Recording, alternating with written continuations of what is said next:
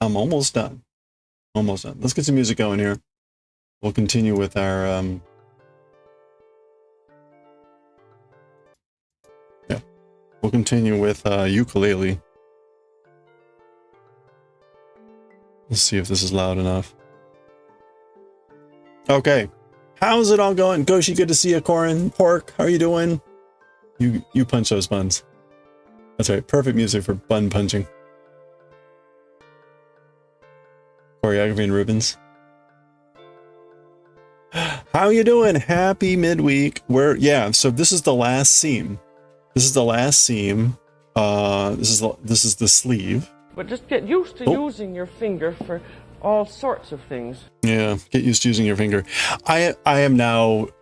I'm getting copyright struck on all of the Julia Child. I don't know what happened. Like all the early stuff that we did, like last week, didn't get caught.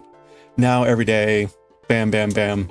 So anyway, yeah. It's fine. Like I just tell it to delete those segments from the video because like I don't care. But it's just kind of annoying. It's on YouTube. Actually, I haven't been checking Twitch. Let me check Twitch. I should actually have checked Twitch earlier. Hold on.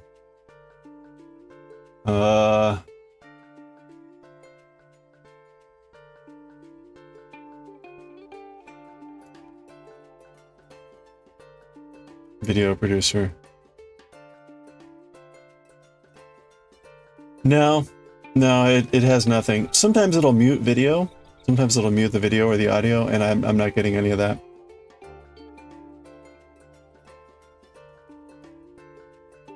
It's weird. So I'm kind of torn because we are getting good information here. We're getting good sound clips. And again, like honestly, the videos on YouTube of the stream, no one watches those. No one's gonna watch 6 hours of right. So I think a couple people were watching like some of the crafting stuff, which is what's getting cut out, sadly. So anyway, whatever. If I had more time, I would look into other options, but anyway, okay. Yeah, so we're on the last seam. We're on the last seam of the sweater. This is one of the sleeves. Once we do that, then we have to do the collar. But this is the last bit for sewing. And I've been doing this upstairs because I needed a lot of space. But I went ahead and I pre-marked all the spacing just to make sure that I'm always hitting like the same thing. So what we're doing is we're basically just doing a mattress stitch here. So like a stitch here, left, right, working our way up and sewing this together. So it's pretty much it. There's like 80 stitches on here or something. And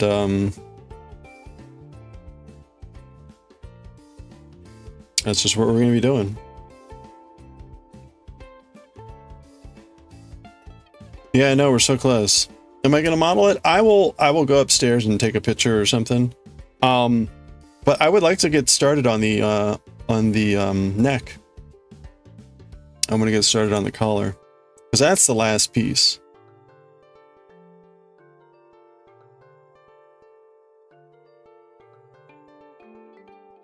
Okay, and I'm already off somehow.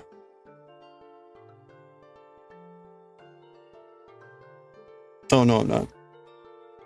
See, this is why I use the markers. It's like really easy to get. It's really easy to get lost here. It's funny. All the videos that show you how to do this, they use a different color yarn to help with the contrast, which is all good and well. But then when you're using the same color yarn, it's like, boy, it's a lot harder to tell where you are. Oh, yeah, when I'm done. Yeah, I'll probably wear it on stream, I mean.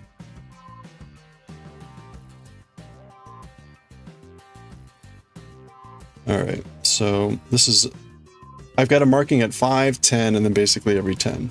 So I put the marker at 5 just to make sure that like I'm correct as I'm getting started.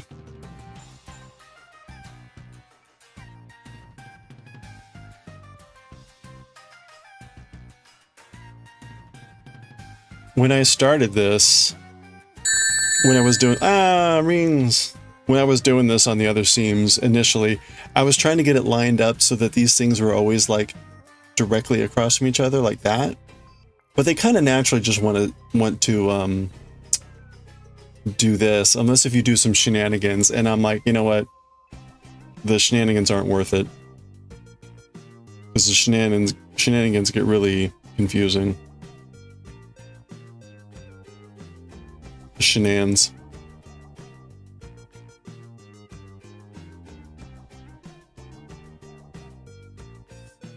Port, did you hear anything back, or do you know like when you might hear back?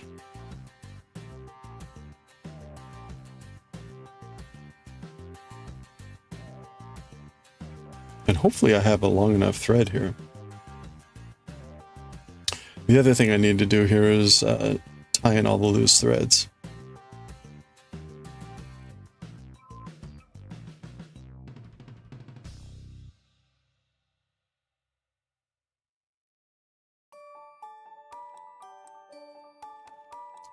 And it was a shenaniganless sweater, and all the crowd cheered. Huzzah! Cheer!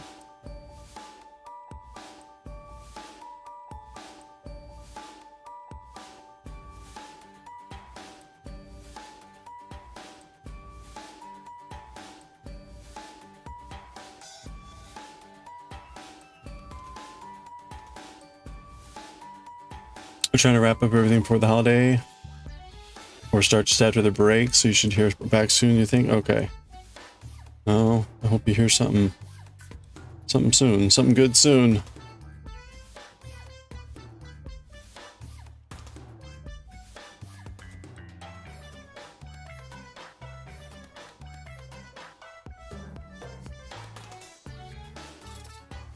Really hit it off with the hiring manager. Had several questions they hadn't thought of for the position or their industry, so hoping that bodes well. Yeah, that's good.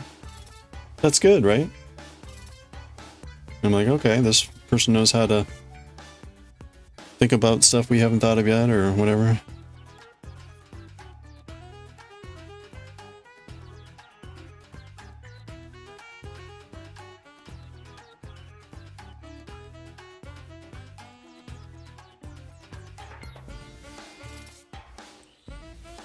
Gotta walk the doggos. Hey, have a good walk. Yeah, you bet. Why? There's more cheering on support.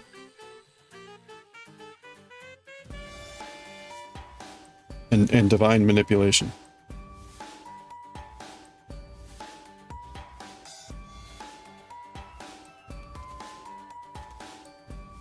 Yeah, that's good. Well, you know, also it's kind of like,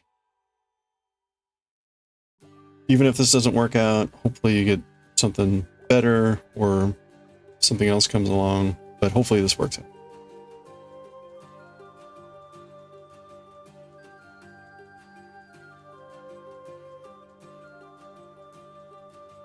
Or like a referral, or who knows, right? And there's could be so many ways things could turn out. Okay, where is this? So this one reason this isn't super fast. Okay, so watch this. Whoop. That's the fun of the mattress stitch. So you can see, right? We're taking those two pieces, we're putting them together, and it's joining them together like this. But you can see what I'm having to do here. I have to take the edge here and grab these two stitches and sew through that. And I'm just alternating sides when I do that, working my way down. Now, the other confusing thing that's happens, as I found out, is occasionally I would make a mistake on the edge here, whether it was like I didn't slip it and there was a purl, and so what that would do is that would put a knot in the middle of there. You really need to pay more attention to the knots that are here on the side, which are harder to see than these V's. Because that's where your actual stitches are. See, there's the two stitches, The other remarkable thing is, well, maybe less remarkable for this because this was a symmetrical piece, but the stitches for the front, for the upper part and the sleeves actually matched. That was unexpected. I was expecting them to be different numbers, and there was no reason that they should have been the same number. But that made the stitching of those together a lot easier, because I didn't have to adjust anything. Now, even if they were off by 1 or 2, what that would mean is you're doing 1 for 1, and then like half of the way through or a third of the way through, you do 2 versus 1. So it wouldn't have been a big deal since they were roughly equivalent. We didn't have like a 2-to-1 ratio across the whole thing or anything. So crazy enough, it all just came together. Okay, we should have one more stitch here on each side before the markers. Yep, that's good.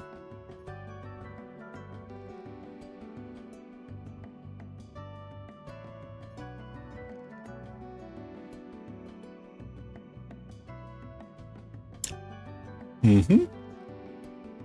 Mm-hmm.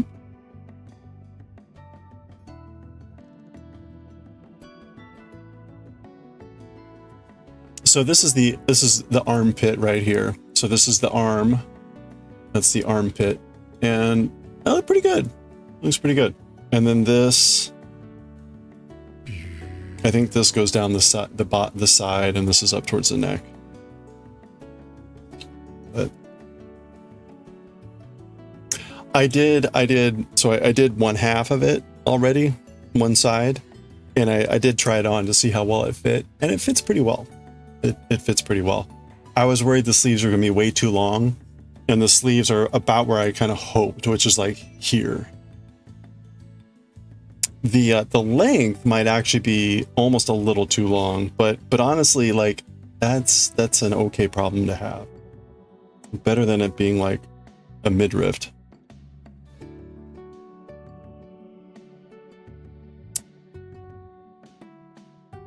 Oops.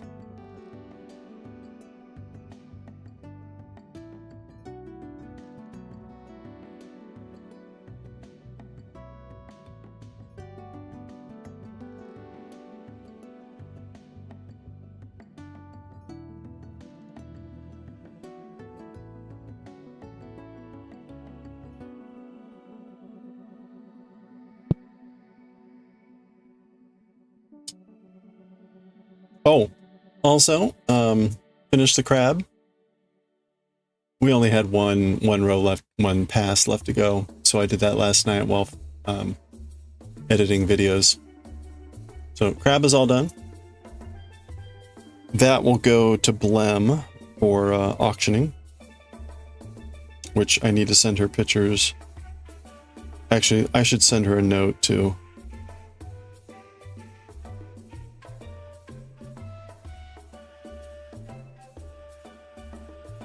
I'll try to get that done tonight if I can.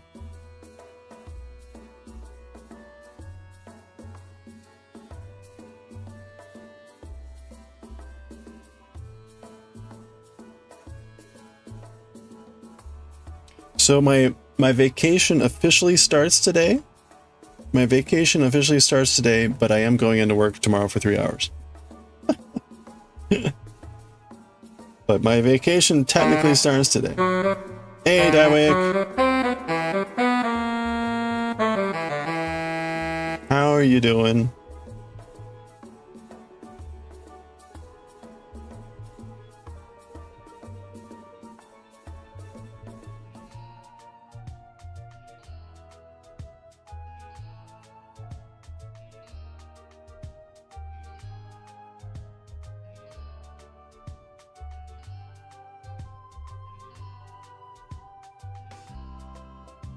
You got drilled in the mouth or somewhere else?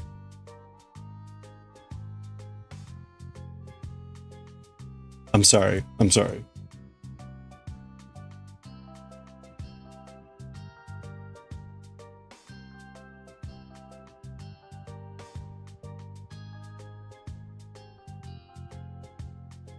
Sounds painful.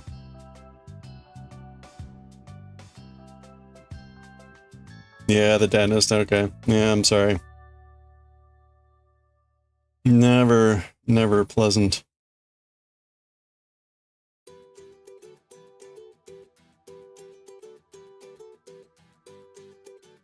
Is it what cavity stuff?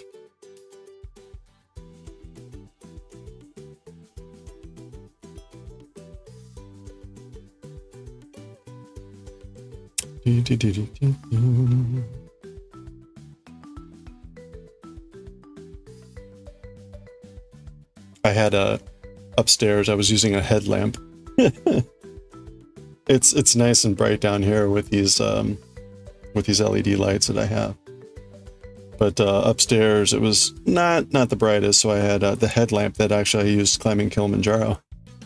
It was perfect. Just stick it on the head, angle it down.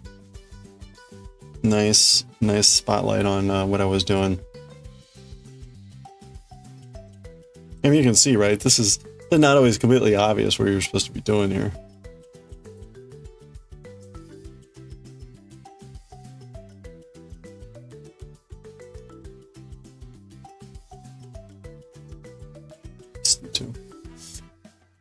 Yep.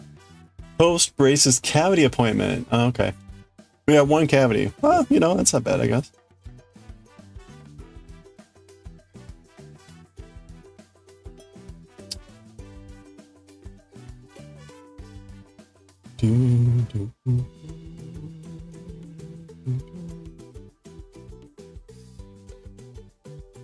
All right. Okay, so we're one stitch on each side before the markers, which is correct. That's good. Oh.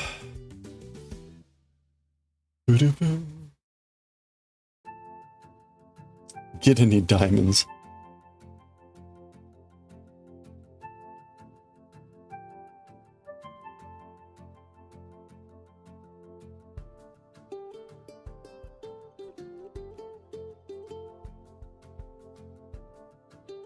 You know, it's funny. I got a crown. I guess it's been almost like 15 years ago. You can see it over there, right? And I remember at the time, I forget why, I was like, can I get a gold crown? And they said, yeah, actually, that's cheaper. I was like, what? So the other option is like a porcelain or whatever it is. And I was like, yeah, no, I'll take a gold crown. That's fine. Of course, that was back when gold was only $1,000 per ounce. What does it hit now? Something ridiculous like 4,000.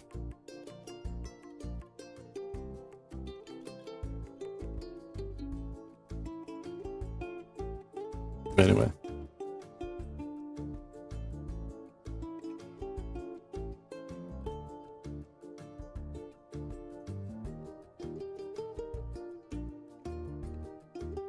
I guess at some point I'll have to get that replaced.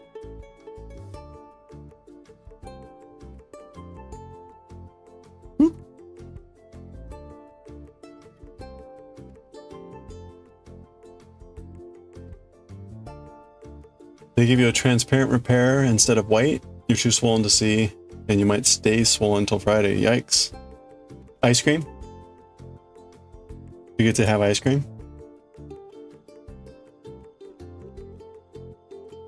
Sounds like that would be the proper thing to do. Soothe it. Soothe your mouth with ice cream. Lots and lots of ice cream. Oatmeal. That is not ice cream. It's almost anti-ice cream.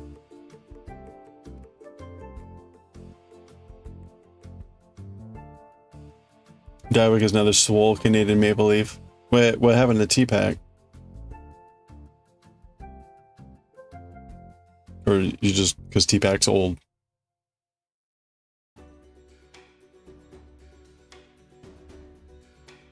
Oh, I see. Swole.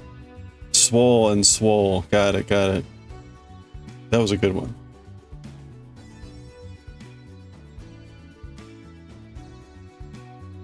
That's right. T-Pack is naturally swole.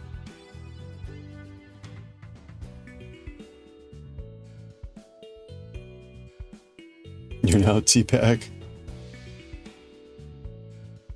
No, no one can beat T-Pack.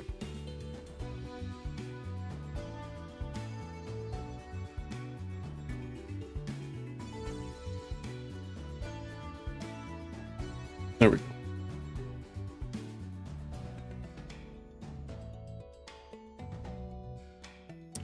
Okay.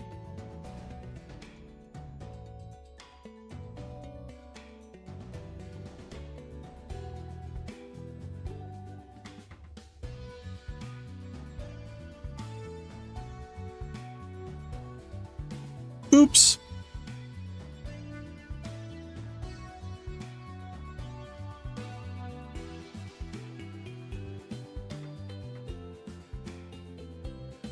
Hey, Lumi. Wow. Okay, hold on. Let me get one more stitch. 2 more stitches here and done. Check it out. We got a 45-watt stream streak. Okay. There we go. Pause the music. Pause the music. Here we go, everyone. It's time. It's time.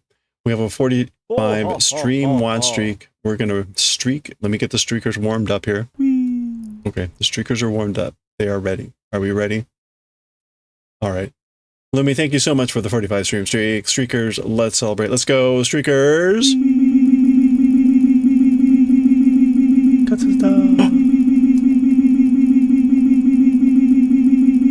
Nine. And 1 to grow.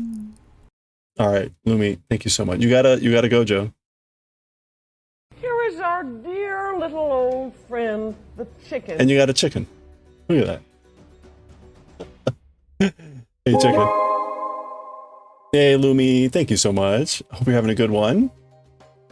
You did. But if you have a bad piece of chicken, take it back to your market and complain and get all your friends to complain. That's the only way of getting good chicken. The only way of getting good chicken. Or knowing the real chicken mice. The purveyor of chickens.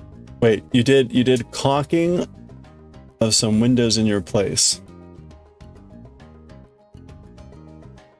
Caulking. Caulking.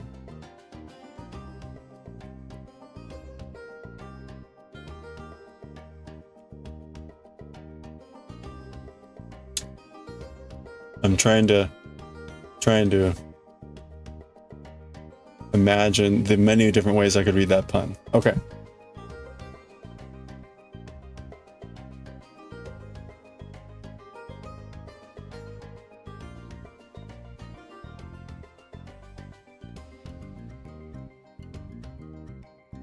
Like those ladies in the street of Amsterdam. Which lady's corn? I don't know what you're talking about. You cocked the windows. They caulk too. They caulk legally though, don't they? Yeah. Daioh, did you have a permit for that? Of course. Your window gives out on a parking lot of an insurance company seems fitting. With a caulking. That's right. ADMF. Did you have a caulking license?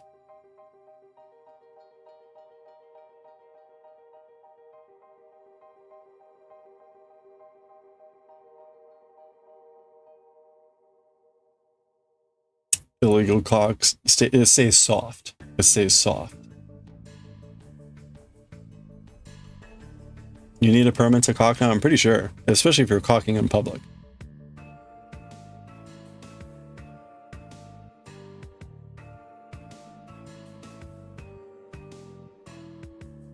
Depends on the caulk.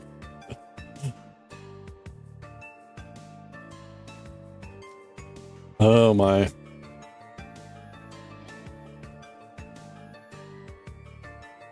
Limp cock seems more dramatic. It does, but if I were gonna pick an adjective for caulking, like actual caulk, I would say soft and hard. Oh, look at that! We're talking caulking, and Ian shows up. Hey, Ian, how are you doing? Huh? Hello, hello. It's like immediate people leave. You're summoned by the cock, apparently. The rainbow cocker. Oh my gosh. Funny how that occurs. How do you summon Ian? You draw this symbol in cock. Wait, what now?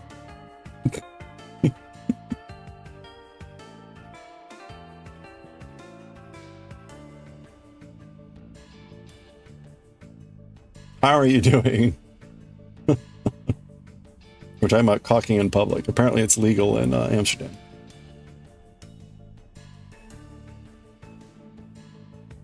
The only thing that's not legal in Amsterdam is bringing in something through duty-free from another country with the receipt outside of the bag.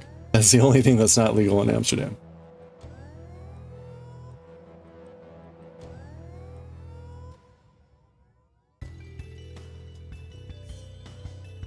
You're chilling? Hey, sounds good. We're working on the final seam of this thing. We're working on the final seam of our sweater, and then we're going to work on the collar. I know. I don't know what those Tanzanians were thinking.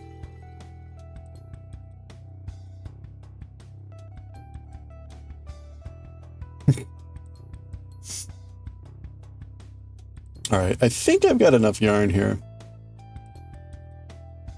I think we're fine. So far, I am surprisingly shocked. Pleasantly shocked. I'm pleasantly shocked that this actually seems to be working so far. So we're mattress stitching. This is our sleeve. This is the last major seam on this sweater. I do need to sew in the ends. I do need to sew in the ends still.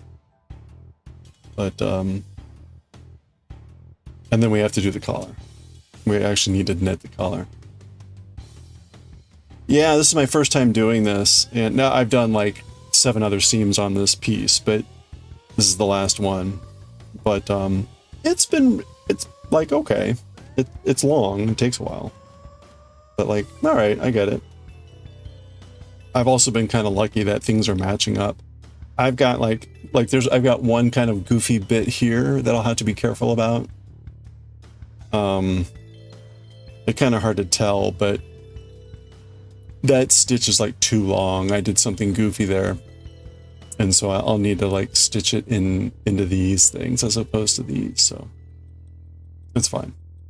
I just need to be careful here in a second. In fact, I may like just do a recount.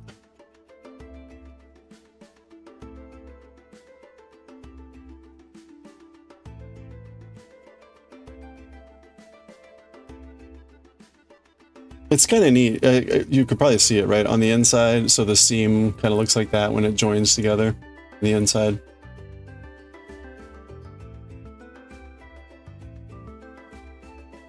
Like, oh, this is cool.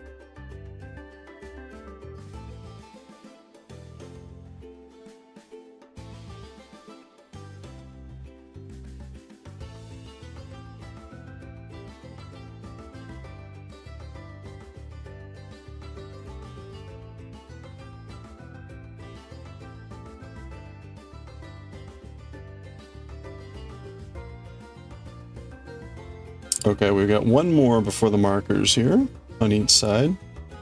So that's 1 and 1. That's 2. Okay, I am getting low on this yarn. But we should have, you know, we've got plenty. This is not going to be super super excess.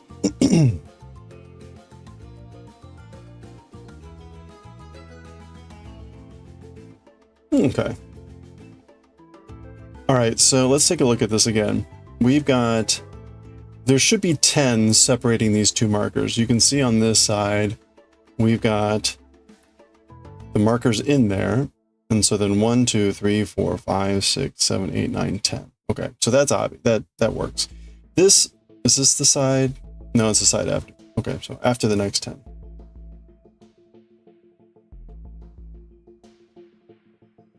So this will still be straightforward.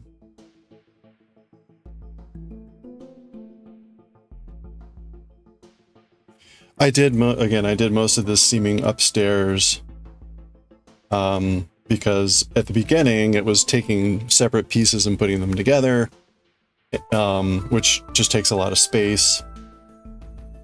And then this is the last one, and I was able to kind of prep it before coming down here with the markers in it. That just requires a lot of counting and counting, placing markers, recounting, which is not actually a conducive thing to do on stream. Trying to keep track of something, counting large numbers, like not a conducive thing on stream.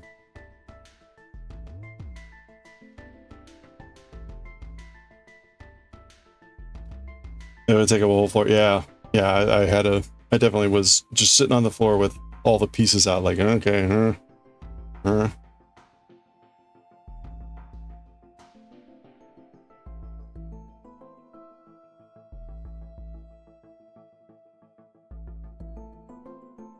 Okay. So, is that right? Yes.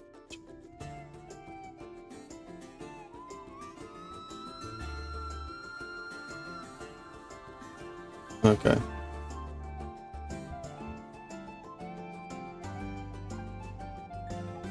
Okay. Usually I go in like five stitch bunches here, ish.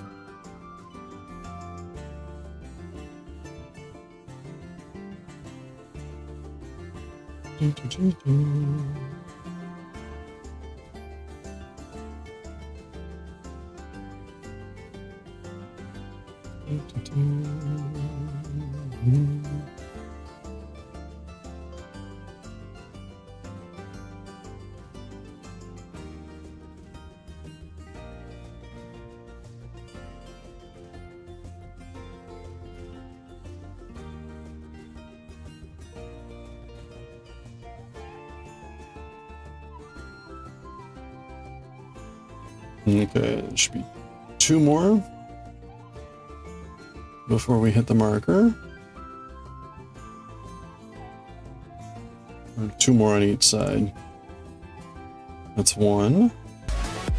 And then we're 1 before the marker. That's correct. Whoa! Hey, wait a minute, what's that? Does this count as a 31 streak? Coffee, thank you for the 31.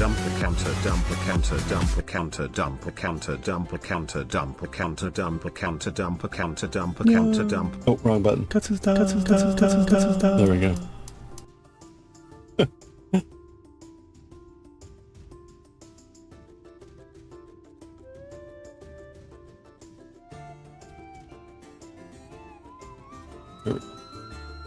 Thank you, Coffee, for the 31 months. Holy cow, man. Thank you, thank you, thank you. And the Gojo Dumper. That always helps too. Have I tried the sweater? I have. I when I finished one of the sleeves on that side, I tried it on to see how well it fit. Signs are encouraging. Oh, actually, hold on.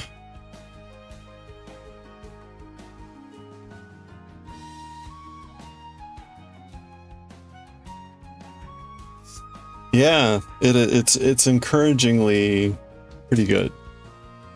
The we'll see how it fits when it's properly balanced on my body. Like I tried to make sure it was balanced. Remember, like I had half of it sewn up, so it wasn't necessarily completely like weighted correctly. But the sleeve kind of came up to here ish, which is good because I was thinking it was going to be like even a lot further. And the length was probably a little bit too long, but I'm happy with too long. So like it, you know, when all is said and done, I might have like wanted to have it an inch shorter, but remember I lengthened both the sleeve and the body by 3 inches as kind of a guess. Well, not a guess, but like a measurement of my body type. So it's good that I did that, because if I hadn't, it definitely would have been up here like I thought, because that's like 1, 2, 3. And the body would have been the same way. Okay, so here we go. Now we've got 1, 2, 3, 4, 5, 6, 7, 8, 9, 10. Okay, that makes sense. This is where it gets goofy. If you look at the V's, it's only 1, 2, 3, 4, 5, 6, 7, 8, 9. But if you look at the knots, it's 1, 2, 3, 4, 5, 6, 7, 8, 9, 10. So we need to look at the knots. And so just to be safe, just to be clear, I'm going to add another marker.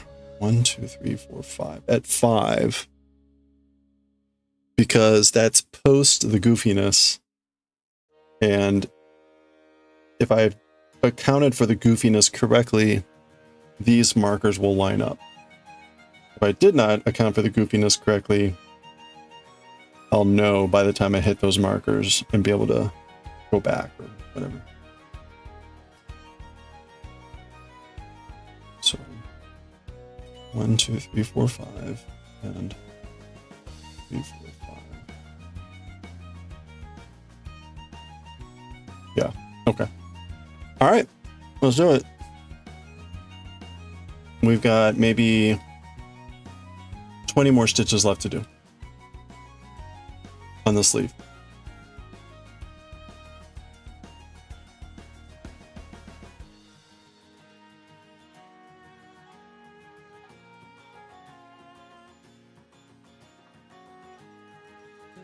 Ooh, I forgot to email one of my colleagues. I need to remember to do that. Crap. If I don't do that now, I'll completely forget. 1, 2.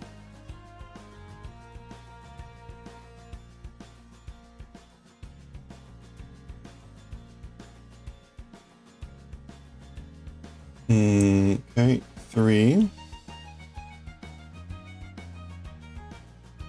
All right, here we're getting into the goofiness. So there's the 3rd stitch on this side. So the goofiness is on this side. Here's stitch 4. And here's more of the goofiness. So I need to go into these 2. And then 5 is here. Wait a minute. Oh, right, 0. Yeah, started counting with 0. So this is actually 4. And then the mirror stitch is over here.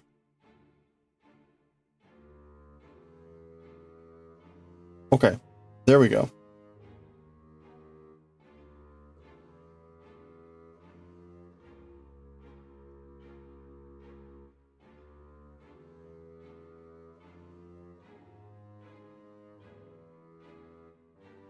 Okay, we're technically correct. We're technically correct. I'm at markers, so it should be fine.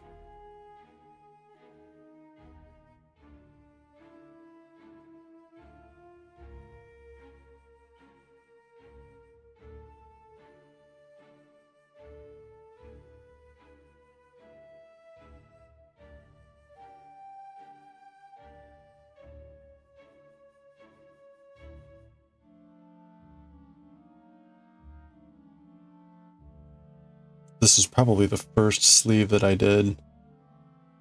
Because there's this error here is right at the very beginning of that sleeve.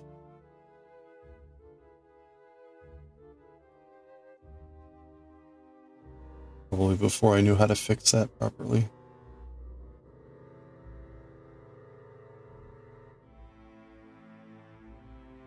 Okay. We're getting towards the end here.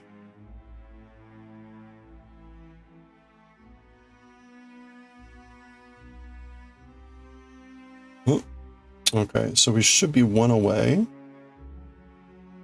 from the marker, which we are on both sides. That's good.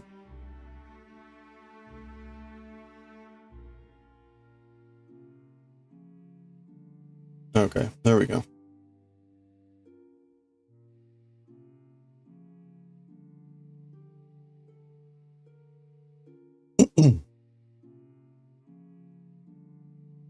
All right. And now we've got the cuff. The cuff is pretty much the same.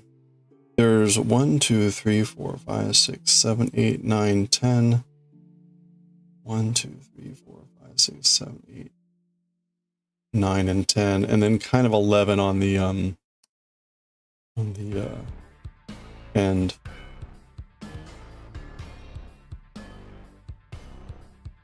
All right, let's do it.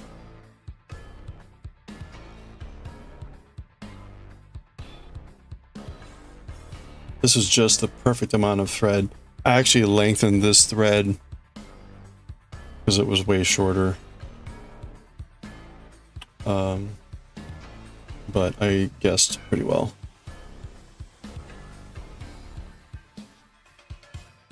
All right, let's see.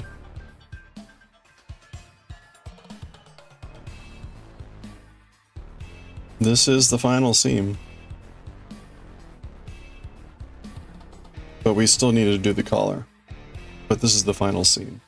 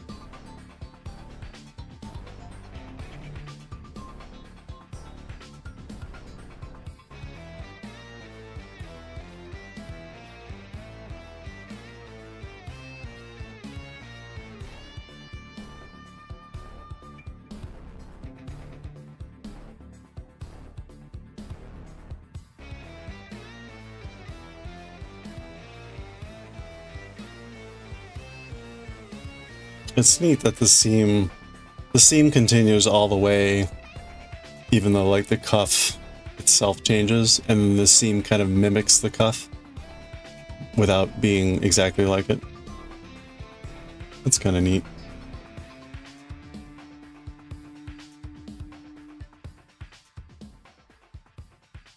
All right, just a few more to go.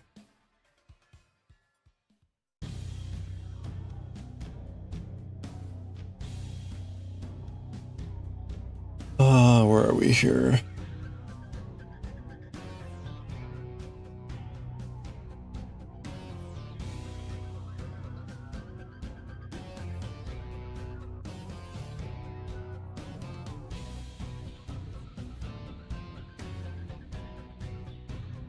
All right, now we're getting in like the really tight part of the collar or the cuff.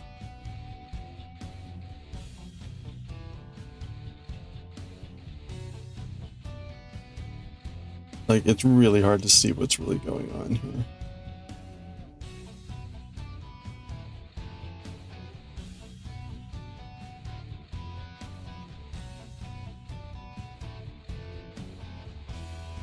You know, we're just gonna do that. And that. And then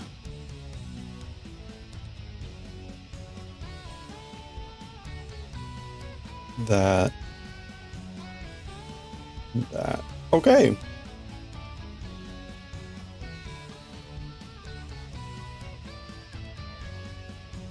There we go.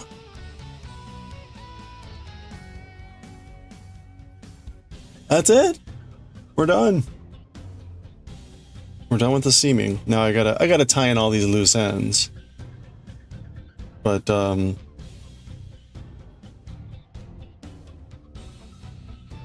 is all the seaming. Okay, well there we go. All right, so let me get the needle out before I lose that. Right on. Hold on. So what's left to do now? So here, all right, here's our sweater. Sweater's all done, except for the collar. When are we starting the next sweater?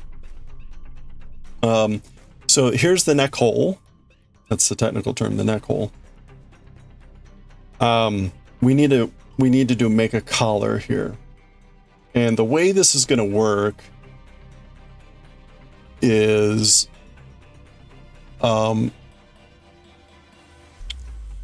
in essence, kind of like creating stitches in the collar here, getting those back on the needle, and then we make a 1x1 ribbing. And we do that for about 2.5 inches. And then we fold it in half on the inside and then seam it there. So that's what's left to do. Picking up stitches. I have not done that before. I looked at a video last week. It seems relatively straightforward. We're gonna watch that video again and probably another video. Just so I have a good sense of what I'm doing. As far as I understand, I'm going to pick up the stitches. Oops. I'm going to pick up the stitches through here, through the first row that's under the bind off. But except for this, so all of this is a bind off. That's a bind off from the sleeve. This is a bind off on the back, bind off on the sleeve. This is the bind off on the neck front. This, however, is not a bind off. It is the side of a selvage row. And there, I think we pick up the selvage stitches. So I think we go through these, kind of like we were doing with the whatever.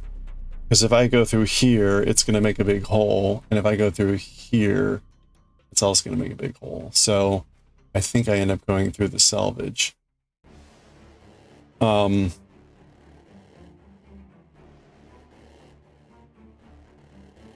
Yeah, we're almost done. It's exciting. I think,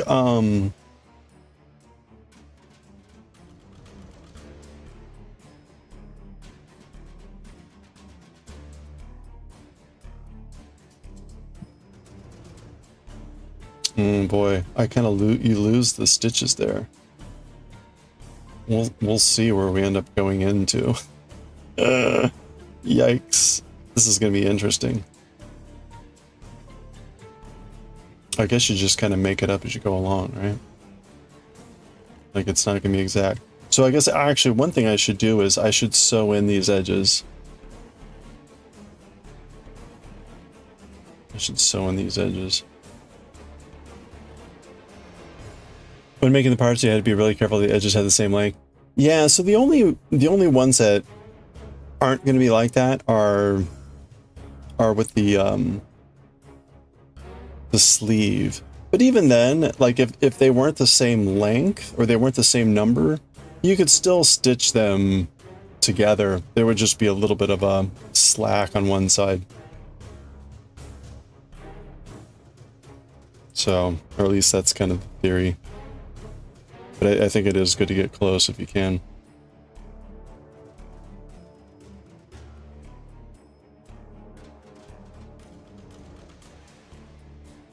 Your numbness is leaving you, but your swelling isn't. Uh-oh. Okay, so actually the first thing I should do is I should sew in these ends. We want the neck to be clean before we start. And there are 1, 2, 3, and 4. There are 4 things to sew in.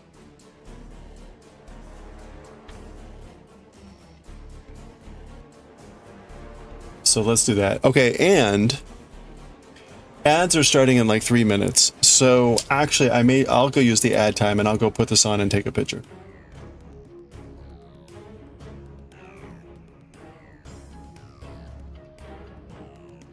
But let's see if we can sew in some of these ends first.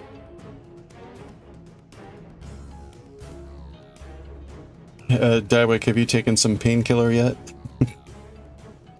You've taken some aspirin to prepare for the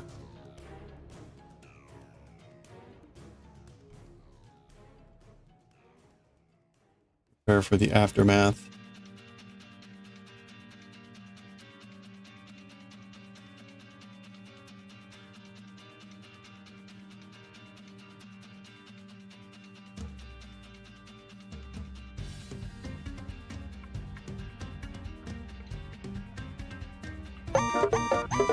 Do, do, do, do, do, do.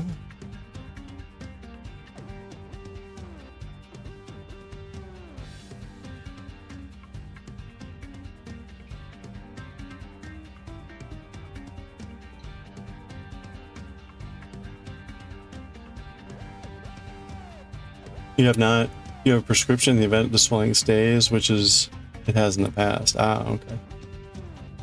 I was just thinking more like aspirin painkiller for soreness, like just general pain.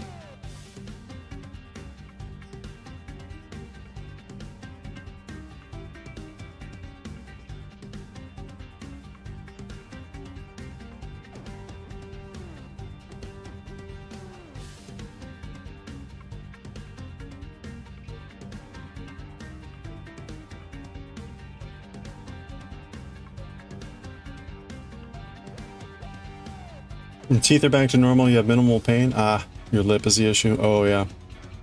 Oh, good luck. That's never fun.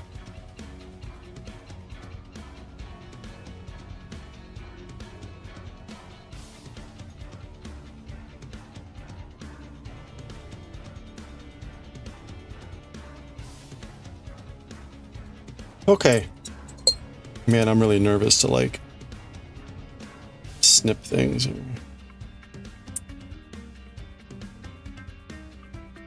Okay, we got ads starting in a little bit here, so I'm gonna go take a photo. Be right back.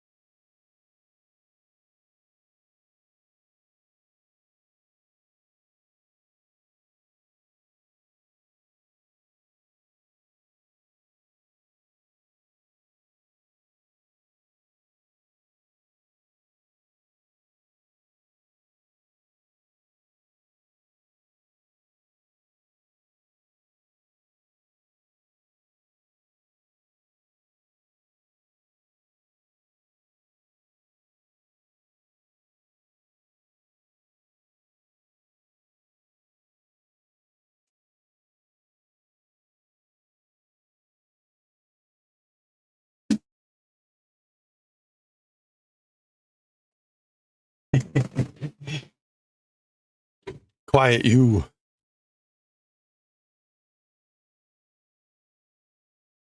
Get the hose. Wait. And of course the music was done. No wonder you're rioting. Get the hose. Huh? Okay.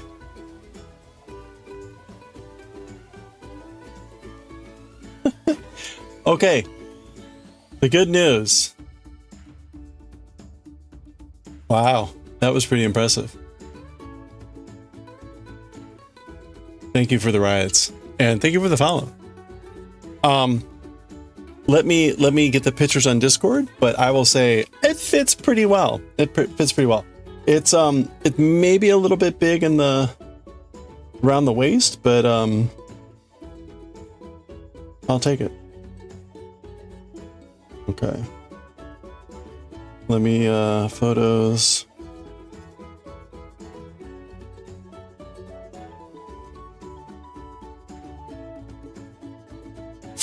Future proof. That's true.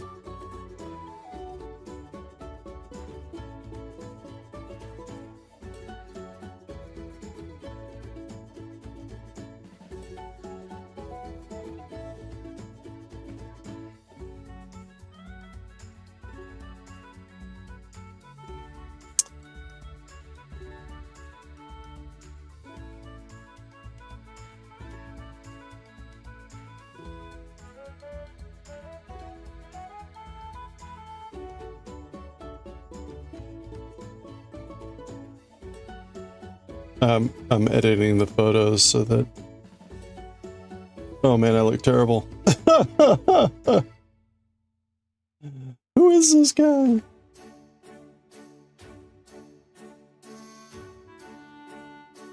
Should have smiled. I look dead. I'm concentrating too much.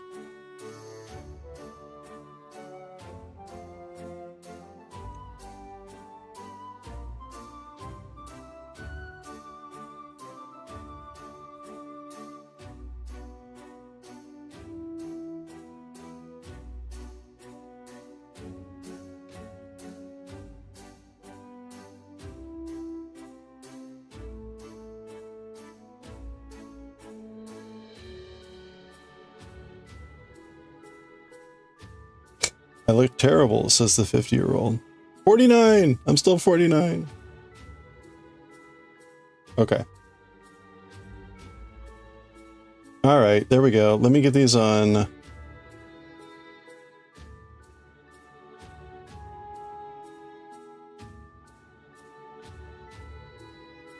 Oh.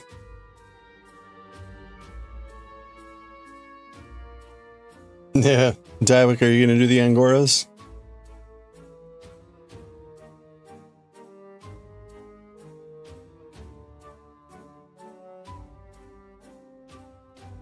Okay.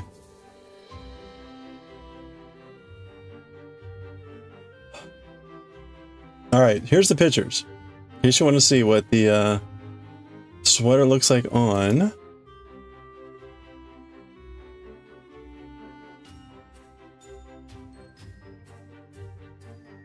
So there we go. You can see what I mean about, like, yeah. The sleeves, right? A little long, but you know, that's roll backable.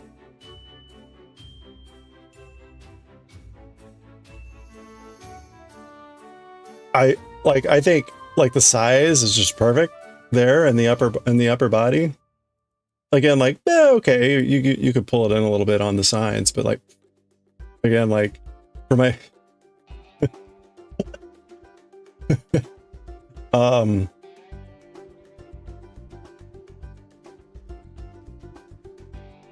and then obviously I threw all the loose strands in the back. But yeah, so I'm very happy. Now we got to finish it off. We got to finish the collar, but I'm pretty happy with the way this is looking, which is pretty awesome. Can weave in a little nylon in the front waist to take it in a tie and bend it. Oh, that's a good idea. Like, would you put that like in this part here? or like down at the very bottom.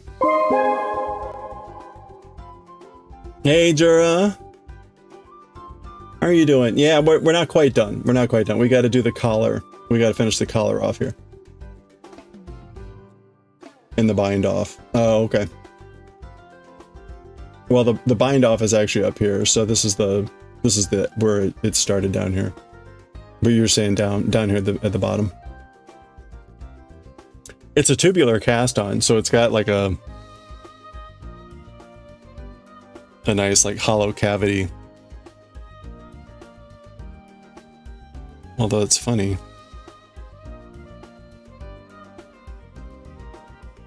Wait a minute.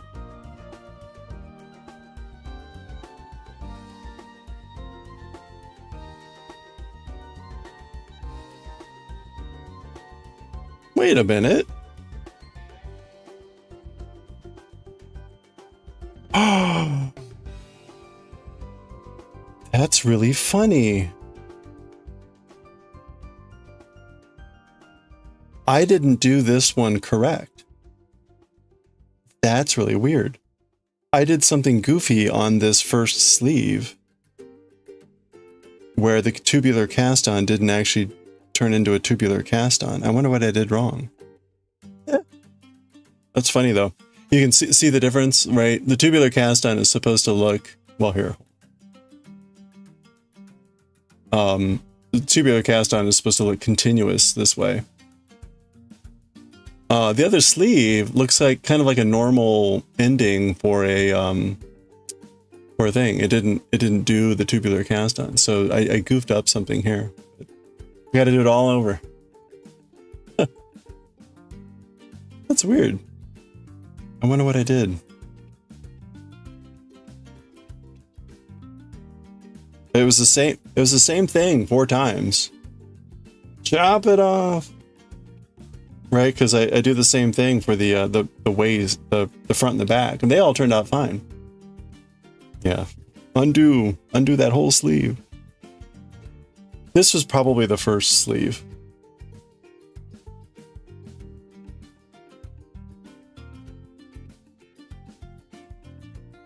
Where I was, yeah, it is, because I recognize there's that goofy spot too. This is the first sleeve, so. My first, the sleeve is where you started. So this was my learning sleeve. Okay, well, cool. All right, so again, what's next? What's next is the collar. So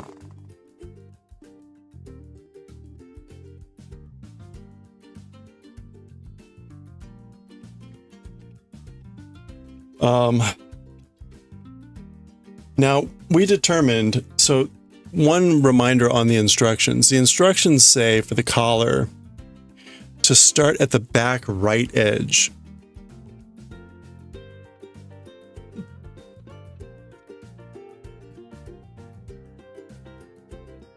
With the right side facing, attach yarn to the wrong side of the sweater at the back right edge, neck edge. Back right would be this side, right? Like right when you're looking at it. You think so? Right?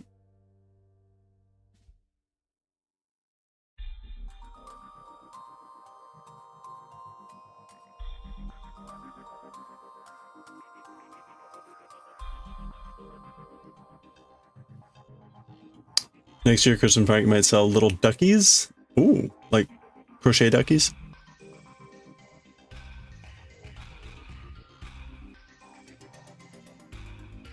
Okay, but it says start at the back right of the neck edge, which I'm assuming, so that's the back.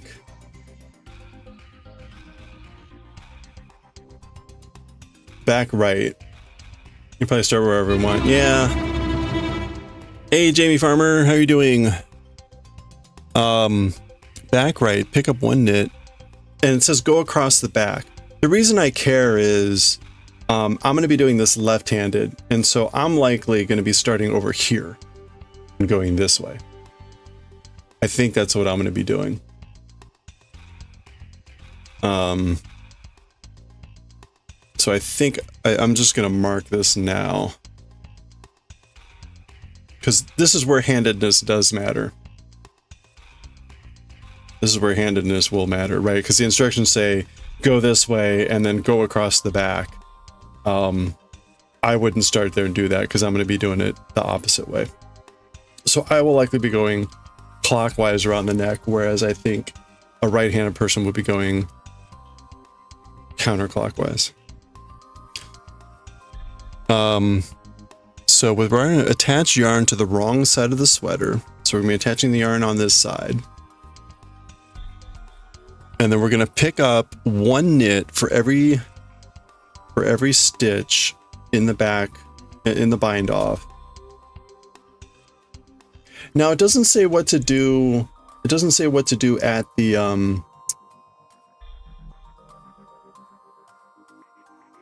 Oh, weird. Where's my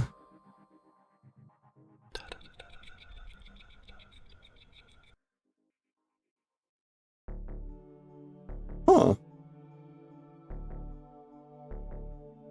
Oh, I went down. Okay.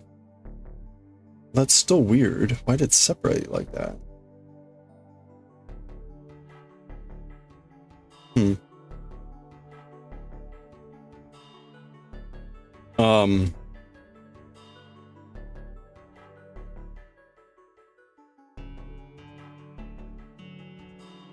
Oh well, I'll be able to cover up for a little bit of that. No, I can't. The yarn goes that way. So the yarn is on the other side.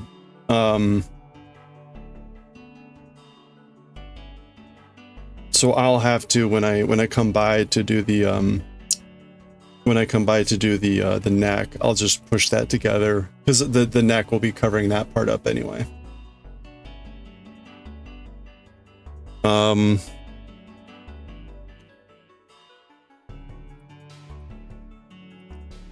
Now again, it says like in every bind off stitch. I presume that's when it says in a bind off stitch, it means like below it and not like in it. We'll see what what various videos say. But we're supposed to go one for one in the bind off.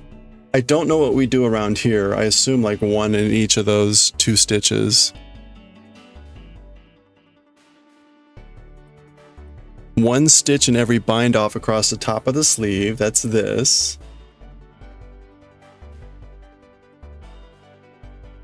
So this is the top of the sleeve. There's the seam. And then 3 stitches in every 4 rows across the curved edge. This is the curved edge of the neck. So every 4 rows, we'll do 3 stitches.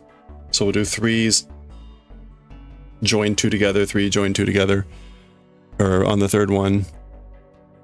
And then we do 1 across, 3 and 4, 1, and then we join in the round. And it says the precise number of stitches that you do doesn't matter. What matters is it has to be a multiple of 2. And that's because then you start to work a 1-by-1 ribbing. And you do that for 2.5 inches. And that's it. And then you fold it in and seam it. Before seaming the folded neckband, weave in the end from the beginning of the neck end pickup.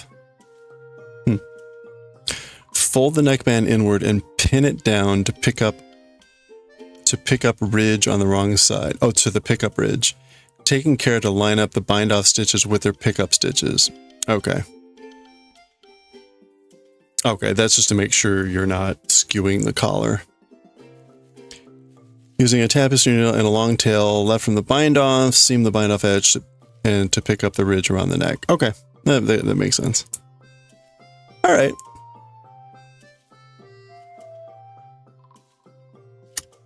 Pick 3, skip 1, pick. Yeah, okay. All right, so I think that'll make sense. Let's make a quick look here for excuse me. Take a quick look at Pick up stitches for knitting collar.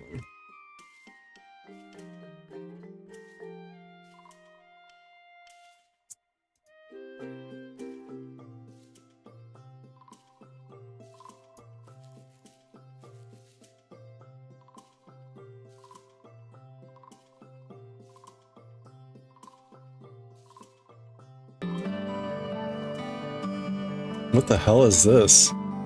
Teachable moments in knitting? Is a 16-inch circular needle. I like to start at the left shoulder, and there's this small section that was worked straight up to the shoulder that was not. Okay, now she's actually teachable. I know, isn't this? This looks like it was taken from VHS. Now she's calling this the left side. This is the left side you wear. So I guess if that's the nomenclature, then the right back edge is actually over here, and I would be starting here and going this way. I guess we'll see which way she goes. Not decreased. I start there by inserting right in that top stitch. I'll get this little string out of the way. This is the same place that you inserted when you were picking up and knitting the sleeve down. Just We didn't do that. insert there and knit off the first stitch. For this straight section, pick up and knit one stitch for every row that you find along here. In my case, I had 4. Okay, so When you get to the section that was decreased every other row, stop and look at what you have. she's going clockwise, which again, yeah, so I'm going to go counterclockwise. So I should start over here, where all these things are. And I'm going to start there and start doing what that bind-in technique. So really, so that first round, you're just knitting. It's all knit. Pick up and knit one stitch. Yeah, okay. You have this stitch coming all the way to the top. Insert in that double, then was bound off. First bind off of the front neck edge. Insert into the top of that stitch. It's actually almost the center of that stitch. For each stitch across, this is exactly the same way as you work across the back of the bound off neck edge. Continue across the front. If you had this on a holder, of course, you would have live stitches and could just knit into those. When you get to the other decreased section, insert into the center of each of those top stitches. Then the straight section into the rows, and across the back you do it just as you did here, inserting into the center of each top stitch. Now, when you've picked those all up, you need to adjust on the next row to the proper number of stitches. If you're doing a 1x1 rib, like I did, a knit one, purl one, you have to have an even number of stitches. Don't worry about picking up the right number of stitches the first time around. Instead, you can just increase or decrease to the number of stitches that you need on that very second row. After you complete the rib and you bind off, it's very important that you do it quite loosely so that you can get it over your head. You can even use a larger size needle here if you don't think you can get it loose enough on your regular ribbing needle. And one other little trick is when you get to the very last 2 stitches, instead of working them separately, work them together on your very last bound off stitch. Pull this yarn through, and when it comes time to finish off that edge, you make another one of those little fake loops. Here's my first bound off stitch. If I come and insert right under that, It's kind of like an invisible join. the center of this stitch, that was the last bound off one you have, you end up with a lovely little continuous edge that you can't even tell where you finished or ended. This is your rib. I won't have to worry about that because that end is being folded in. That's been attached. Very handsome line. And the only thing left to do is to work in the ends of the yarn. Okay.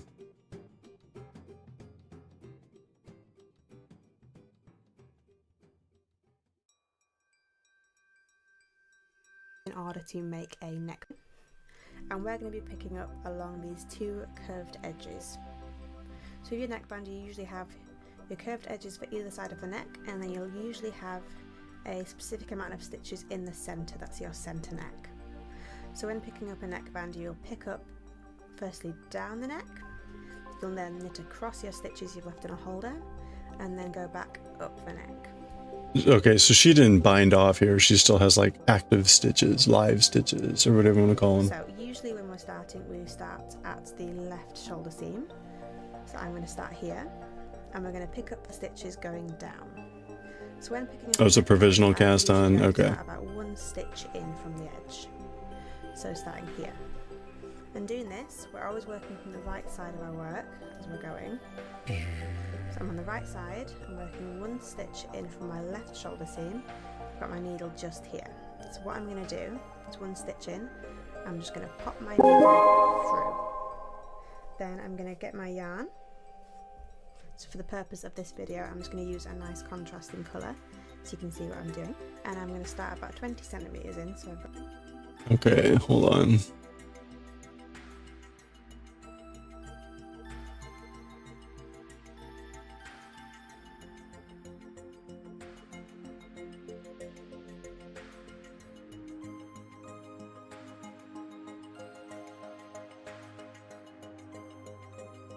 Got a nice end to sew in, and I'm just going to place this yarn over my needle and then slip my work off. So while holding my new yarn quite taut, I'm just going to pull the neckband off the needle, creating my first stitch. So now I'm going to carry on down the neckband, creating the rest of my stitches. So I'm going to go into the next hole right here, so just make sure you're going one stitch in for each one, putting my needle through, then getting my yarn, wrapping it around. Oh, she's doing and again, while holding it quite taut, English style or whatever. pulling the work off the needle and creating my second stitch. Go again, going one stitch in, putting the needle through the work. Okay, so pretty straightforward. It would be nice to get something a little bit more close to what I've got. Hello and welcome to my YouTube channel. My name Alright, this is Jessica closer. McDonald. I'm a knitting neck. Look at the pickup stitches designer from the down edge, the on an area really gonna work. Crochet hook is one that's start over here on the back. Choose a place to start that is going to be the least visible place. So this is the back. I'm going to start over here towards the shoulder. You can see I'm going to pick up into this line and then around this curve. Oh, she's crocheting to start. Down to the front. So with the right side facing you, you're going to take your yarn, leave a little end for weaving in later. Then you're going to look at your bound off edge. Do you see all those little V's from your bound off stitches? You're going to pick up into that and you're going to grab both legs of that V. Oh, both. Yeah. Let me focus this again. There, now you can She's see cheating. See, I've got both legs of that V on top of my stitch. Make sure you pick up both legs. If you grab only one leg, it's gonna pull on that one strand of yarn and very easily make a hole there, either by breaking that strand of yarn or just by stretching it out. So you've got your needle inserted, then just make a little loop, put it over top of your needle. Oh wait, no. And draw it through. No, she's got a needle. But what was the crochet hook for? Oh, she was just saying maybe you can use one. Then we're having, put the tail off to the side. With your working yarn, you're gonna move to the left. Yeah. So I picked up one there. So I move to the Pick right. up the very next one. Yeah. Okay. So we're just you're Doing 2 out of every you're 3. knitting without I'm a going second to needle skip yet. over the 3rd and go into the 4th. Okay, and I don't need to skip until I get to the front. Okay. That one, we're coming over Oh. the edge. These stitches is useful because I'm going to skip the 3rd. The crochet hook is useful because sometimes when you're picking up stitches into a bound off edge, these stitches can be kind of tight and hard to pull your yarn through. So you can just use your crochet hook and insert it. So there's my 3rd. Oh, she's using the crochet hook as a. Over here, you can just insert that, grab your yarn, pull There's the loop a widener, and then slide it onto your needle. a training device. And that can make it a little bit easier if you're working in an area that's tight. That hole's too tight to get into. You bring in the big horsepower to help your knitting needle. help get it through. Okay, this totally makes I sense. prefer to do it just with my knitting needle, even if it takes me multiple tries to get a stitch. Okay. This your one. Here. See that arm? Just lube it up. I mean, for a neckline, hopefully that helps you out to come and answer the podcast videos. oh, that's it? Happy knitting. Okay. Actually, I wanted to see how she joined in the round. All right. Well, I think that's good enough. That's good enough. So we're going to start. Oh, that's my Twitch channel. Let's get off that. We're going to start here. And we're going to pick up there and go around. And oh, and I'm supposed to use size C, which is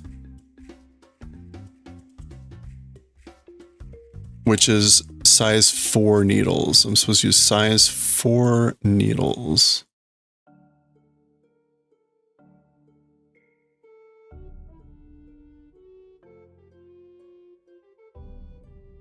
The whole time. This stream today. Well, we've got all the perfect analogies. I mean, come on. I think I've currently got 5s on here.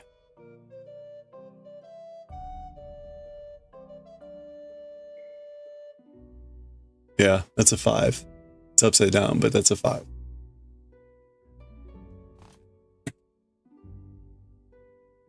All right, let's go ahead and switch now. Training tool, stretch it out. Are we on only knits? Ooh, that's a good one. I like that. Let's do that. Okay. Where are my 7s? That's a little worrisome.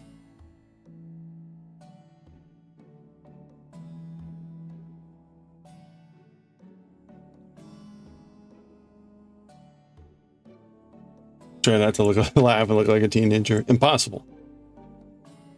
Okay, so I said we need 4s. What? These are smaller, right? Yeah, these are way smaller. What is that? And why do I always have them upside down? What does that say? It's a 0. Pretty sure that's a 0. 2 millimeter. Okay. Why did I have these out? What was I doing with these? What was I doing with 0s?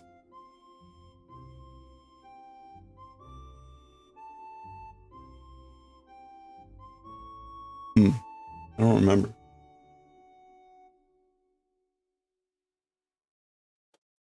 Oh, here's the 7s. You know what? Let me put these away while I've got them out. I'm so bad about putting stuff away.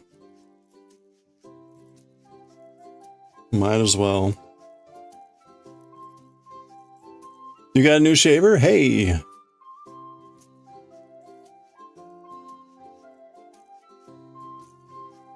May you have smooth shaving.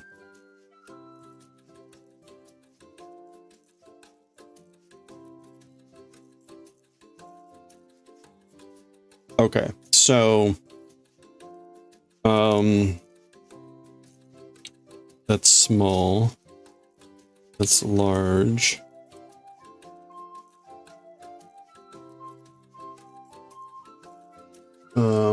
Why do I feel like I shouldn't put this in here?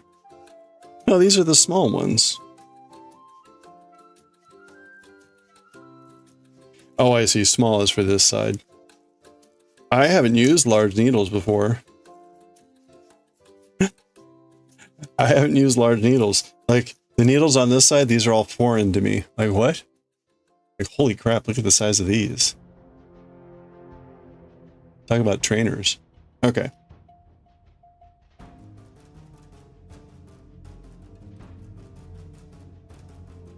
Somebody just produced lightning in a bottle? Electron discharge in acrylic? Wow.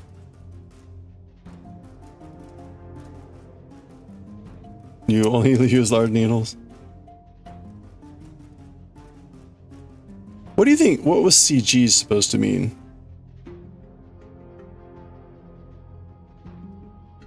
That video was epic coolness. Ow.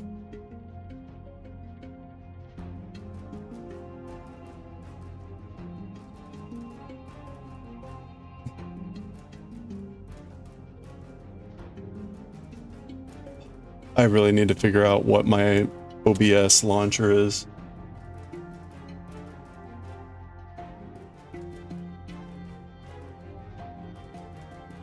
For quite a while now, you've probably seen us creating Lichtenberg figures.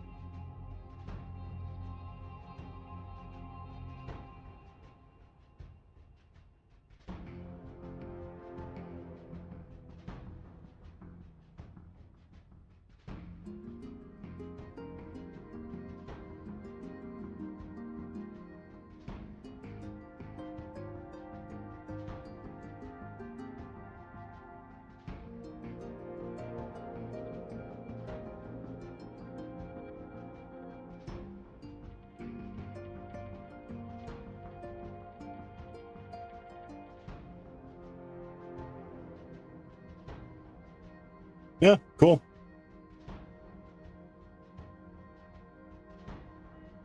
All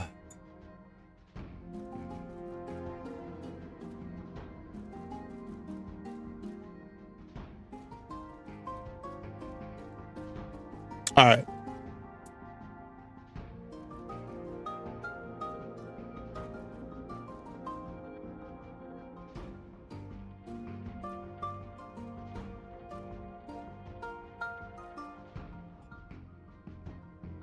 All right, and just to verify, these are 4s.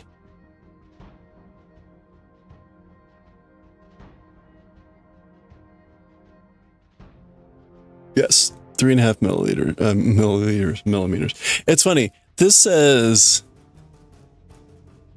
oh no, that's the circular needle size. So I just want to verify size C. I'm going to do it one more time. Measure twice, count once.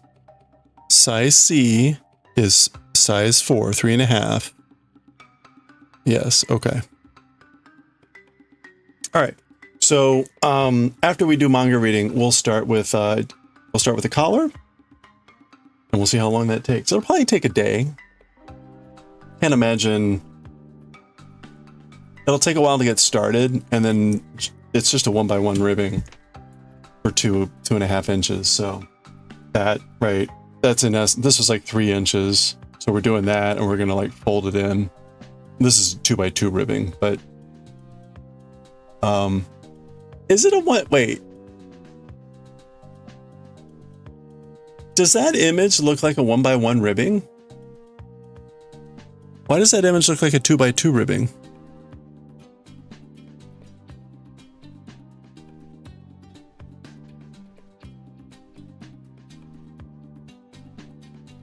Oh yeah, that's old. Sorry, Ian.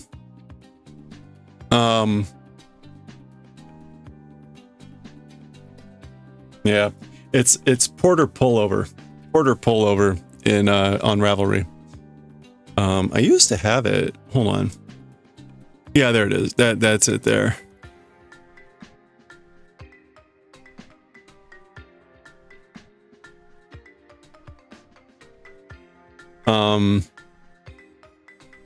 Wait, doesn't this image, the neck, doesn't that look like a 2x2?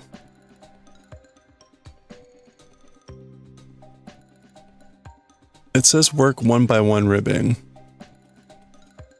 And 1x1 ribbing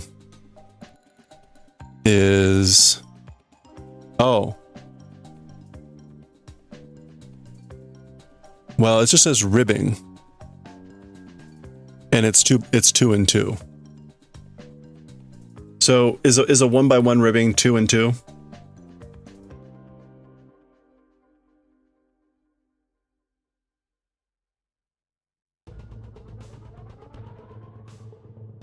Look at the second picture. But I mean, a 1x1 ribbing is 2 knit, 2 purl, 2 knit, 2 purl.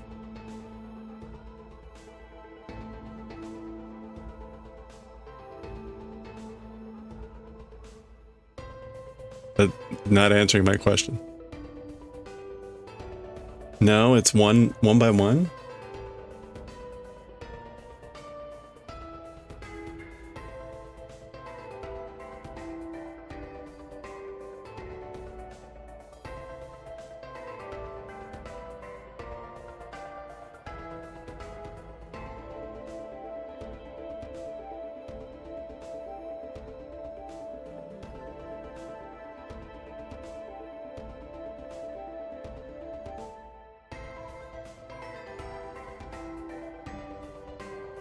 Oh, okay. I see.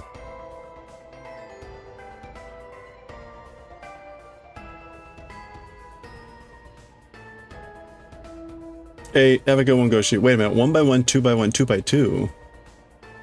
Oh, I see. Okay. No, that makes sense. It just didn't look like it from far away. But yeah, close up, you can see it's one and one. All right.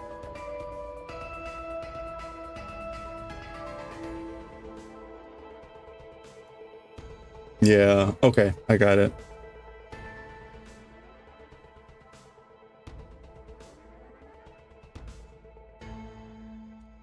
It's a bit stretched because of the folding. Yeah. They also blocked it, I believe. Okay. No, okay. So it is 1x1. It's funny, it says like see the instructions, but the instructions are for a 2x2 ribbing.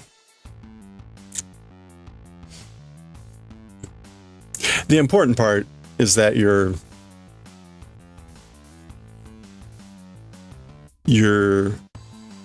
knitting your knits and you're purling your purls.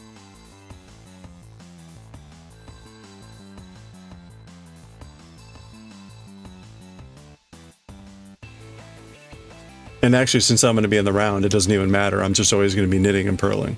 So I don't have to worry about turning and reversing. Okay. All right. Yeah, blocking. Well, I blocked the individual pieces a little bit to my regret, but I think the sleeves have largely recovered. The sleeves took the most damage. All right.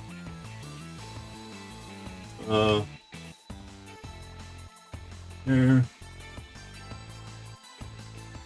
Okay. So we're all set to go. We will start the neck collar after we read some Jujutsu Kaisen and some Azumanga Daioh. So let's get to it. Because the sooner we finish those, the sooner we can get to making our collar.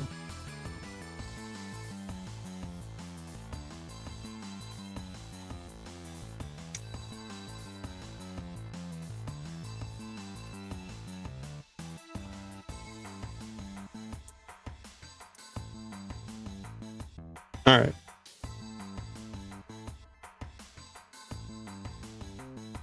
Okay, let's read some JJK.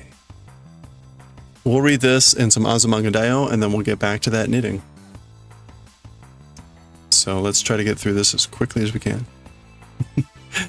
And I need to adjust my seat because I am slowly sinking.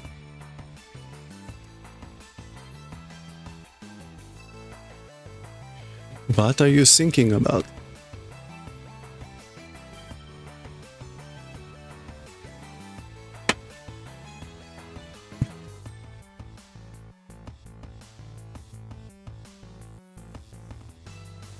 All right.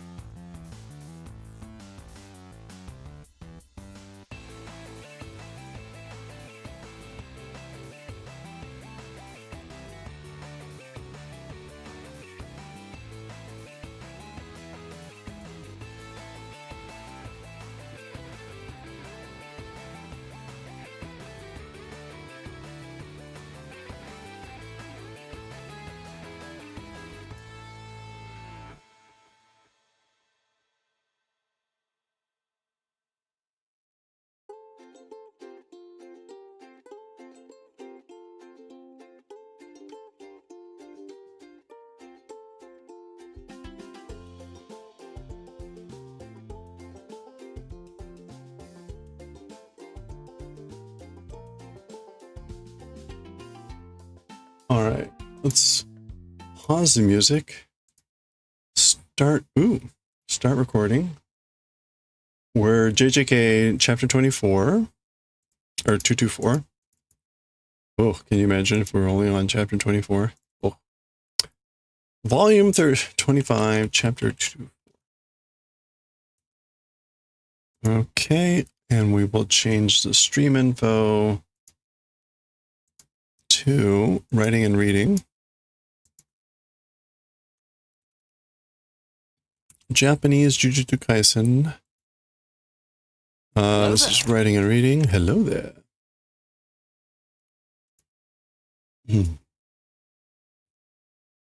Okay.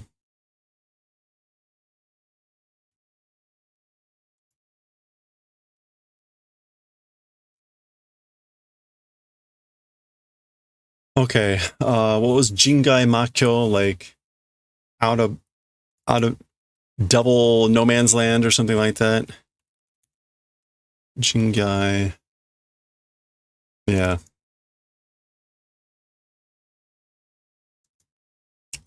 Shinjuku Kaisen. Okay. All right, here we go. All right, let's read chapter 224, part 2 of Jingai Makyo Shinjuku Kaisen, the decisive battle in Shinjuku of the, like, uninhabited devil lands. Uninhabited devil lands, Shinjuku decisive battle. Challenger.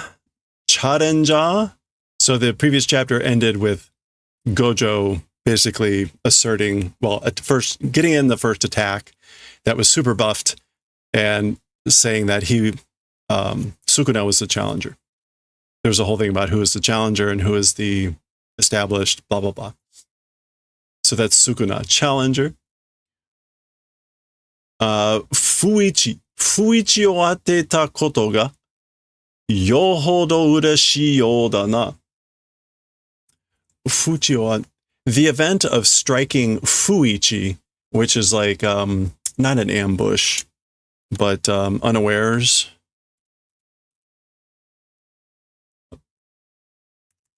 Just Fuichi. Fuiuchi. There we go. Fuiuchi. A surprise attack. Yeah. So, as for the event of striking with a surprise attack, excessive happiness appears to be, isn't it? You appear to be excessively happy, overly happy, through the event of basically striking a surprise attack. Gojo Satoru. Kisama wa namaita no ue no uo da. Or wo da. As for you, you are a fish on top of the manaita, which I think is like a cutting board. The chef's board. The ita is board. Yeah, chopping board. Yeah, so Gojo Satoru, as for you, you are a fish on top of a manaita, a chopping board. Tasho hoka yori iki ga yoku, namae ga tsuite nai dake no wo.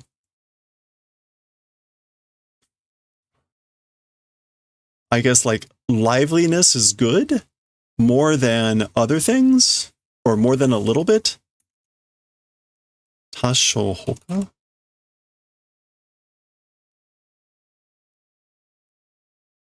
Tasho is just like more or less. Yeah, I guess like more or less than others, liveliness is good. Like you're more lively than others, more or less. Again, iki for this kanji is this iki. So let me double check and make sure.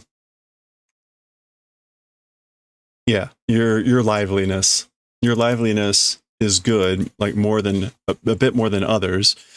Name not attaching just that fish. So basically, your name is still just like a nameless fish. In other words, like you're nothing to me, just a fish on the chopping board. Gokiki? Some sort of like cracking of the hands that he's doing here. Remember, he's in... Oh, okay. Cracking and igniting the hands, I guess. That's the sound your hands make before they burst into flame. Mazu wa sono uroko kara hai de yaru. As for the first thing that I'll do, from those uroko, which I believe is scales, yep. From those scales, haideyaru, haigu is going to be to, or haiku, is going to be to strip away, to descale.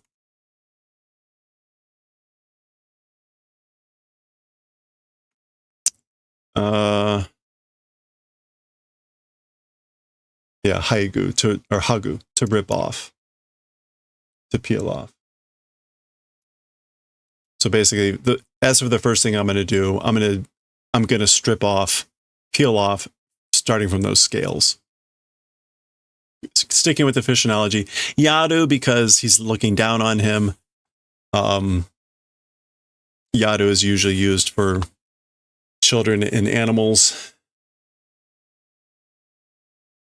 All right. Ja nande sono tsura no mama nanda yo. This is Gojo saying then, well, why that mug as it is? So why are you leaving that face like it is, meaning like Fushiguro? So he knows. Shuru. Boku ni tekagen shite hoshikatta daro. By me, hand plus or minus doing was desirable. Is that it? Basically, you wanted me to hold back. You want me to hold back, isn't that right? Tekagen is like to go easy on an opponent or to do something like that. To Kagen. Yeah, to go easy on someone. By me, going easy on was wanted, isn't it that? Gokiki. Okay, so he's doing his own hand cracking. Zannen nagara. While it's regrettable, or while it's unfortunate, boku wa tokushu na kunren o uketete ne.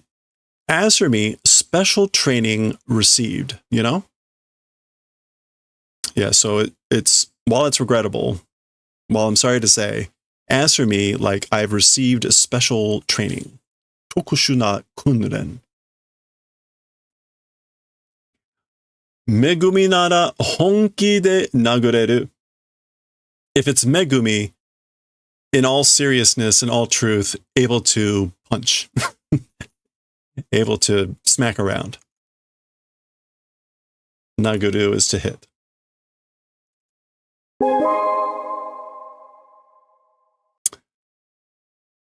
Hey, Cake Master, I'm reading right now, so maybe when we're done. Niteru kara. Because resembling. Yuji de ikkai shinda no wa mazutta na. By in Yuji or through Yuji, one time dying, as for that was bad. Oh, okay. Niteru kara. This is Toji. Isn't that Toji? So Gojo is basically saying, like, if it's Megumi, then like I'll really be able to like punch them because like they resemble each other, meaning like in their fighting or whatever, or because of the history with Toji. Anyway, and then he's saying to Sukuna in Yuji one time as for dying, so that had happened. That was a bad thing, you know. Boku wa omotteru yo. As for me, thinking, Megumi no koto wa omae o koroshite kara kangareばいい. As for the events of Megumi, after killing you, if thinking about it, it's good. As for me, I'm thinking about it. As for Megumi, thinking about it is good after killing you. Okay, so he's basically saying, like, it'll be better if I think about Megumi after I kill you. Okay. All right, and then they start attacking.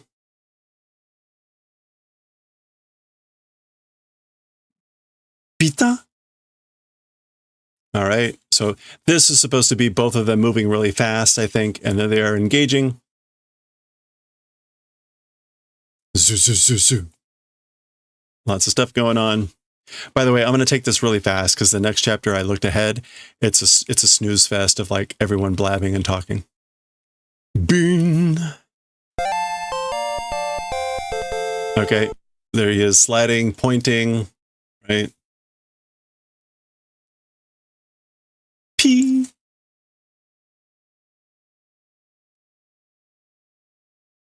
Bang. Okay, so whatever he does here, it smacks Sukuna against the wall. Hishi. Oh.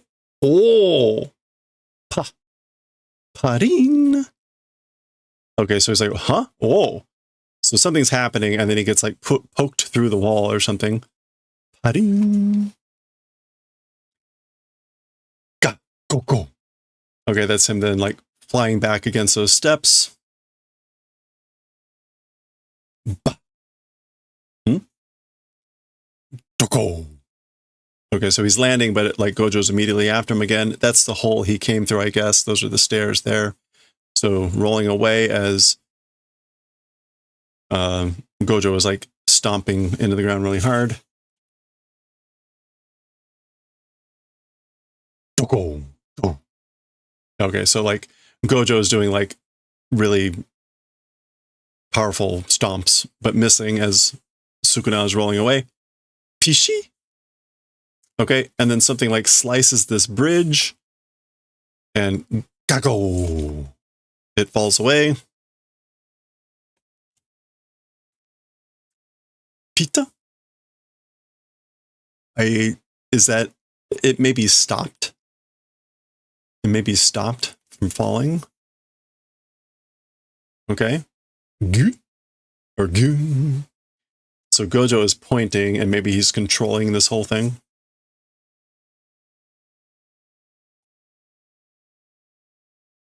Yeah, so it looks like this stopped, and then he's like sending it the other way or something. All right, and then he's throwing it. Zwah. Okay, so presumably Sukuna's on the other side of this, about to smush him against the wall. There's Sukuna pushing back. B, or I guess it's just B. Baka. Okay, so there's that thing smacking. Done. Sukuna manages to get out, and he's dashing forward. All right, lots of action. That's good. Done. Kai. Kai is the to understand, to untie, to dissolve, to solve, that type of thing, which we've seen before.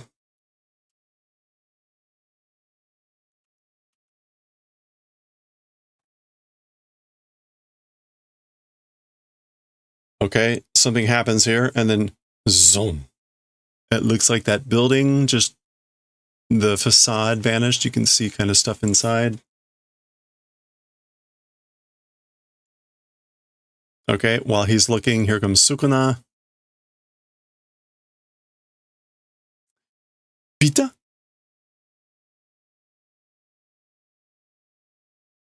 Pita?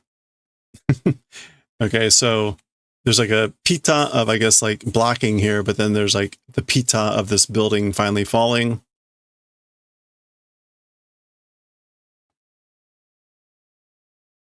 Go.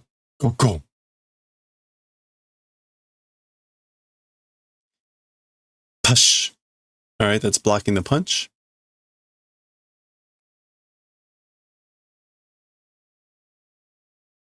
Is that a barin? Okay, so not quite clear. Not quite clear. Maybe they like crashed through that window as this thing is falling down on them. Yeah. Okay, so that building finally like fell on top of them, and I guess they're like crashing through one of these windows or something. Because now they're like going through the hallway there. Zom. All right, I bet when they finally get around to animating this fight scene, this will be really great. Gotcha. Gotcha. That's grabbing one of the doors in the hallway. This is like a hotel or an apartment or something, which apparently unlocked. Throwing off the door. Key.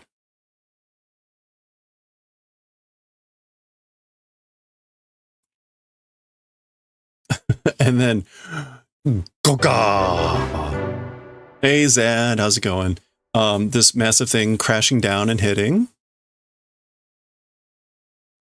Hard to tell where they are. I don't know if they're visible here. They may still be inside.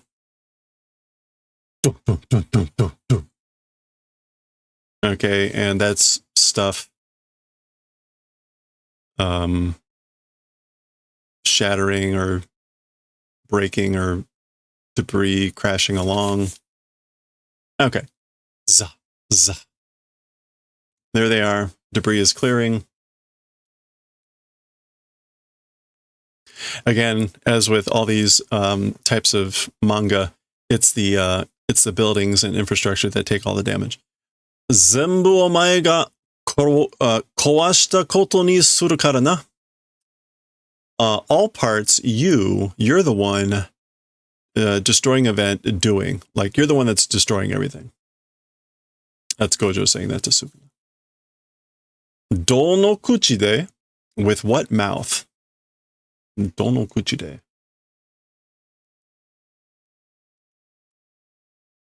Yeah, with what mouth? So, because we'll do towards the event of having that you're the one that broke everything. Maybe it's like it's going to say, maybe this is like, who's going to say that? Like, what mouth is going to say that?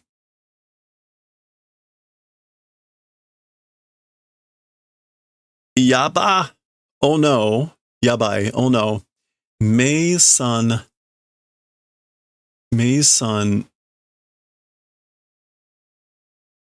Is that Chudan Shitejan? Shitenjan. Mei is doing Chuke?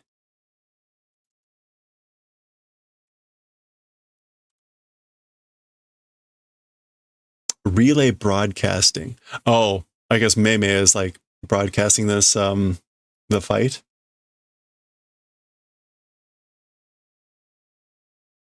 So Gojo's just realizing like, uh-oh. Oh, and that's the end. All right, we'll take it. Ore no okage de, or ore no okage. It's thanks to me. That's Tojo. Okay, that's the end of that chapter. Again, we went fast, but it was a fast chapter, and I'm going to take it because, again, peeking into the next chapter, it's lots of this crap. It's like all the characters are going to be chiming in, blah, blah, blah. Everyone has to say something, and that chapter is going to take us well over an hour. So we'll take a less than 20-minute chapter of Jujutsu Kaisen any day. So that was 224. Next time, 225. The battle continues. You can see everyone's watching. This seems overly dramatic, but we'll see more about that next time. Okay. You've crashed hard today. Oh, the stress of the windows being done. Well, hey, I hope it was a quiet and environmentally sound crash. All right, and I missed Cake said something. What was this?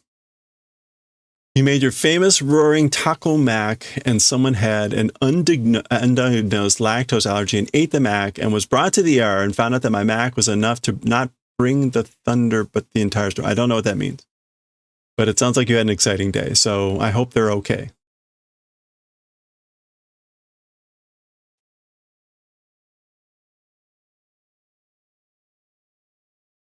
Crab without a shell. One.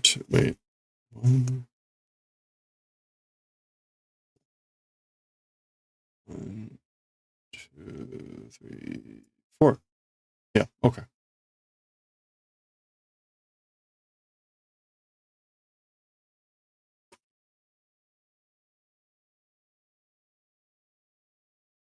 All right, let's read Azumanga Daioh.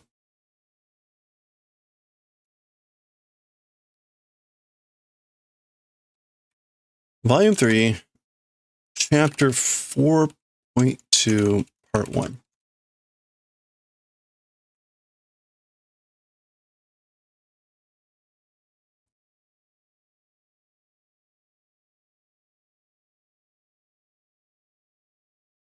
Okay, before I start, does anyone have anything they want to talk about? Anything they want to say?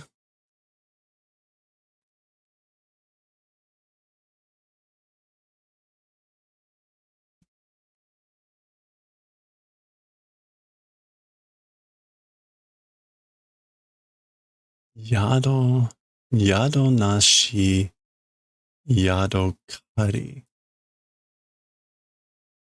Okay. A yado is a lodging. Homeless person.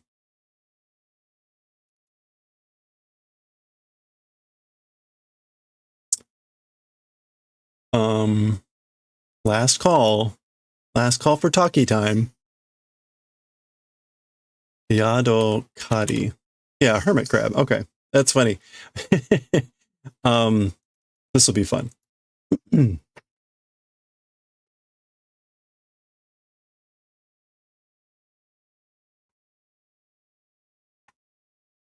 right, here we go.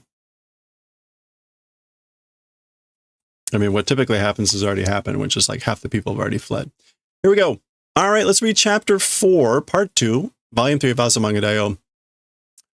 Yado nashi yadokari. Yado nashi yadokari. A yadokari is a hermit crab. This yado means lodging. And so this is rental lodging. And so that's the Japanese term for a hermit crab. Renting a house, which is what the hermit crab does.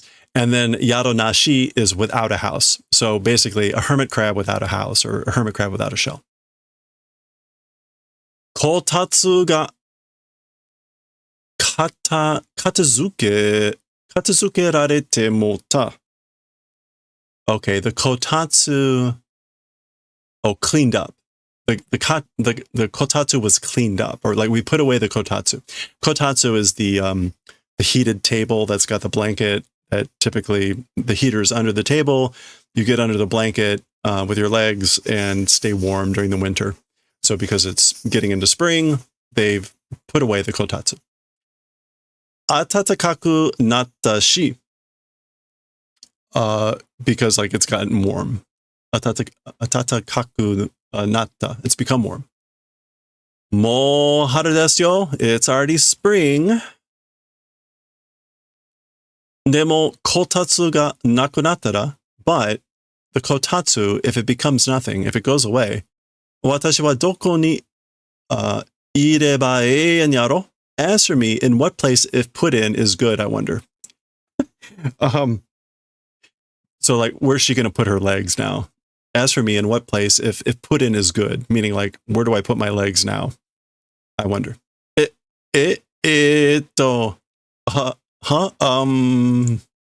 So good. She's a hermit crab without a shell.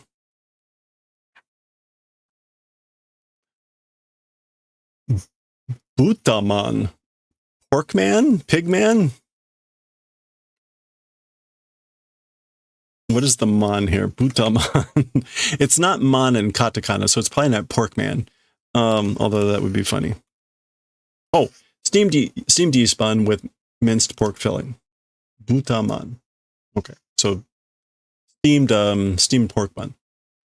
Asoko no butaman oishii rashii desu yo. That place's steamed pork buns are tasty, so I hear.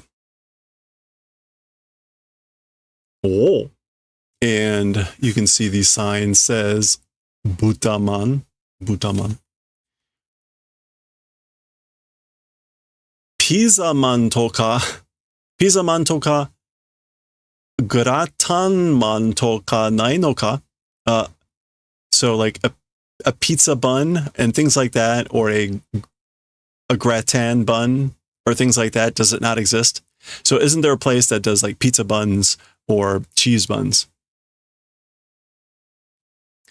Koko wa buta man dake desu. As for this place, it's just pork buns. Ah, ume. Oh, it's tasty. So that's umai. Gyuniku 100% da na, korya. Beef 100%. It is, isn't it? As for this, utadaro, it's pork, right? Yeah. So she's like, this is 100% beef, right? And then no, it's pork, right? Anyway. Oishii mono, a tasty thing. Gratan man to ka arun desu ka? Okay, so yeah, gratin. I say gratin, but you know, au gratin, meaning like with cheese. Cheese buns and things like that exist. So do they exist? Mo saikin wa nandemo haiteru zo, or I guess it's haiteru zo. Already, as for lately, anything entering. So like lately, they'll put anything in a bun.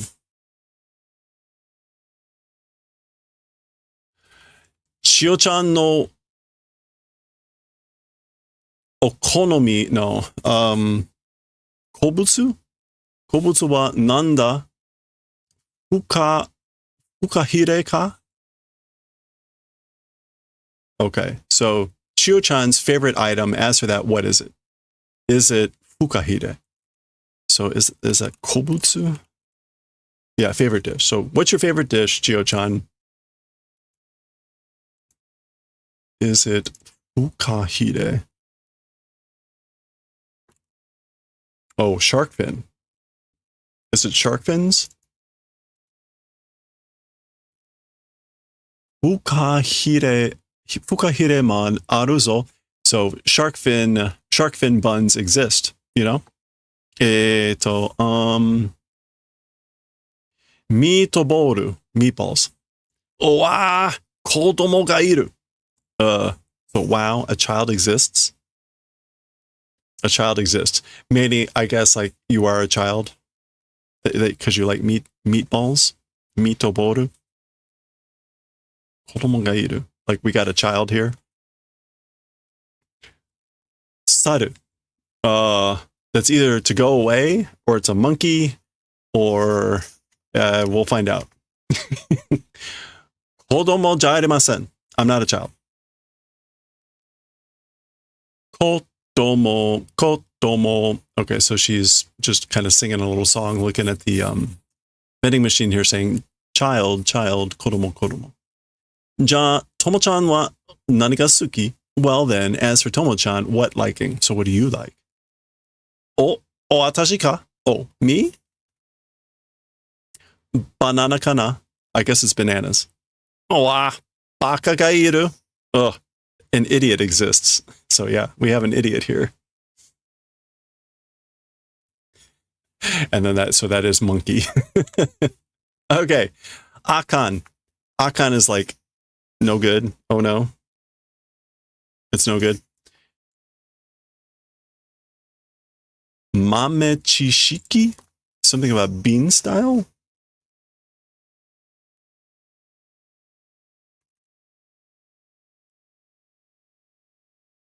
Mame. Oh, yeah. No, the chi threw me. This is like bean knowledge, meaning like trivia, little beans of knowledge. So mame chishiki, beans of knowledge, trivia. Natto wa o mame yanende. As for natto,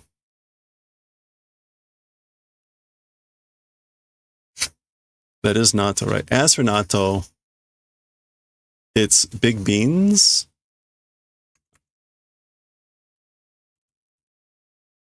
Oh wait, no, that's not natto. Is it matto? No. Okay, let's try this again. You know what? Let's go with mame here. We're gonna go here. Oh, edamame. Right, branch bean. Branch. Edamame. As for edamame, I guess like it's not a big bean. Hey, huh? As for which is a green soybean. She's saying, oh, daizu. Daizu yanen. It's not a soybean.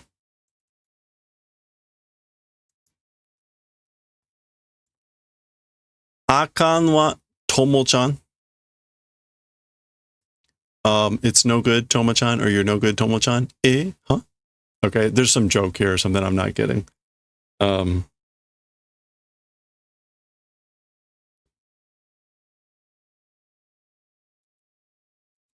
not quite sure what the joke is. But anyway, there we go.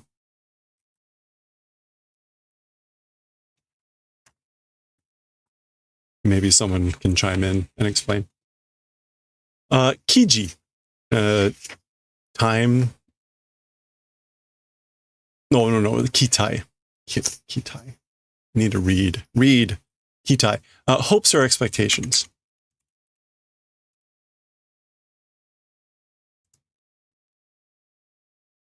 Yeah. Hopes or expectations. Kitai. Mame chishiki. Okay, so she's repeating it. So trivia. Edamame wa daizu yanen de. As for edamame, it's not soybean. Hey, really? Chigaonen, it's different. Huh? What? それは豆知識違って豆の知識やとか言って欲しかった。Oh, okay. As for that, okay, chigote.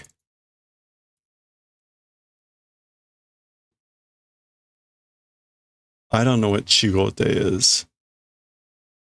Is that supposed to be chigate? Being different from trivia, being knowledge, and things like that, saying wanted. Yeah. So she's saying, as for that,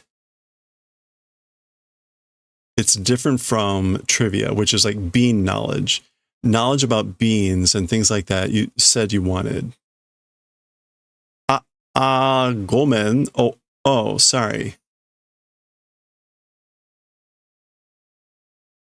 As for that,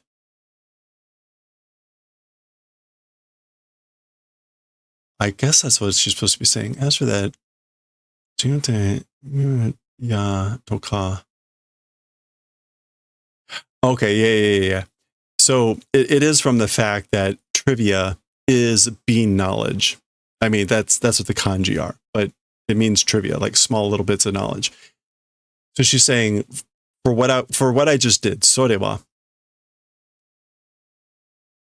I wanted you to say, it's different from mame chishiki. It's mame no chishiki. So like that wasn't trivia. That was trivia about beans, or, you know, I don't know. I can't come up with something that was a bean fact. That wasn't a fun fact. That was a bean fact, right? It was something like that. Okay. Yeah. So she's like, oh, sorry. Okay. Ooh, that's a rough one.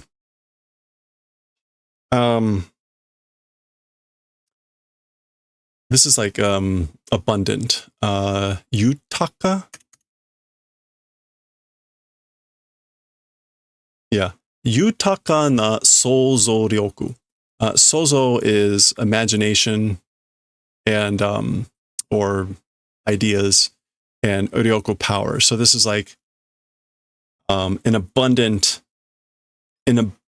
wealthy imagination power strength. All right. Furo no ato te tsume ga yawarakaku naru yo ne. Okay. So after a bath, nails become weak, right? Or soft. Your nails become soft or weak after a bath, right?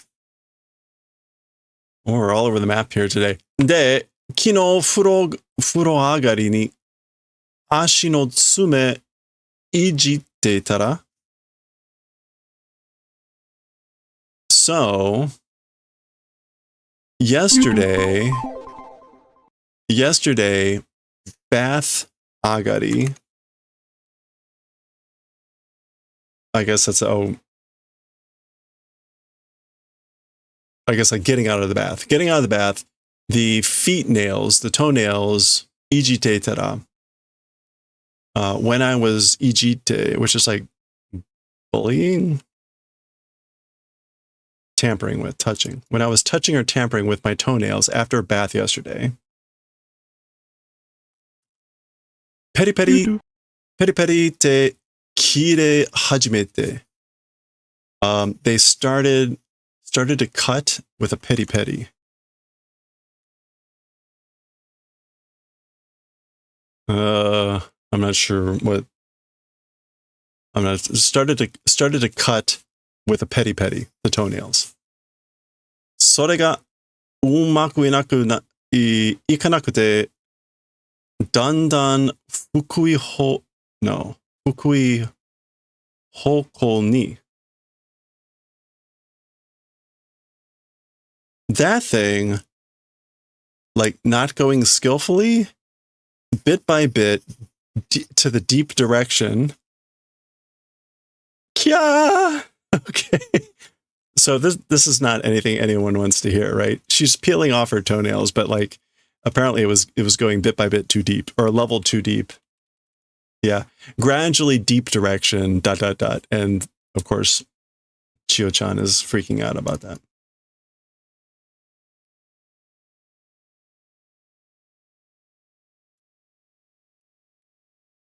All right. Okay. So that is the halfway point of the chapter. So we're going to pause there. Let me check one last thing here.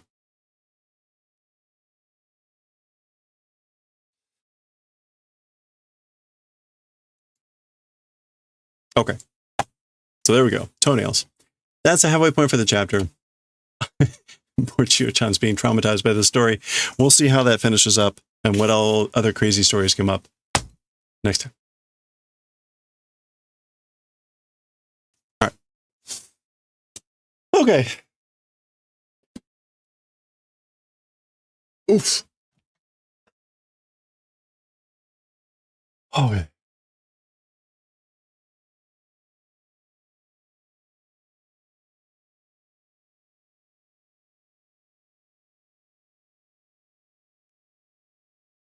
Do.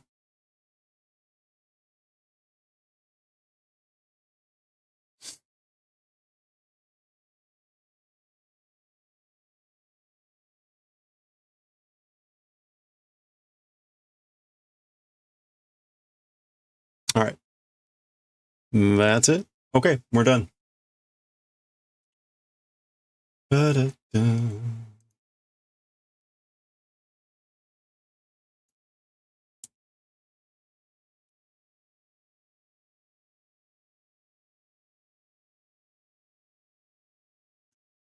All right, let's get on with it here. Oops. All right. Oops.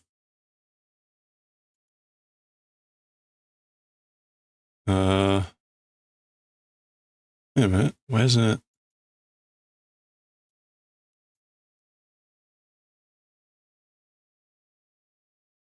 Why can't I undo that? Oh, there we go. All right, there we're back. Okay. we cannot, we're getting like strikes against us for watching this, but we're gonna keep watching these. Bu- bu- bu- bu- bu- bu- oops. Where?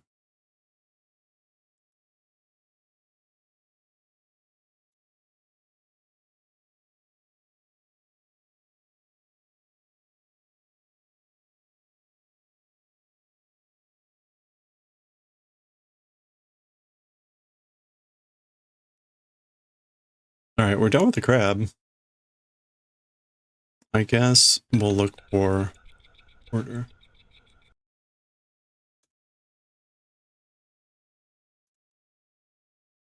Oh, no, we don't want that one.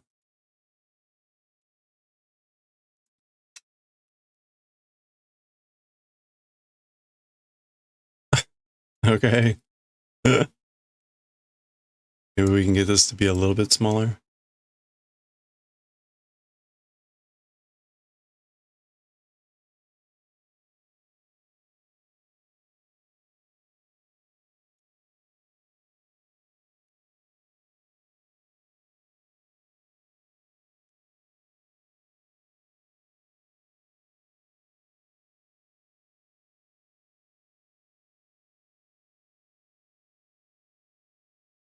All right.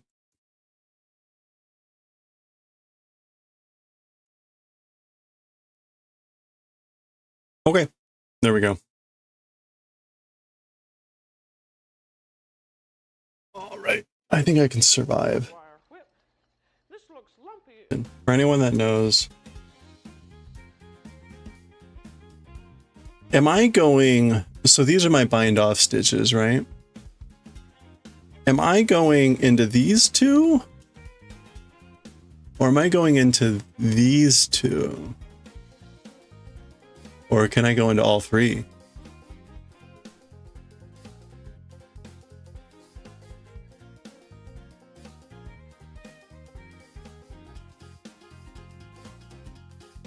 Any ideas? Actually, let's look up that other video again. Knitting.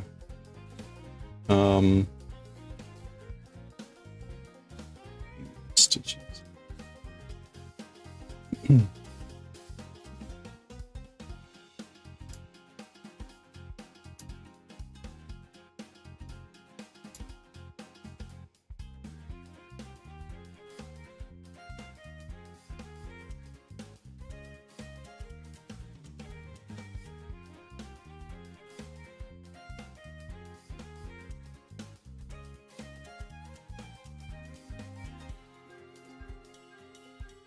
You're going to pick up into that and you're going to grab both legs of that V. Let me focus this again. There, now you can see that better. You can see I've got both legs of that V on top of my stitch. Make sure you pick up both legs. If you grab only one leg, it's going to pull on that one strand. So it's really the front. It's the front. It's not the top. Because that's really where the V is. Right? Of yarn up into bound off edge. Do you see all those little V's from your bound off stitches?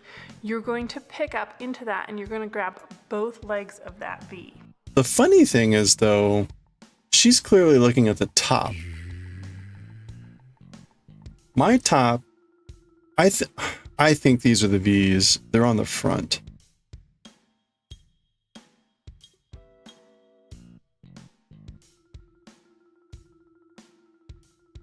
Like you could be looking at the V's.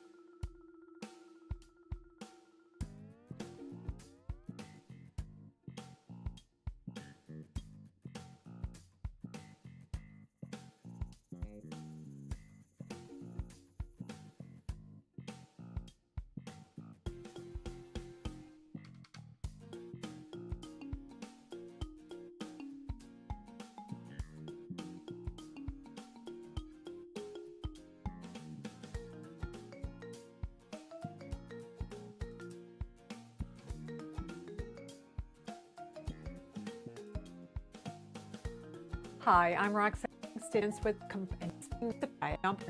using this, explain this, and stitch understand. So if you along the group right to line, want to mark that are where the top of the raglan is. So these are this is a horizontal edge that is along here. How many stitches? Neck this. I've need my dover, so I have no for, but that my so that I the and such for you tiny send one just pick up pattern needs to like continuity of underneath this chain here, because that will create a stitch that's between these two and it's going to be offset. So you want to pick up through the center of those. And so again, 1 for 1 for horizontal edges at the tops of my sleeves. The next kind of edge that you might have might be a vertical edge. So if I had been full, it was for right here. It's a ratio that you will edge here, bend in the curve, and then you have a vertical on a vertical. What I'm going to do is provide and make sure that for two that work even if acne several can be to start. Then you will start with the first stitch on the left front. Okay, so I still can't tell because, okay, now her stitches, her V's are in front, like mine. So it's seeming to be that the answer is this way. This seems to be the answer, as opposed to this way. Okay.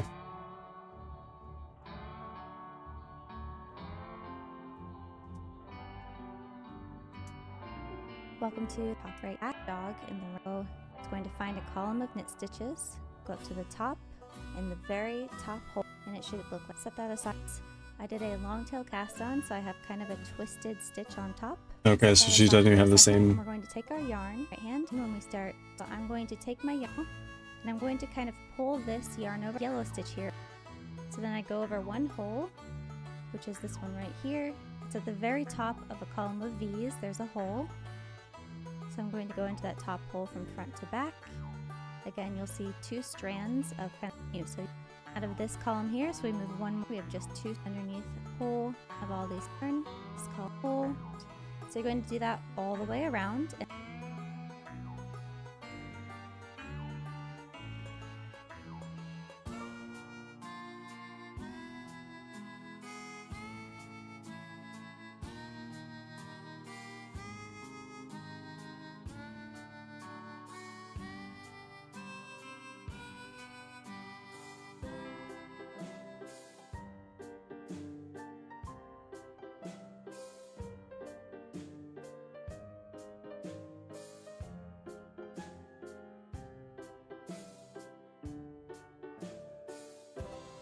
Okay.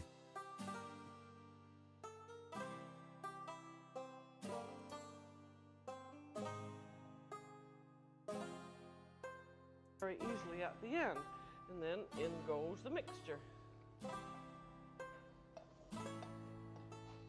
then again, if you find you have a little bit too much for the mold, this one, even with the egg whites. How many nylon?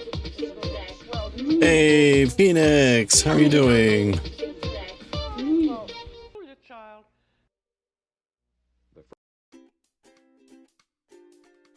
The mold shape. Oh, Skinny, undernourished. this fish frame?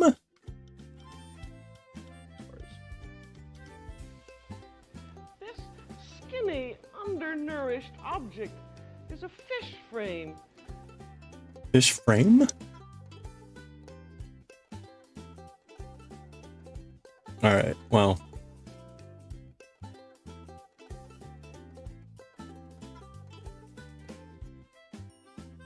Fish fillets Sylvestre.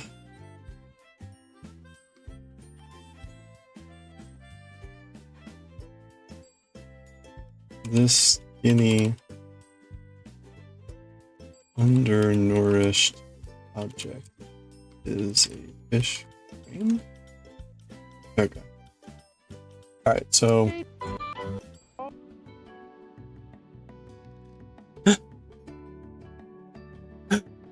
I love it. I love it every time when it's like hack something off and there's just a loud wham.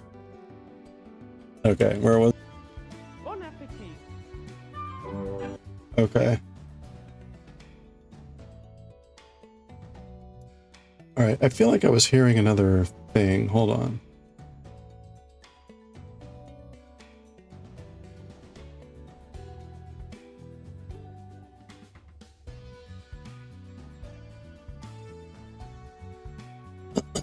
Yeah, it was like talking or something. It may have been like in the studio. That's happened before. There's been some extraneous sounds like that. So that was probably on that video actually.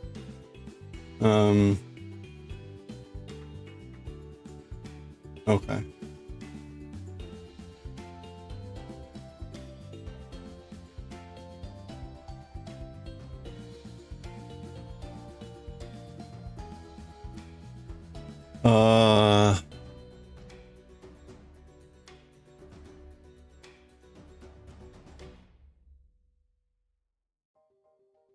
Okay. All right, before we go on, I don't know.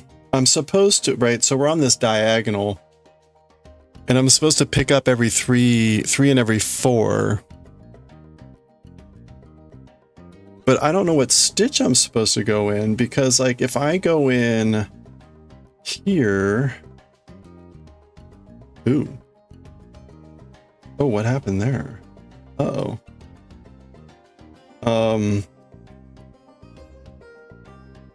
Ooh, I hope I didn't just like split something. I don't know where I'm supposed to go in.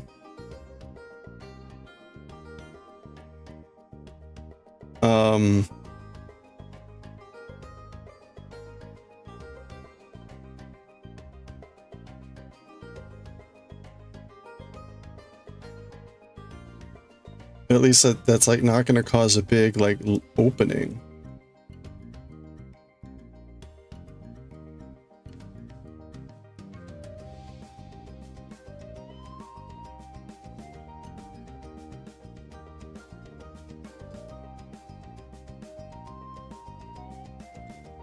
Like if I feel like if I go in there, that's going to cause a big hole.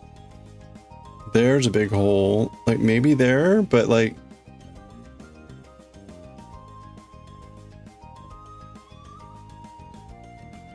I don't like this. Where am I supposed to go?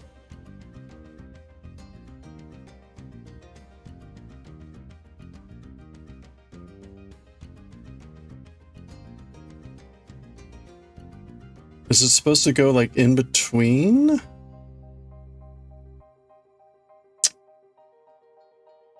You've had similar issue with crochet. The surface V's. Yeah, no, I don't think so. Yeah, well, there's gonna be one skipped, but I don't even know where to put an actual stitch in. That's not gonna cause like a big hole. Here, okay. Let me just go in some holes and we'll see what happens here. 1, 2.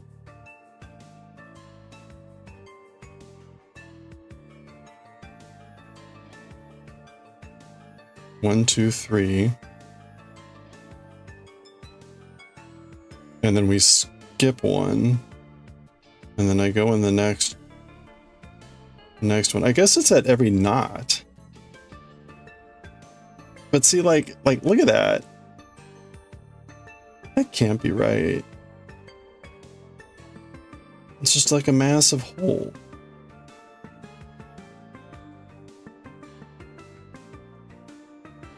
But Jamie, I can't even figure out what any hole to put it in that's not causing a massive hole. Like, forget needing to skip one. I can't find a single hole to put something in that doesn't cause a massive hole. Like, look at that. These all, to me, look like massive holes. Okay, that looks a little bit better.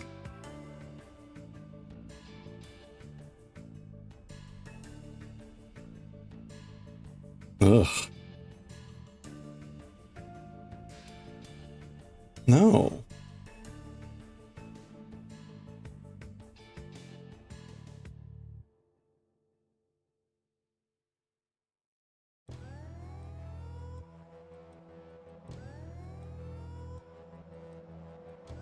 Okay, skip a hole.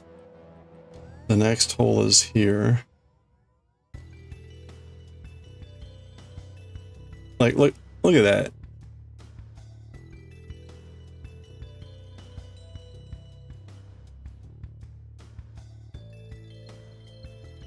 Maybe?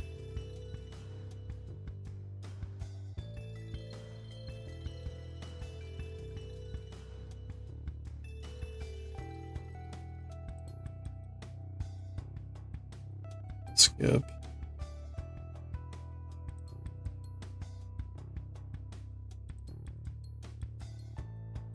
One, two, three, four, five, six, seven, eight, nine. Okay, so I guess we'll skip that one. We'll go in here.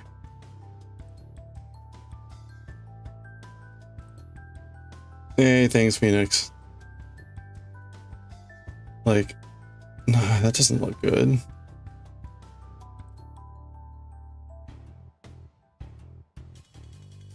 Okay, that might work.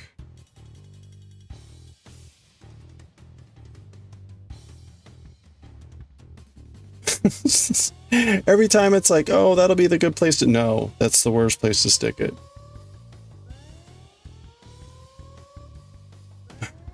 I don't get it. I don't understand where the appropriate place to put a stitch is, let alone to skip one. I mean,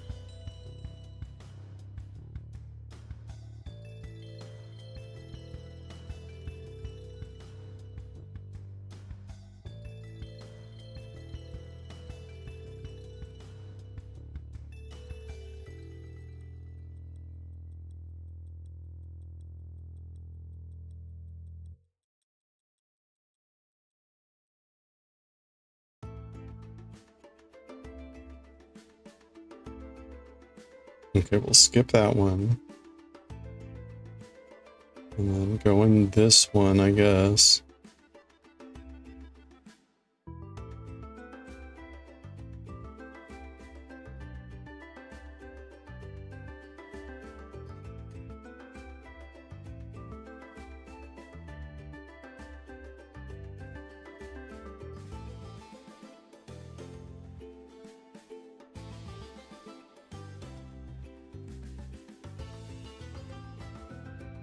All right, I'm gonna use the restroom. I'll be right back.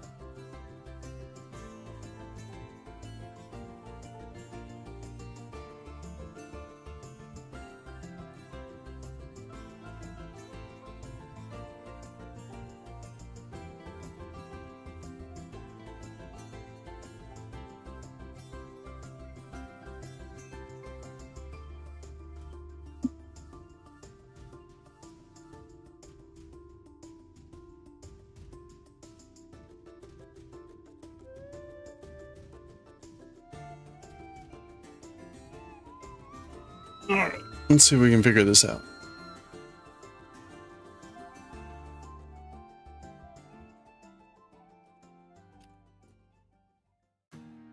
Stitches.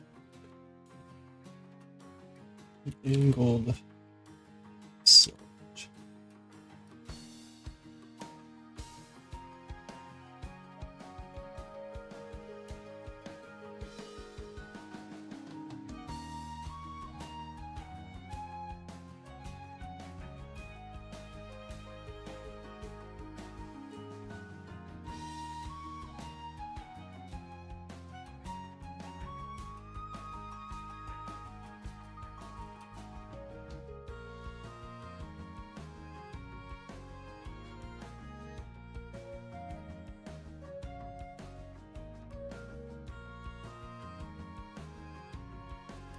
Hi everyone, this is salvage there. Second stitch here, there we've got one actual stitch.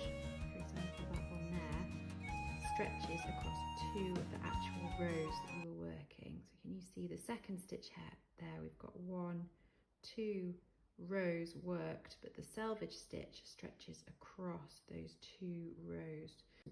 So I'll show you how to pick up stitches along a selvage edge. So what that means is that the very last stitch, for example that one there, stretches across 2 of the actual rows that you were working. So can you see the second stitch here, there we've got 1, 2 rows worked, but the selvage stitch stretches across those 2 rows.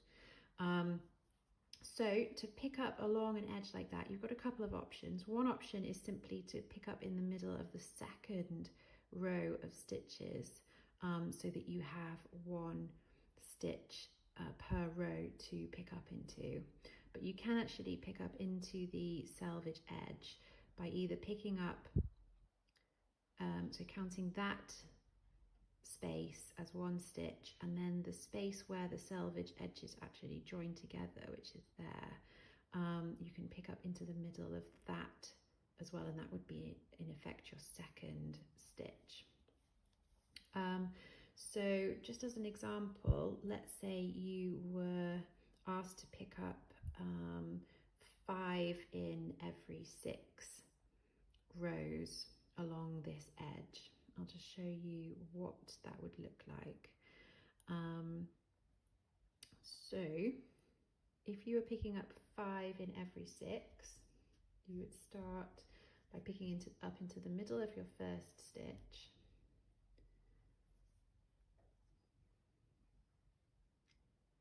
like so, and then you'd want to pick up into that smaller space between sort of where the 2 selvage stitches join together in effect. That's number 2. Number 3 would be through the larger space of the next selvage stitch. Number 4 would be the space where the next 2 selvage stitches kind of join together. And then number 5 would be into the larger space. Oops. Number 4 would be into that space where the 2 selvage stitches join together. Number 5 would be into the next larger space where the next selvage stitch is, and then you'd skip number 6, which would be that smaller space where the selvage stitches join.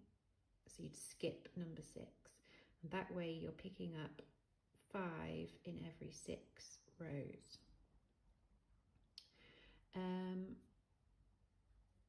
I'll also just show you how, because quite a common ratio for picking up is 5 in every 7 stitches. Hi and welcome to Hi. This could be the kit it says use part. Come up even with stitches you definitely write a sample with this learning. Guess what? This is not pickups. I need to know this this. I could have used something wrong. The edge be differently. 26 can edge up. As useful. Like halfway again, things tie a little work out. I want to head here to the stocking stick going and set hold.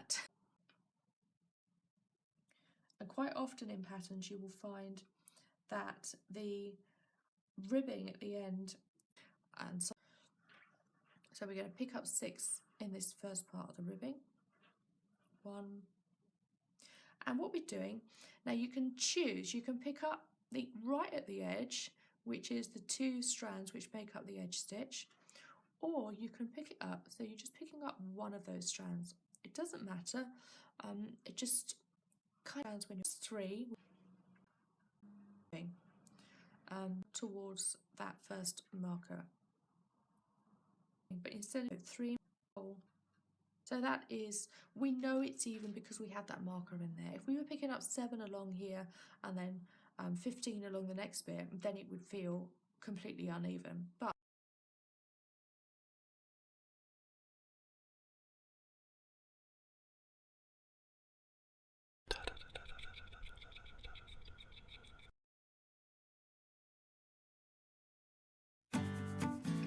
how I pick up, but the technique I use is similar for many knit.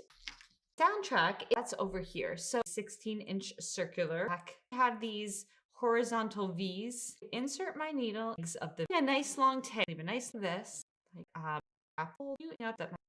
what I'm gonna do is I'm gonna place a removable marker on my needle tip.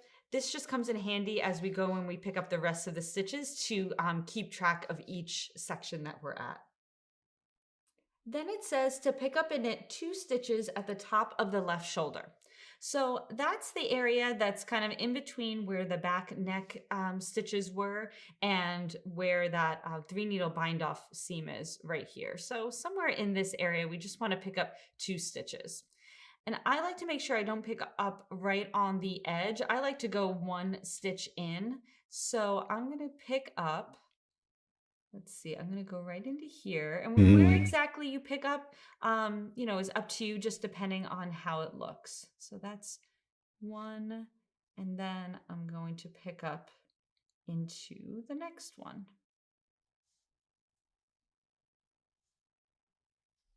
Okay, so now I've picked up my 2 left, top of left shoulder stitches. Then what I do is I take my removable marker and I remove it and I place it again. So after each section, I take the marker and I put it there, and that way I can always keep track of how many stitches I need to pick up in the next section. Then it says to pick up and knit 12 stitches down the left front curve, which works out to approximately 3 stitches for every 4 rows. So I'm going to go into the next stitch, so the next V. Yeah, but she's got obvious V's and stuff. I need someone that's got like a knotted selvage like I do. Okay, so now I've picked up. Oh my gosh.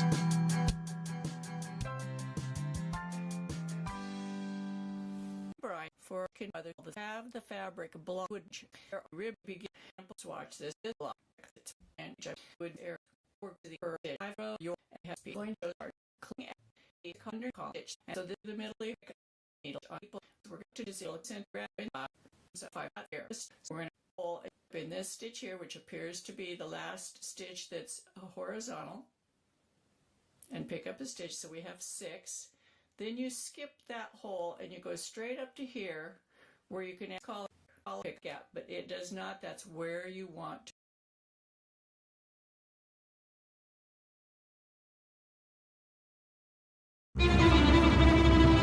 Hey, Sherma's Fire, how you doing?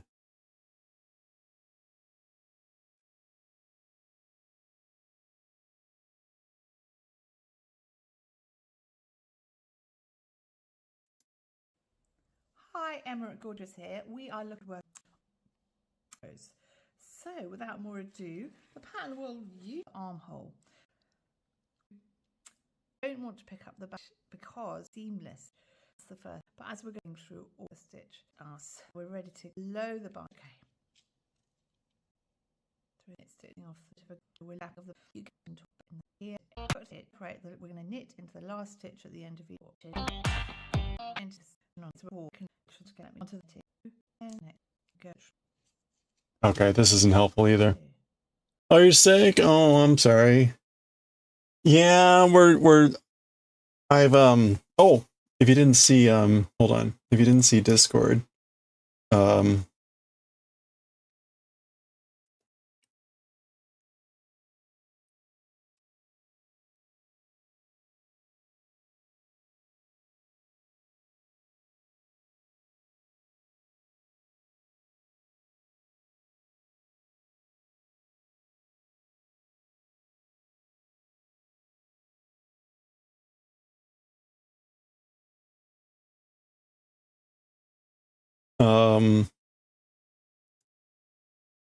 if you didn't see the, I got pictures.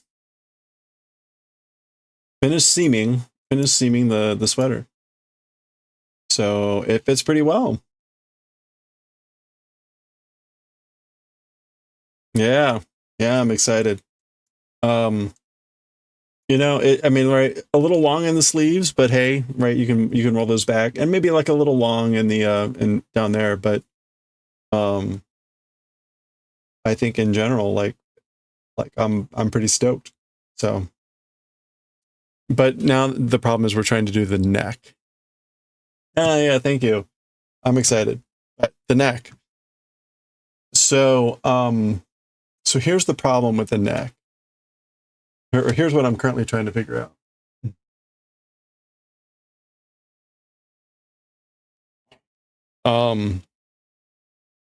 So I've done the back. I've done the collar for the back and the side.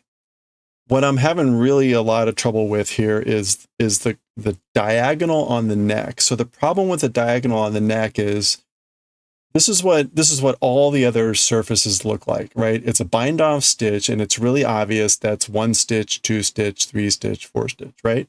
And it's 1 and 1. On this diagonal, it's this weird selvage edge, right? I've got the weird selvage here. Let's get away from that thing. And so it's not clear, like, where the hell am I putting my needle in? What's considered a stitch? Is that 1, 2, 3? Is it each knot? Like, I don't understand. And worse, I'm supposed to do 3 and skip 1. So I just, and the thing is, like, what I'm finding is I'm sticking my needle in what I think is like, oh, that's the hole. And then like a big gap appears.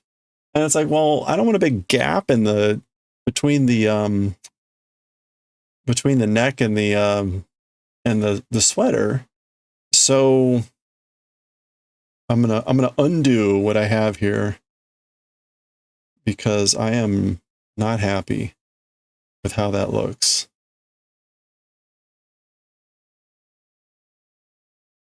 We're gonna try this again. So, and it doesn't help that I've got like an end that I sewed in here, and that's causing this like fuzziness. Well, that's the thing, right? You might think like, oh, go down here, but that causes like even a worse hole. And it's not clear from the like, if you look at this image,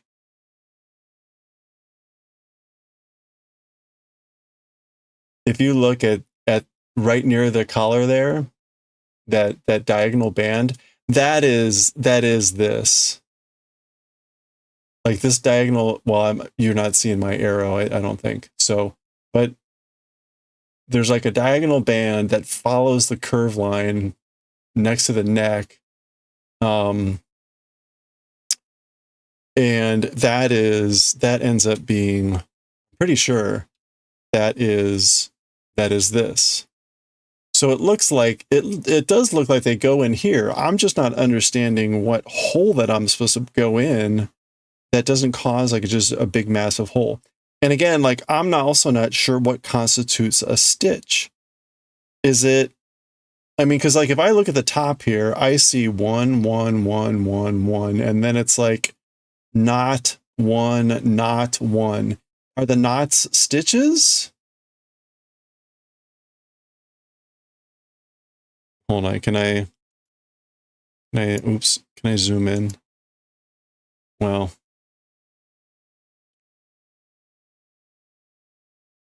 I don't know that that's any better. Right, it's like, So you can see there, right? There's like that makes sense. Okay. And then we get to this weird selvage edge because this is the bind off. And then we get to this knotting thing. And I can't find any video. And I would say, I would have guessed it's like the knot is a stitch and then the stuff in between is a stitch. But you can't stick your needle in the knot. It looks like crochet brioche. It probably is similar.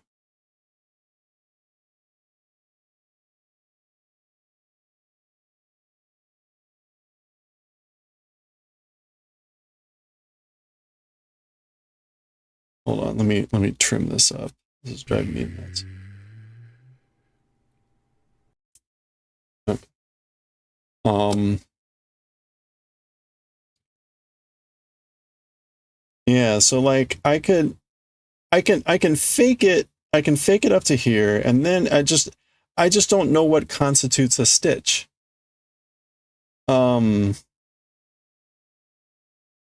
Which seems to be kind of fundamental for figuring out, like, one, where to put your needle, and two, like, where to skip.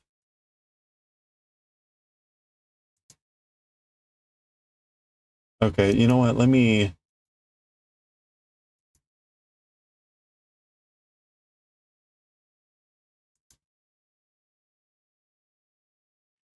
All right, hold on. Let me take a picture.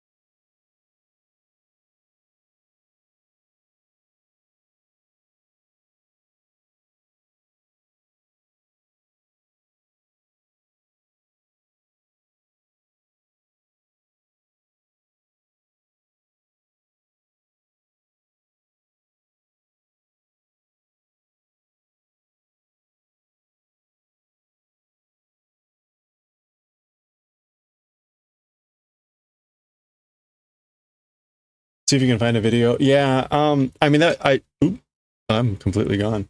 It would be good to see, like, if you can find anything. I was trying to look at videos, but I can't find anyone knitting into an edge that's like this. It's all these, like, it's all the edges that look like this, which is like, yes, that's obvious what you're supposed to do. But I can't find I don't even know what to call this to look it up.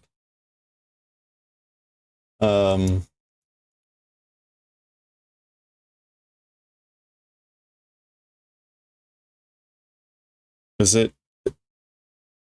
because I thought it was a selvage edge, but apparently picking up stitches on a selvage edge.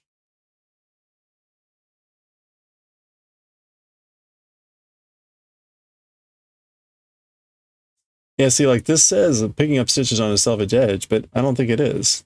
Out at the very last stitch, for example, that one there. Yeah, because she's talking about like stitches that look like these, the big stitches. But maybe she is talking about both of those. Yeah.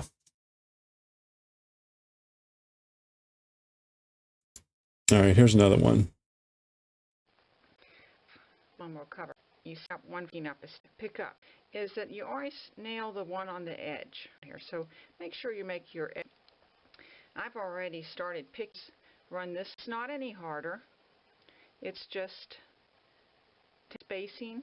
You can always, it's so easy right now to just go ahead and make sure that you stay with both legs. I stay on one line. On the back side, when you're picking up on the edge, you are always going to get this little ridge. and that's normal. Don't worry about it. Okay, that's That's why I pick unhelpful. up 2.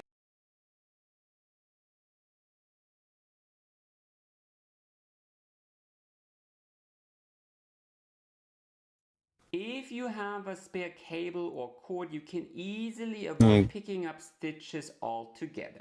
So instead of starting your row the regular way, you take your cord or cable and go in from below, wrap it around the cord, and then you knit across the regular way. Take your cable, continue. You end up with this handy line of stitches here right on your cord, and then you can simply attach a Well, too spare late. needle tip to across. Isn't this ingenious? But in tip knitter, sorry, big to simple slip stitch board and it's the roll here then side knit long and with one quick note, the first front dip you creates this almost island, so you do it based much now we need to talk about all these fine little. Now first of all inside then we can do to prevent so here underneath both through the outer leg. So here is the inner one, we can all that part of this sort of a stretch for ones there.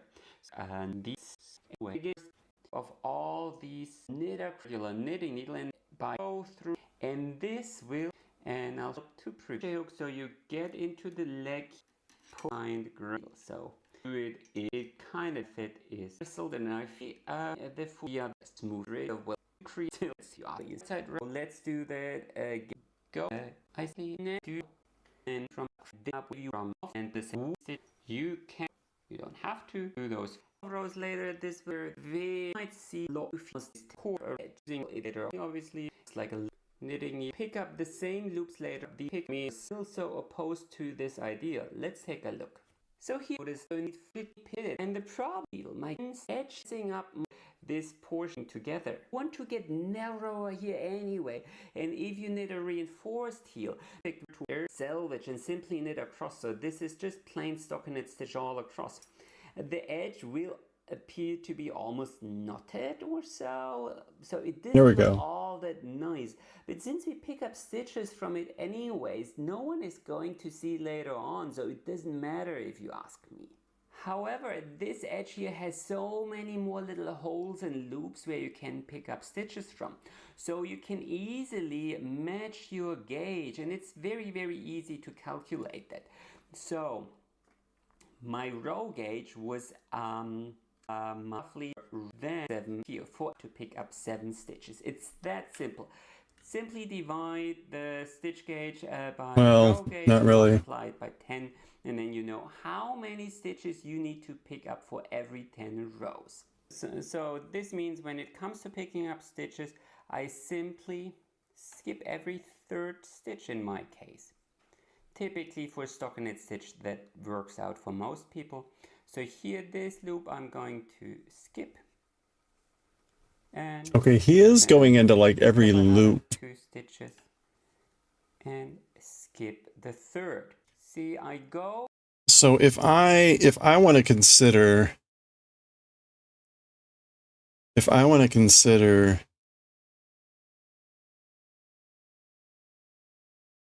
every hole in there as a viable hole, then I guess that is my indicator, which means everything is a stitch. So maybe that's what I do. Now, I felt like going in some of the holes caused a big hole to appear when, like, you know, I put my needle through, which I thought was terrible looking. But maybe if I don't like pull as hard, maybe, and once the needles are on, let's keep going with this. Both legs are going to from the outer here. This outer leg often is a little bit almost like a knot, so it's a bit harder to pull anything through. Like so. It does work if you have a sharp crochet hook. Then I'm going to skip one, and then I'm going to pick up here this again. It's also good to see he's using a crochet hook. The back loop like I showed. Other than that, you will see that the edge, or it will be the exact same edge depending on which part of the stitch you go. This is what. The only exception to this rule is garter stitch, because garter stitch has what most people will call a square gauge. Strictly speaking, that is wrong. However, this enables you to use the cord method. Instead, you can also pick things up manually. So if you take a close look at your edge, there's always this one bump that is a little bit below, and you can just pick that up. So go through these, well, some call it the bottom bump. Just go through these bottom bumps and pick them up one by one. And then, just like before, you simply knit across. Because your gauge, so in garter stitch. This isn't garter stitch, but I do have more like the bumps he's talking about. But they're every other.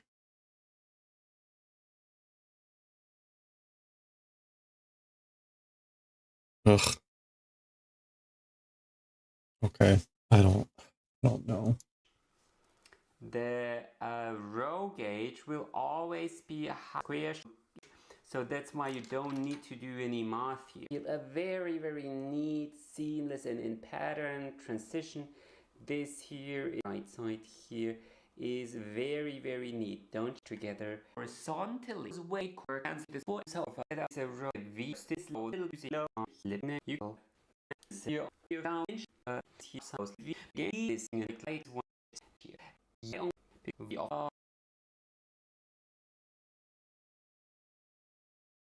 the gap between what's you comes to this gives also another this is project and so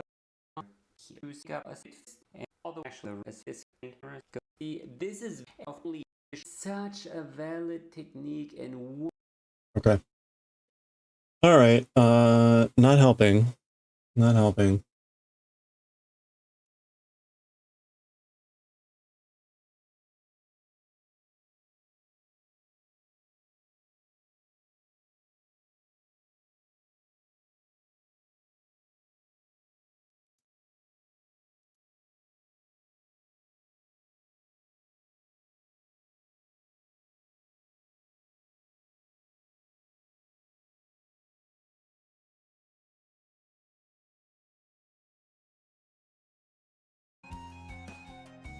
Okay, you know what? Let's try it with like each thing being a thing. We'll see how it goes. So I guess I didn't have to go back that far.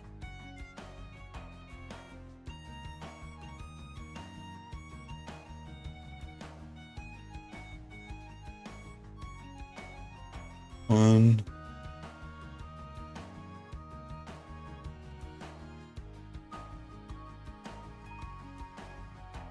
2.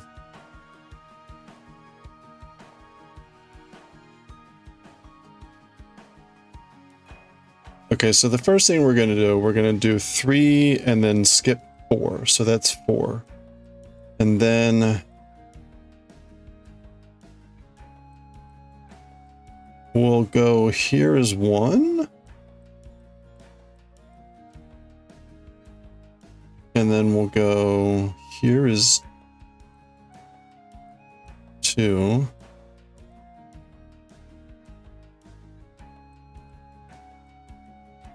And then we'll go there's 3.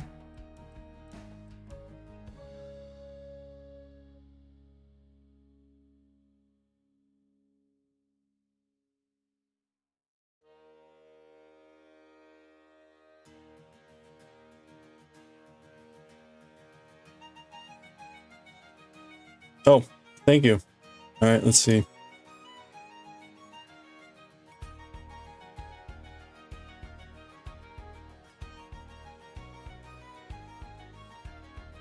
Welcome to my second video on brioche crochet.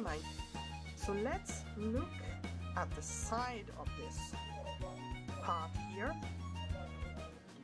Okay, so once you recognize where your row is on the back of your work, The row underneath is this one. Can you see this vertical bar here? And can you see this vertical bar here, which is supposed to be the... So you recognize where your row is on the back of your work. The row underneath is this one. Can you see this vertical bar here? And can you see this vertical bar here, which is supposed to be the chain we did previously? So once you recognize these two bars, you are okay. So we insert the hook in the chain of previous row below, the one that's right adjacent to the vertical bar that closes this row on the back here, because brioche crochet is reversible.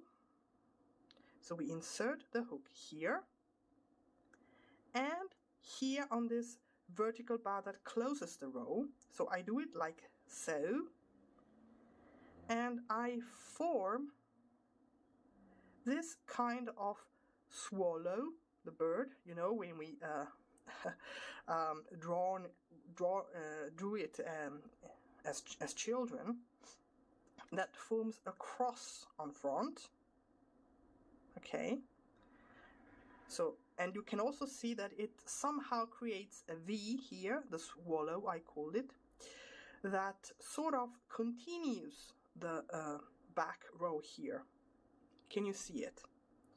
Then we take our yarn, we bring it and place it to the front, letting it go on the hook right between the first loop on the hook and our cross here.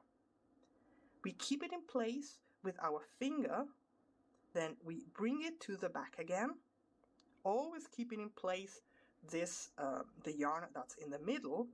Now we insert the hook in the back loop of our next stitch.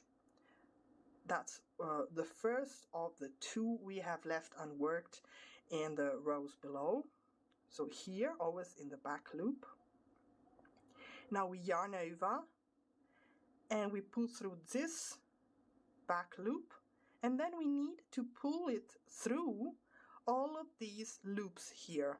So in order to do so, I change the finger that holds in place my yarns, and I pull through like this, which is really easy.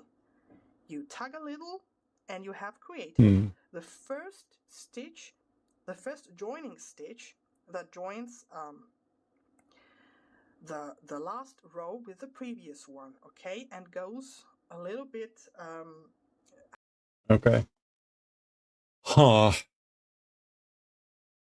Yeah, and I'm not getting any response here. Okay. Well, you know, now I'm looking at this and I don't like the big gap there. Right. I'm in such a bad spot on this. This is so sad.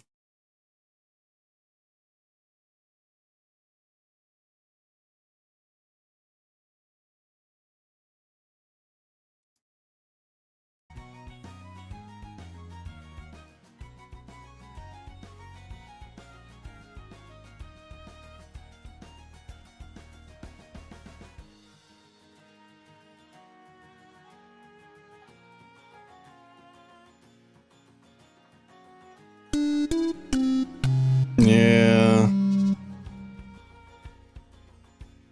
Hey, Dizen, how's it going?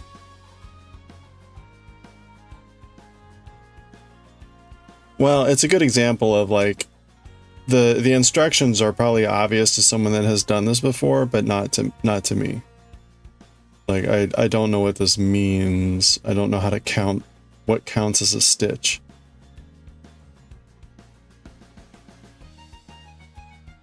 So, so maybe, okay, we're gonna try just counting every single place I can put my needle. So this will be 1. And this will be 2. And that will be 3. And then I guess that's 4, which we're going to skip. So we'll go to 1 here. And 2. And I guess that's 3 here. Oh, wait, hold on. I guess that's 3 there, and 4 will skip. Okay, then I guess this is 1.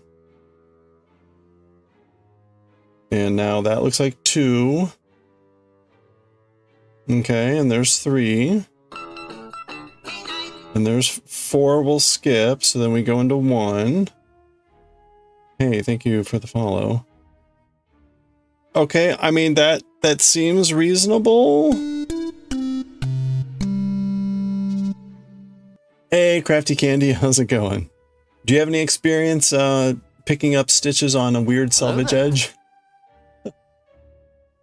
Any chance? Any chance? I mean, I guess this is making sense. My hesitation initially was the fact that I felt like that hole feels huge. But it's also because I'm like pulling it open. So maybe if I stop doing that. Okay, so 3.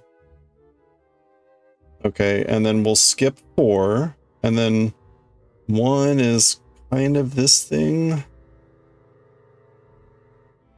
And 2 will be here. So this is a first for me, so I'm like really struggling how to figure out how to do this right. And like, what the hell's going on here? So 3, and then we skip. What is even 4 here? And then there.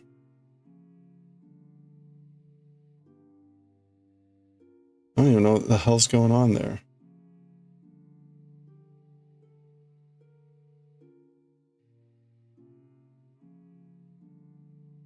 Okay, maybe? 1.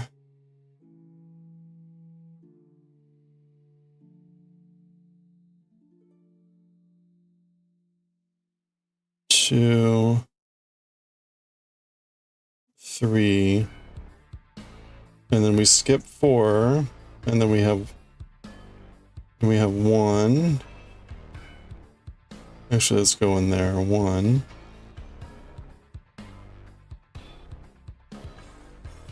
And 2. And then we're out of it. Okay. I guess that's good enough. Now we're in the straightaway where it's theoretically straightforward. We have one more weird section to go through. Okay, like, I guess that works. I don't know what happened there.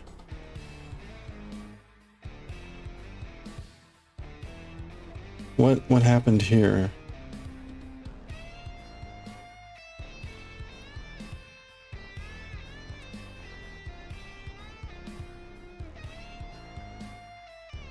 Well, Crafty, are you working on anything right now? Remember that the neck won't be really supporting the entirety of the... Yeah, okay. And that'll be shoulders, so gaps won't stretch as much. Yeah, okay. I think that's reasonable. Like, I guess that's reasonable. I don't know what happened here, which I kind of want to fix it. I've got 1, 2, 3, 4, 5, 6 stitches. Okay, I'm gonna try to fix this.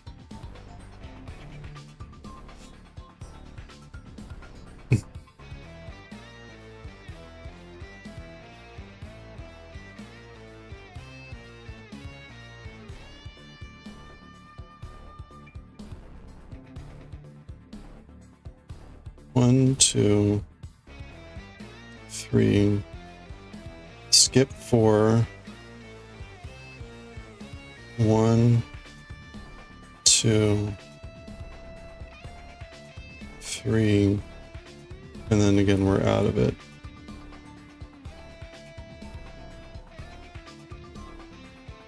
Okay. All right, we'll go with that and presume that that is good enough. And, you know, if I start to actually build the neck and it looks like crap, I guess I just undo it and try again. Unfortunately, right, we're at the very end of this sweater. The neck here is the last piece. So it's a bit frustrating to come to this point and be like, hey, you know, the details are not quite enough on how to do this.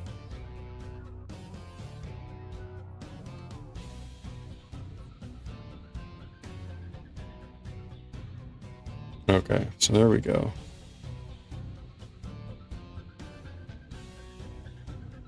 You know, the sad part is I really need to get reading Akira, but I've got to do this. I've got to do the same thing. I would have loved to have gotten around to doing one row, but unfortunately it's taking way too long to get this far.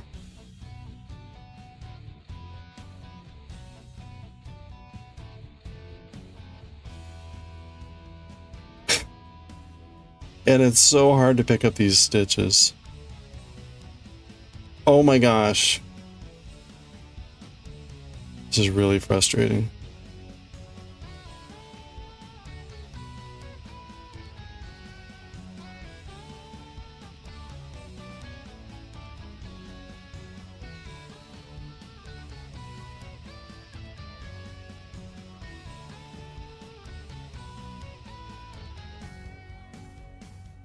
This is like crochet bad.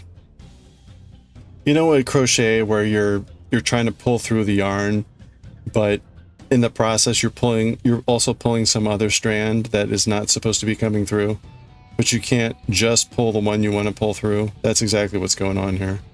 Like, I can't just pull this yarn. It keeps dragging some other yarn. And I can't find the right angle, I can't find the right thing to just get the yarn. There we go.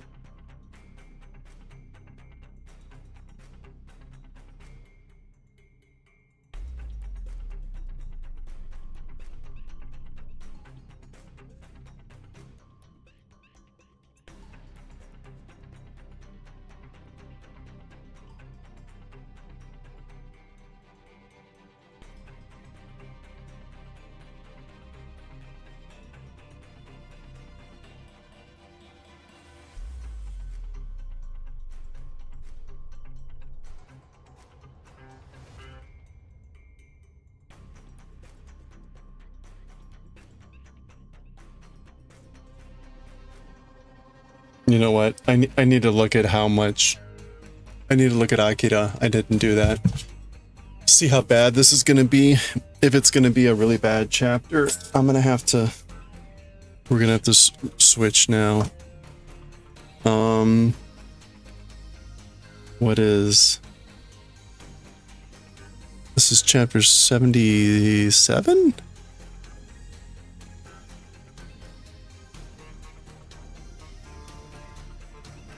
Uh-oh, it's 18 pages. That's not a good sign. Okay. 84. 84 to 102.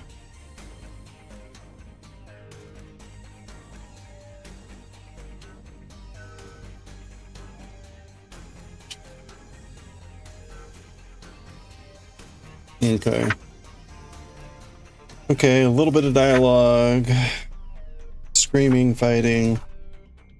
A little bit of dialogue, a little bit of dialogue, a little bit of dialogue. Okay, that's not going to be so bad. That's probably more like a 40-minute chapter.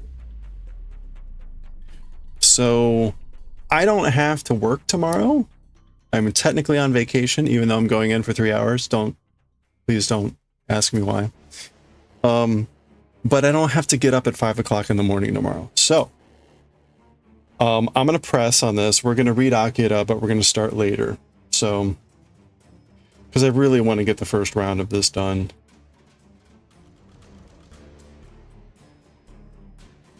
Really want to get the first round of this done. And of course, I have not been counting stitches. We're supposed to have an even number of stitches when we're done. Because we'll be doing a one by one ribbing.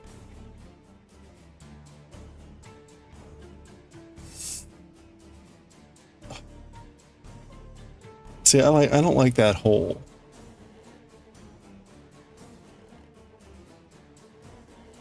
That to me feels like a bit of too much of a hole. You know, part of it is because of where it is in this pattern.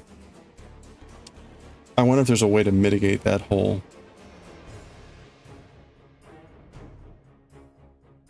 It's in a really bad spot.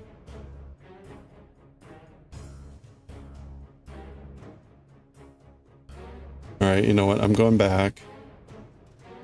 I think it's worth it. Can I skip that hole?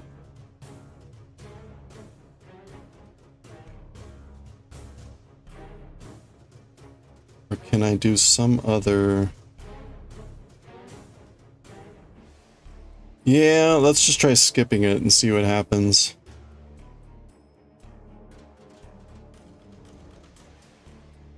I mean, I think that looks better.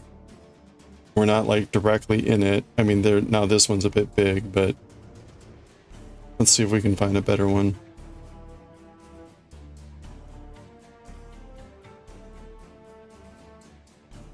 That's probably good. That's probably good.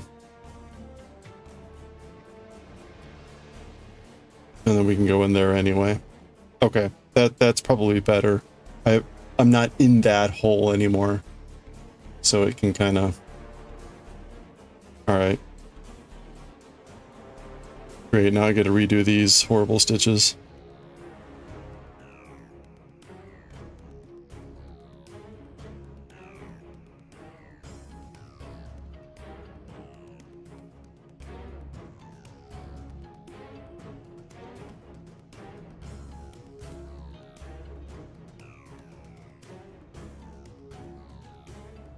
One thing I learned about doing this, picking up, is to check the stitch, because if you don't go completely under that front, it ends up showing, which is obvious, but I was accidentally doing that somehow.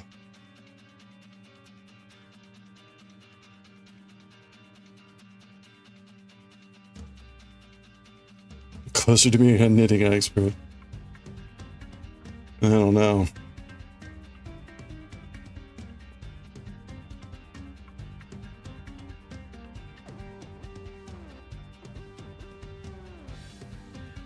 Knitting capable, expert questionable. Ooh.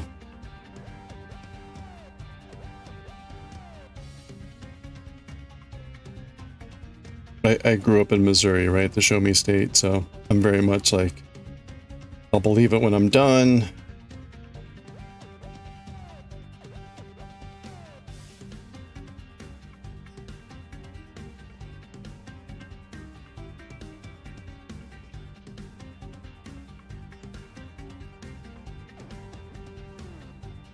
Okay, I think that works.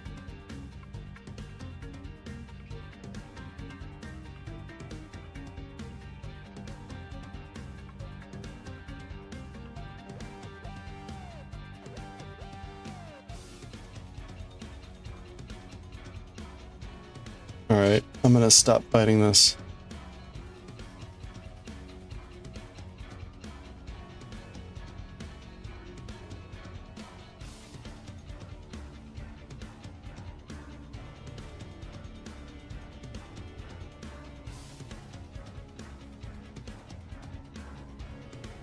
Holy crap. So some of these bind off stitches are extremely tight, which is what's causing this, one of the things that's causing this problem.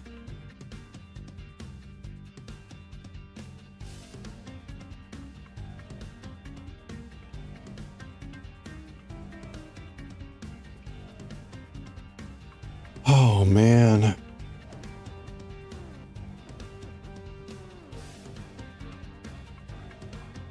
Okay, I think I got it.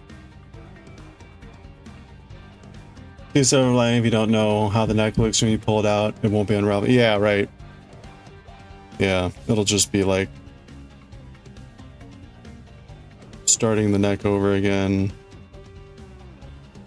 and hopefully not distorting the stitches too much.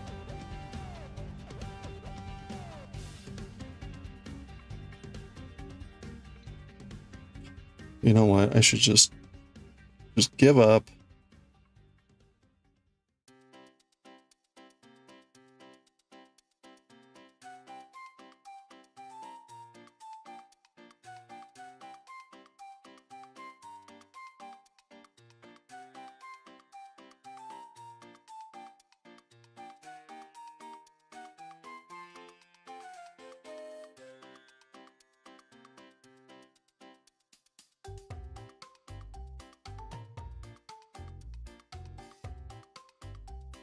Well,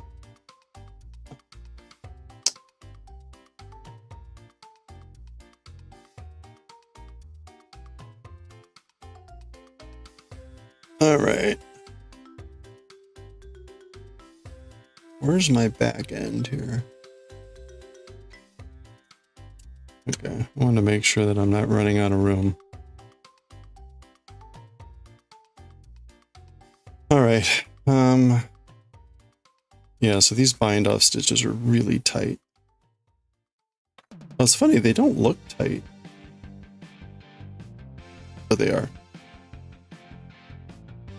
Hey, there we go. Okay. See, like, that looks fine, right? Okay. That looks good.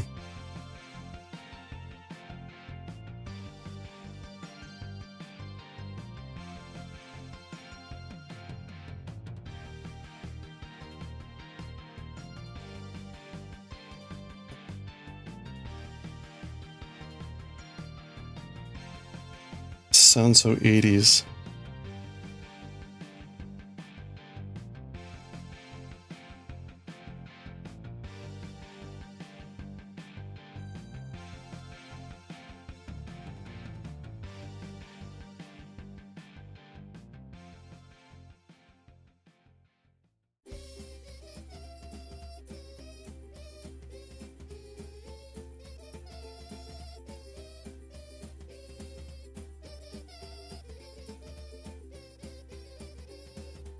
It's funny also, right? If you look,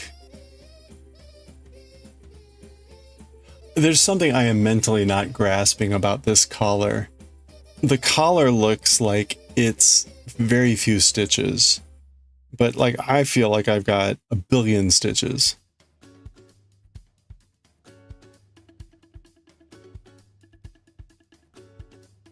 I don't know what the deal there is.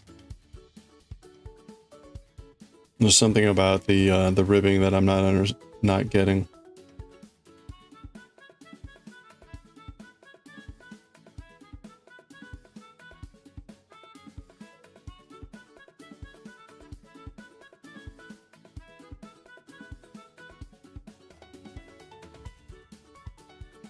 Okay.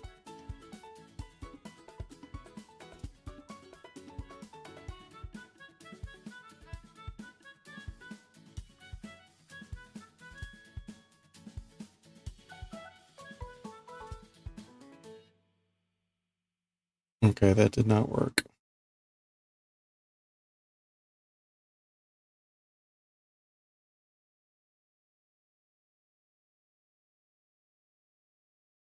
Yeah, so I'm supposed to be starting vacation tomorrow for the rest of the year. And I have to go into work instead tomorrow for like 3 hours. Actually, probably 4 hours. And I get to start the morning getting my second hepatitis B shot.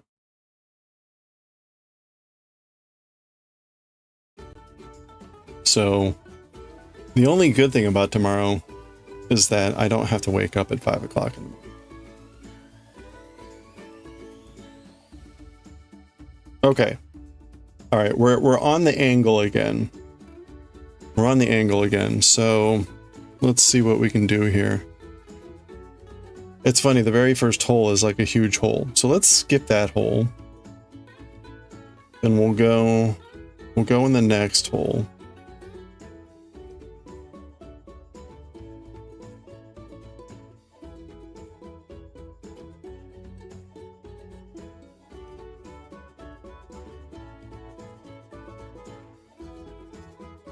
Oh my gosh. Okay. All right, there we go. 1,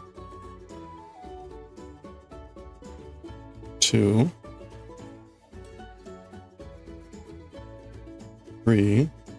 We'll skip 4.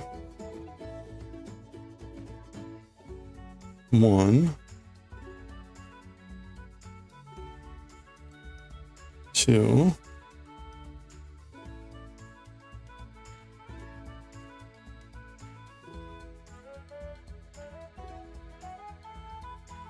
3. We'll skip 4. There's 1, 2, 3. Skip 4. 1, 2,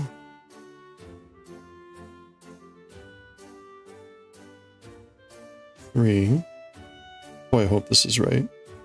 3. Skip 4. 1,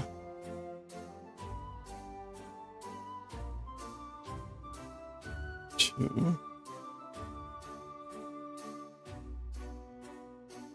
3.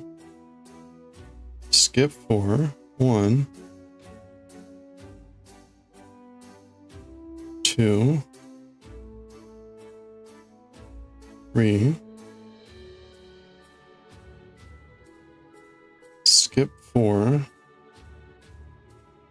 1,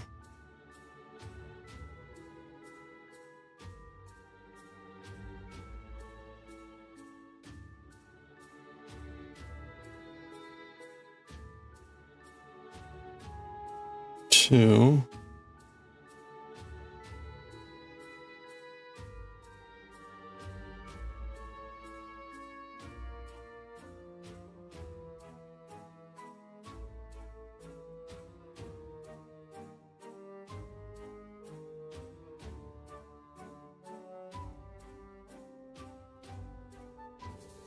'Wait a minute, why does it look like I went through the same hole twice?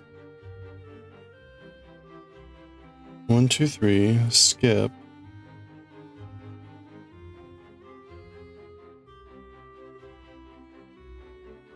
One, 2, 3. Okay, you know what? I think that's like good enough.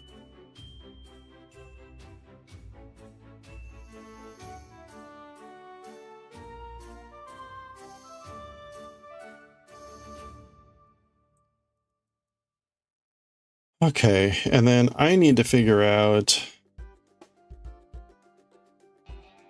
numbers of stitches here at some point.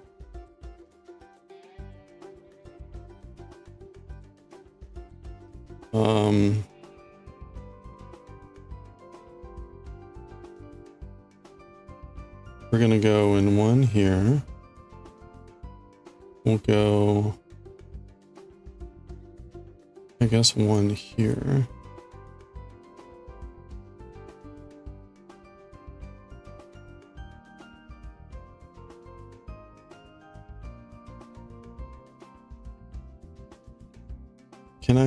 Do I need to go in here?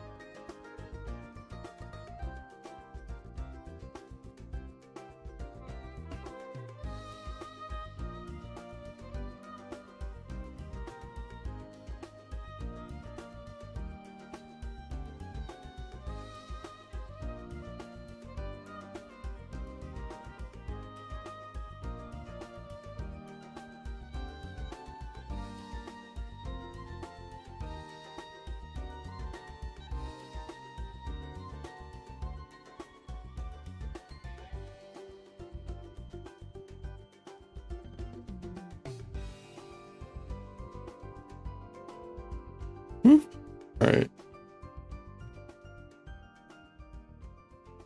Do this again.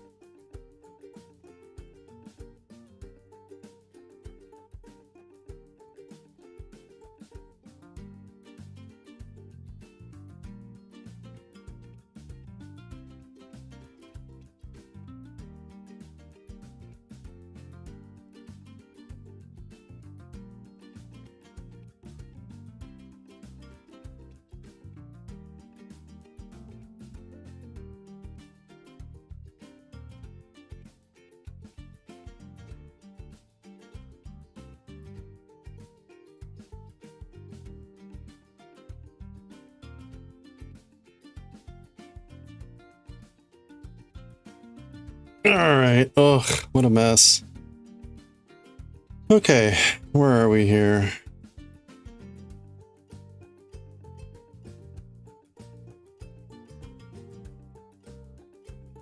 Oh.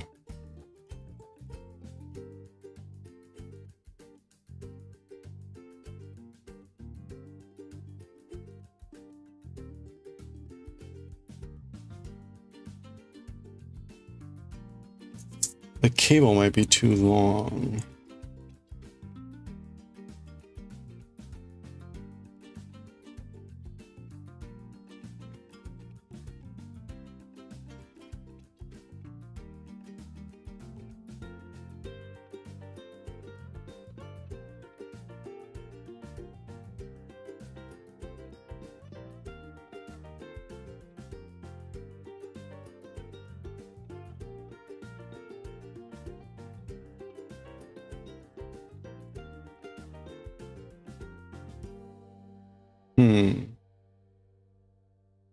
Alright, well, let's just keep going. We'll figure it out.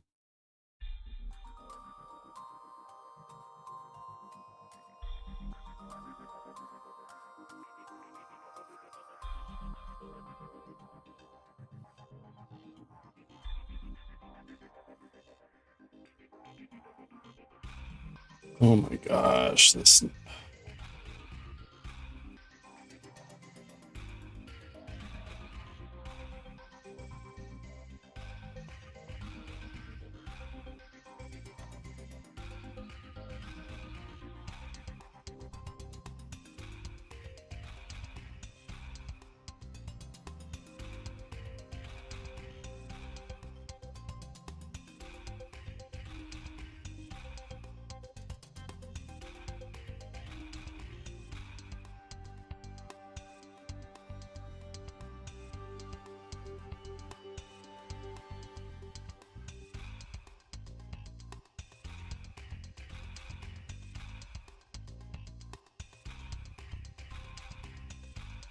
Oh yeah, no, I'm fine. Okay. Alright,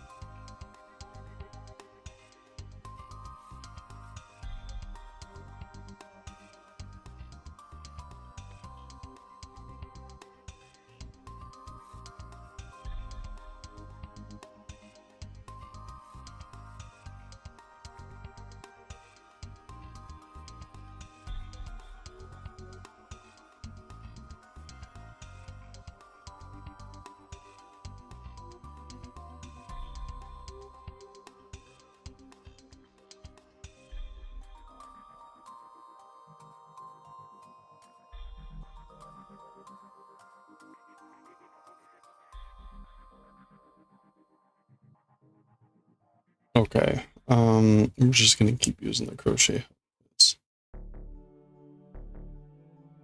These stitches are way too tight.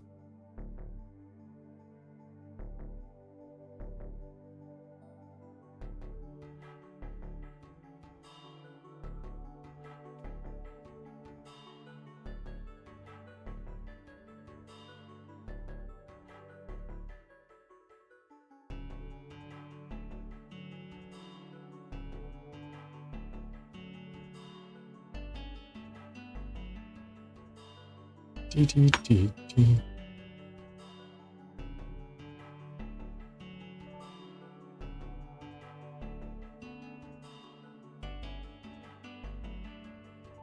Oh, come on.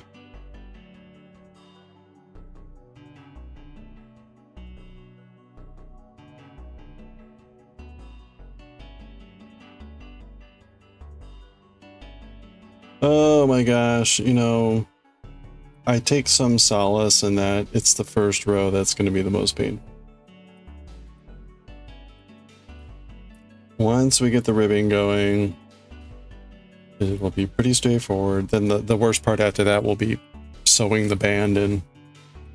But once we get the ribbing going, it'll be fine.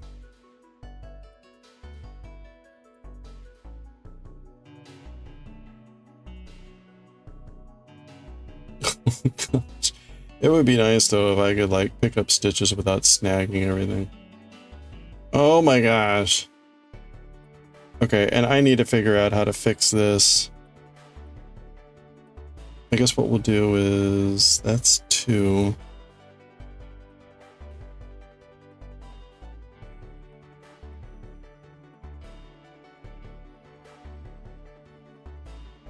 Okay, we're actually at the point where I need a count.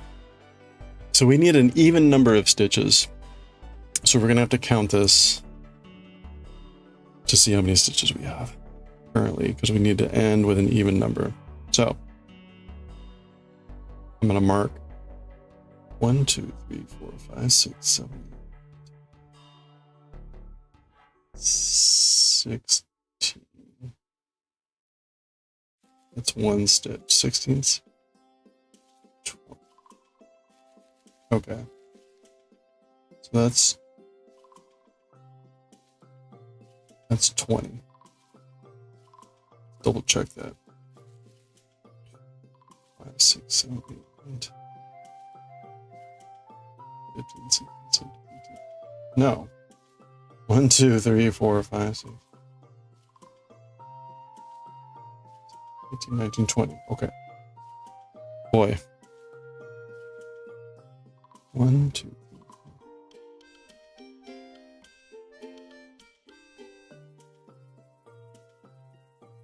4. Okay.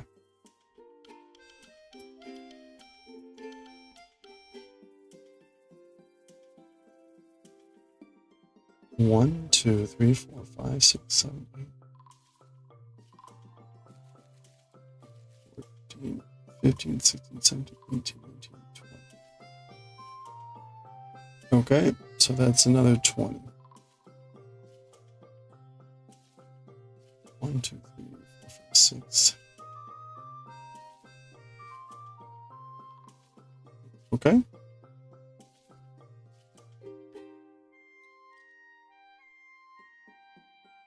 One, 2, 3, 4, 5, 6, 7, 8, 9, 10, 11, 12, 13, 19, 20. Okay, so that should be another 20. Some of these stitches are like splitting, which is like that is 2. 1, 2, 3, 4, 5, 6, 7, 8, 9, 10, 11, 12, 13, 19, 20. Okay. Oh, crap. Well, and we'll go from there.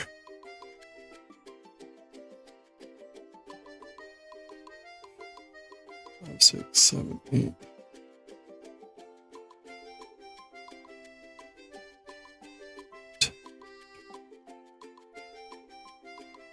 20.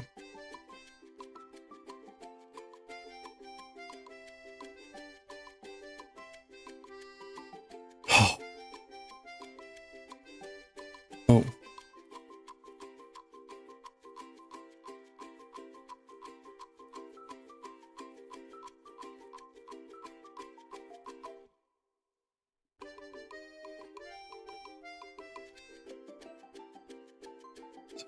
Nineteen, 20. Okay.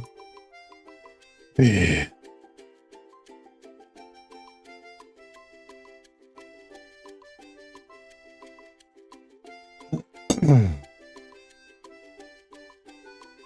One, 2, 3, 4, 5.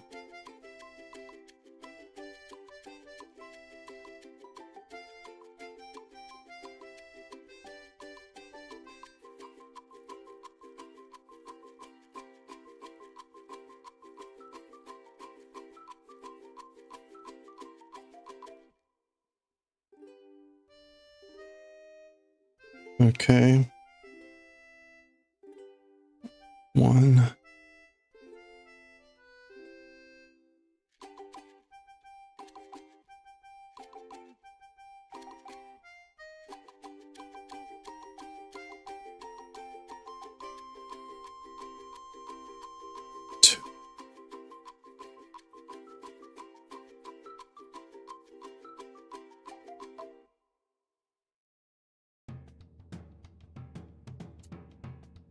Okay, and then we've got 1, 2, 3, 4, 5, 6, 7, 8, 9, 10, 11. Okay, so we're on 11 stitches. We're on an odd number. And we got a 50-50 chance if we just guess, so and then I'll correct by like increasing or decreasing if I have to. 1, 2, 3, 4, 5, 6, 7, 8, 9, 10, 11. Okay. 11.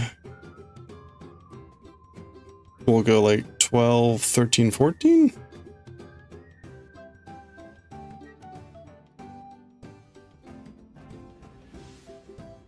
$11.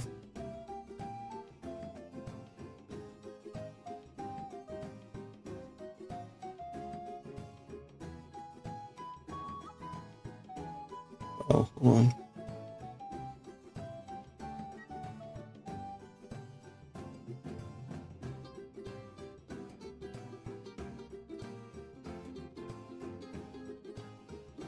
That's 11.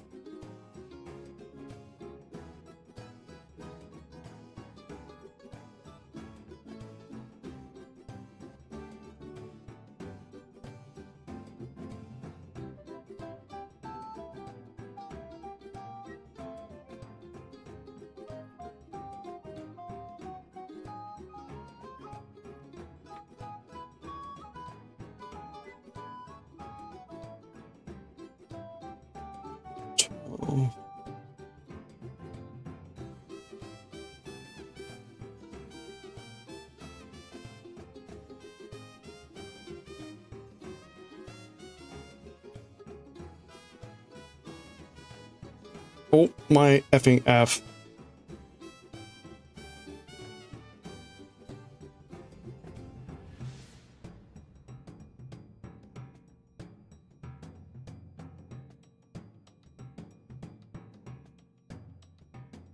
Okay, and then one more stitch, that's 14. Okay, there we go. That should be 14 from there. 1, 2, 3, 4, 5, 6, 7, 8, 9, 10, 11, 12, 13, 14. Okay, there we go. Theoretically, that is an even number of stitches. What could have possibly gone wrong?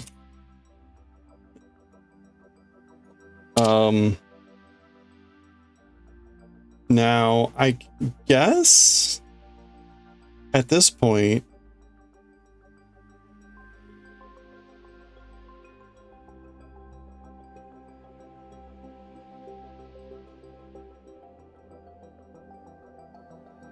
actually, can I do this? I may not be able to do this. Do I need to get a smaller thing? That would really suck.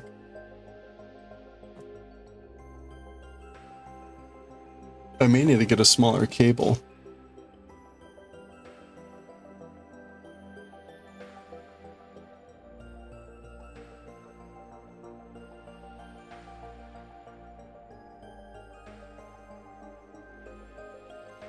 Yeah, I think I need to get a smaller cable. No.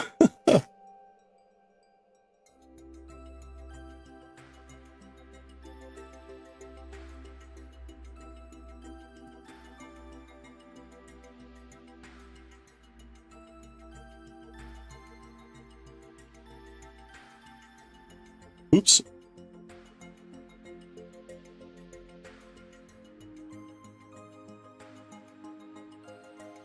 Okay, well that's longer.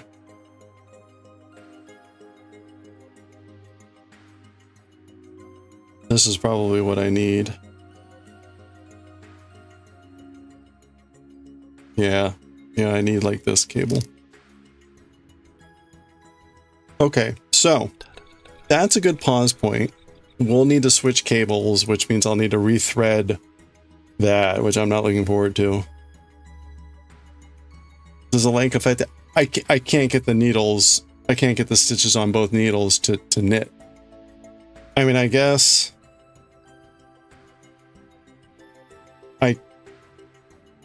I can put this on the new. Actually, I guess I can put this on the new needle. Wait, can I do that?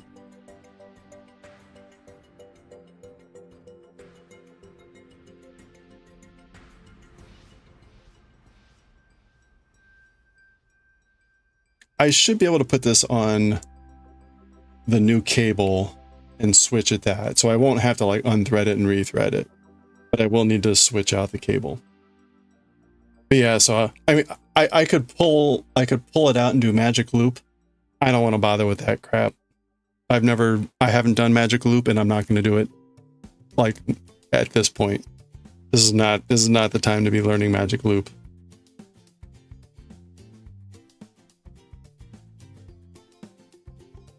Or whatever it's called.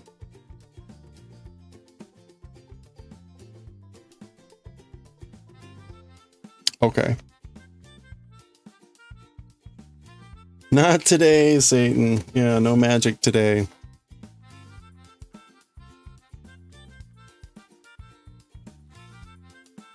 Okay, so we've got, it's a surprising number of stitches. It's like, it was 20, 40, 60, 80, almost 100 stitches or so. But what we're going to do is we'll start to knit in the round a 1-1 ribbing. So we'll be knit, purl, knit, purl, knit, purl, and then we'll just be doing that for until we get 2.5 inches of a collar of a ribbing. And then we'll tie it off, and then we fold it in half on the inside and sew it on the inside, and then we're done. I still need to tie in some loose ends in other parts of the sweater, but we are getting close. So, all right, I will set that aside, and I'm gonna put the new cable over here. It is just a huge mess. Huge mess of cables over here.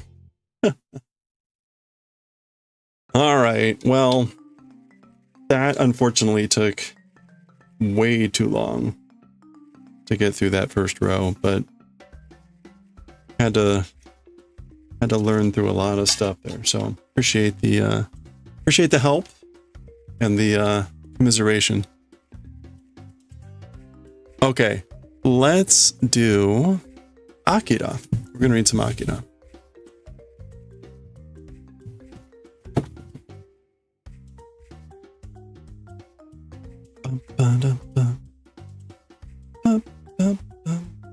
Start recording. And we're gonna switch to manga. Beep, beep, beep, beep, beep, beep.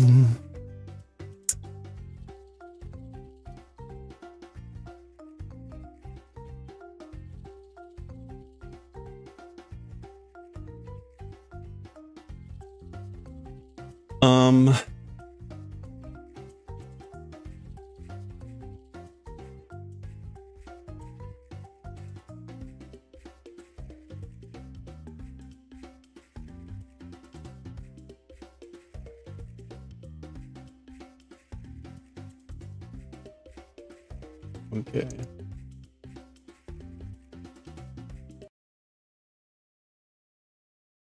All right. We're on chapter 77. Chapter 77 of Akira. The crazy stuff continues to happen.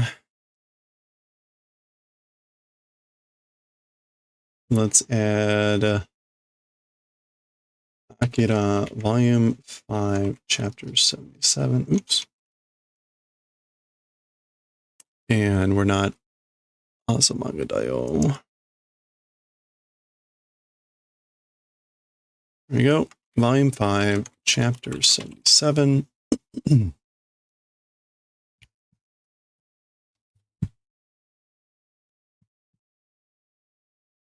Did I not turn that on? Oh boy. Or did I turn it off? Okay, and let me change the stream info so people aren't confused about us not knitting anymore.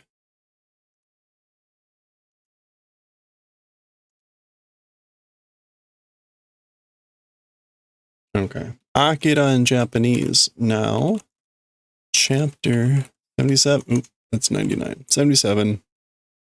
We'll be writing and reading. Okay.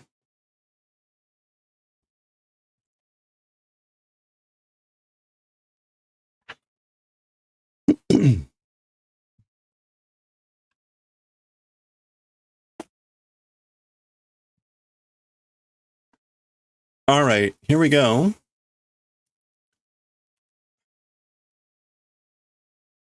I can't win with this setup, man.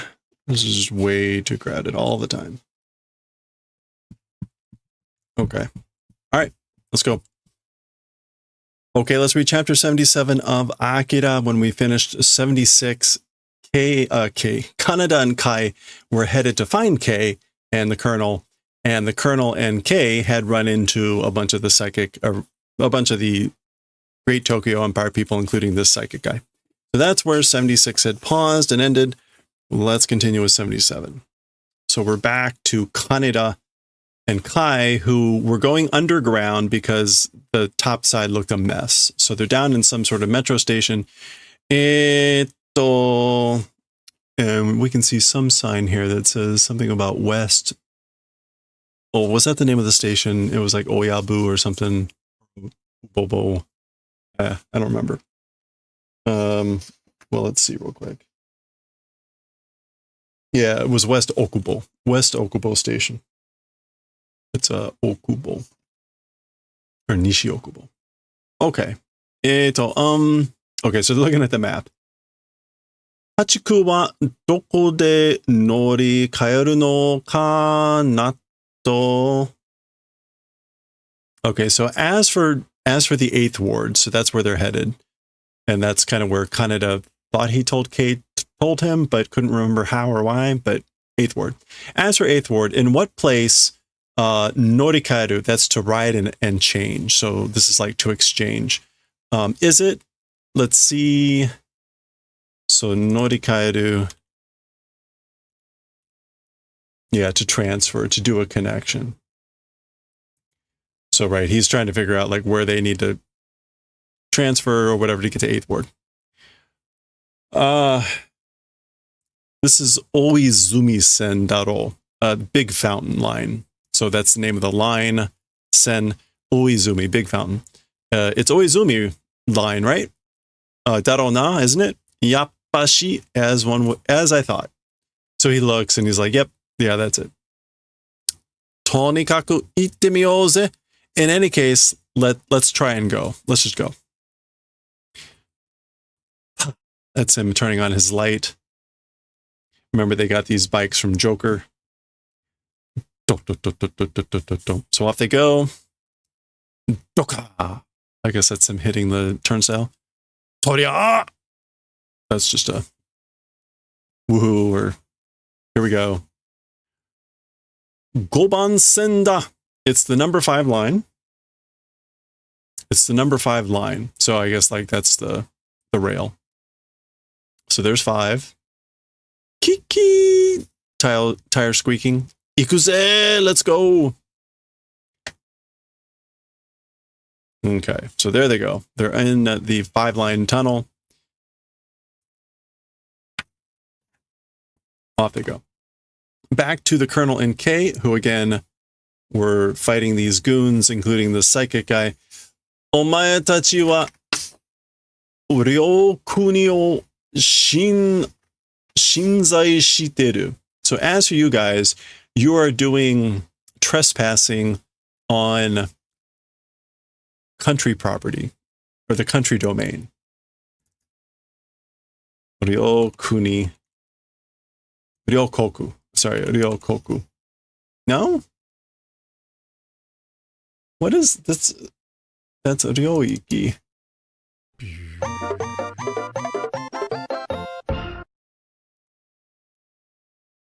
Yeah, that's the Ryoiki. So what is this?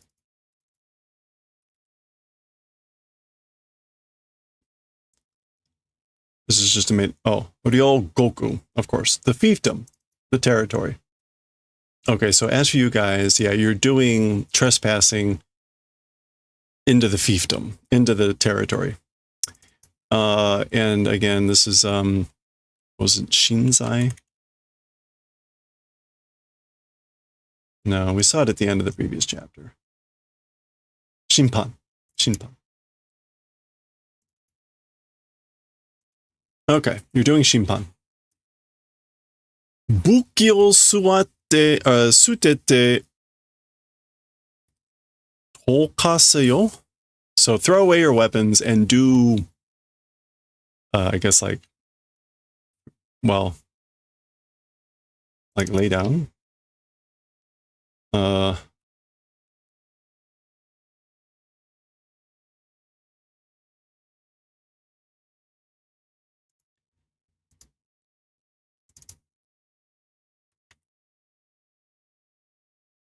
投降, surrender. 投降せよ and surrender. Okay, does not look like they're complying. 銃を持っているのは3人. So the colonel is saying to Kay, as for the ones holding weapons, 3 people. So 3 people have weapons. 即上の確かな場所にいるのが1人. Sokujo. That's just like footing. Sokusho.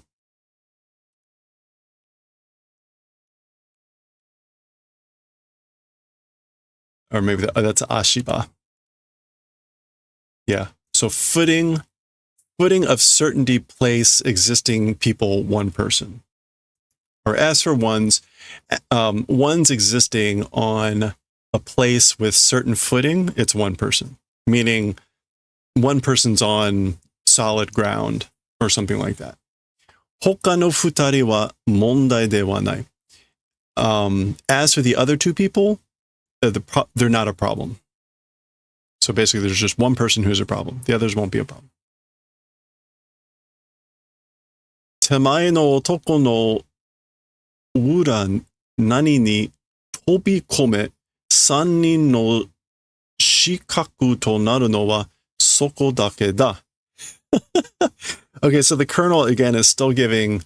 Remember, the colonel's not feeling well, so he's telling Kay what to do here, and that's why she's got this look on her face. Okay, so the man in front of you of that's not Ura. What is this?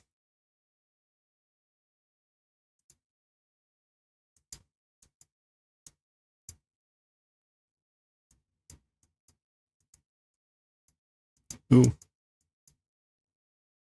Oh man, I can't see this well enough. Okay, that is it. Oh, Futokuro. Futokuro ni. Is that really what we want here, Futokuro? Well, let's go with it. Yeah, so well, and Temai usually means your, but it's like on this side, literally. So to the bosom, to the front, to the chest of the man in front of you, fly suddenly to the bosom of the man in front of you, and the 3 people's blind spot, literally death corner. It will, as for becoming that, it's just that. Like, that's all you have to do. So that's his advice. So again, this is like it's not Shikaku. No, it is Shikaku. Blind spot, dead space. Yeah. So he's basically saying, like, get in really close to the big guy, to the guy directly in front of you, and it'll become a blind spot to the other guys, and that's all you have to do. So there we go. She comes in. Moo! And again, these guys have the Dai Tokyo Teikoku, Great Tokyo Empire stuff on their clothes. Za. Ah! Okay, so as predicted.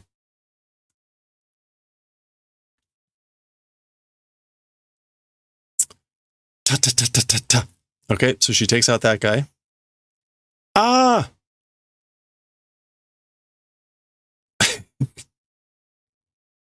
So easily distracted, right? Ta-ta-ta-ta-ta-tan. Ga-ga-ga.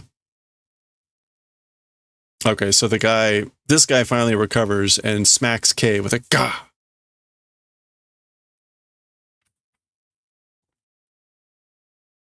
Za. Ha. Whoa. Okay, so he's about to do some sort of psychic thing, even though he's like really strong and can probably just hurt her. So gone. Okay, so I guess the Colonel throws a rock here. Oh, there goes the rock, falling bloody. Hayaku kochie. Quickly to this direction. So quickly come this way. Or this way quickly. That's the Colonel yelling to Kay. Did she grab the gun? Isoge, hurry. This is this guy just grimacing in pain. This guy's yelling for someone, I guess. Probably more people. Tobe, leap. Tobe, leap. Yeah. Jump, leap. There she goes. Oh! Taisa, hayaku! Colonel, quickly! Moo! Oh! Okay, so here comes the big guy. I could have... Well... I guess it depends on... He's not, like, a good psychic.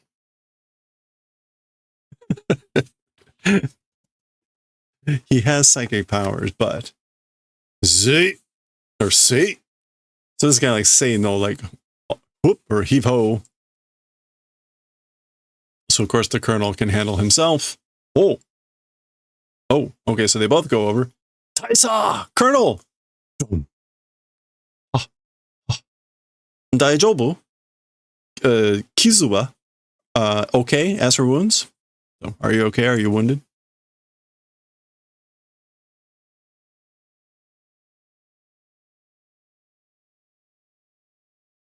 Ah! Okay, the Colonel sees something. Eh? Huh?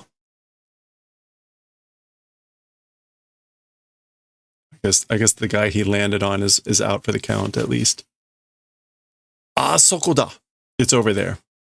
So that's the building where that scientist is, and presumably where Chiyoko still is. Okay. Alright, switching scenes. Presumably the motorcycles. As you can see, Minami Ottawa, southern whatever Ottawa is, or wherever that is. What is this? Okay, you can see it says 8th Ward, so Hachiku. Oh, well, no.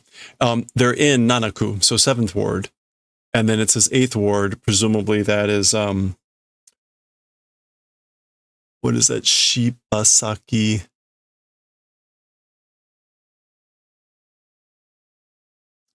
And we have, oh, and you have Eastern Ottawa, Higashi Ottawa. And that is, oh, 6th Ward.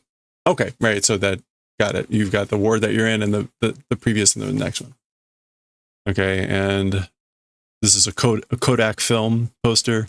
Something about sparkling, shining of color. Okay. Mo sugu da na. It's soon, isn't it? It's up ahead, isn't it? Presumably he means like Ward 8. Okay. Otto. Whoop. Ah.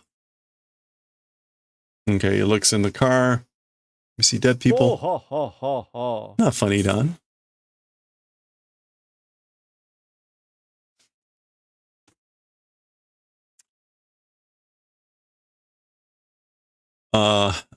Nanmanbutsu. So it's usually Namida, was it Namida Butsu or something along those lines. He's saying a prayer to the Buddha for the deceased people. You can see there's a kid, right?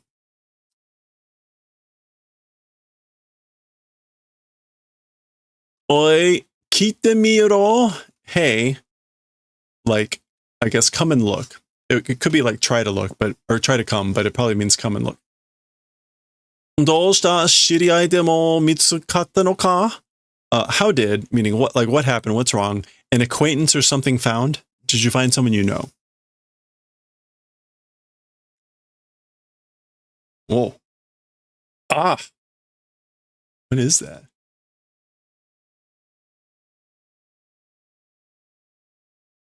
Korewa ano ami no flying. As for that thing, that army's flying ... So it's one of those flying platforms of the army. Apparently. Yeah. でも、なんでこんなところで地下鉄とぶっかってんだ? But why, in this sort of a place, the Underground Railroad subway flying, tobukatte katenda. Why was it flying in the subway in this sort of a place? Tobukaru?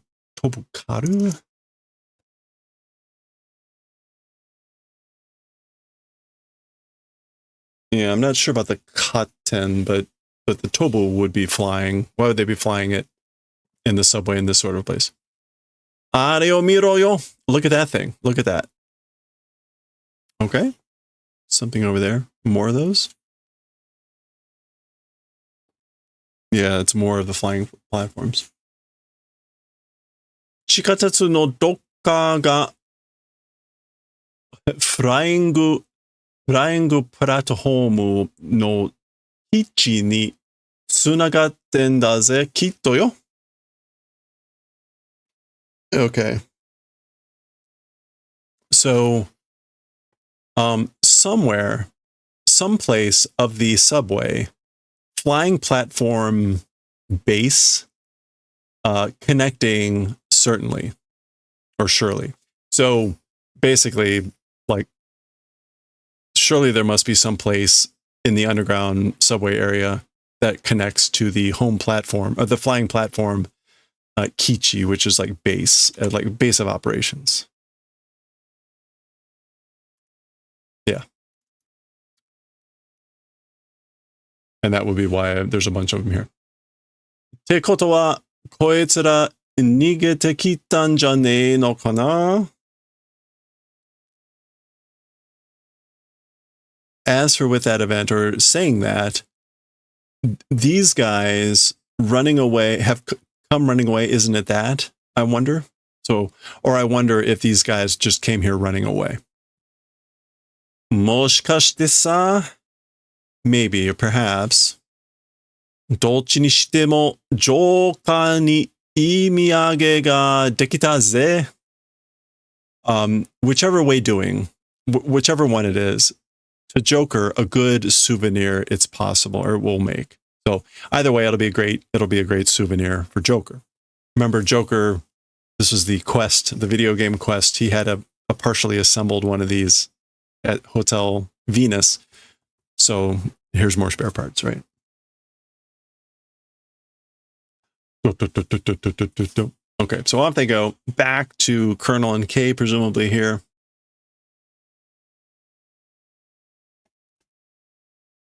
All right. ここは, as for this place, そうだったな. That way it was. So that's right. 初めてじゃなかったな. First time it isn't. Okay, so she's like, as for this place, this is the place that I think had the nursery in it with the kids. And so this was at, in the first volume when they're in that building running around and Kay gets taken over by Kyoko. I think that's all here. I think this is the building. So that's why she's like, as for this place, that's why he's like, yeah, that's right. Became first, or no, first time it wasn't. It's not your first time here. Mane, well, And of course, they were much more antagonistic back then. So it's a little bit of a like, oh, hey, we're back here. All right, here we go. Boom. Oh, gotcha, gotcha. Watashi da. It's me. Boom. Gotcha. Hey, look at that. How easy.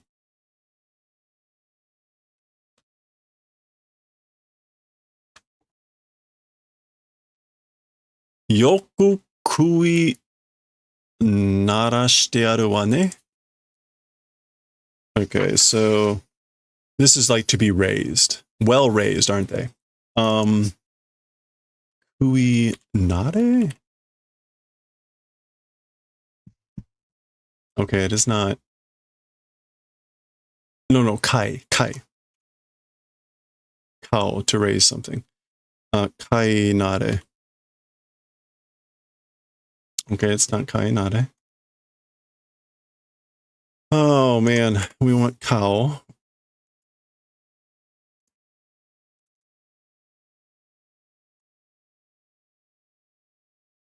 What happened there?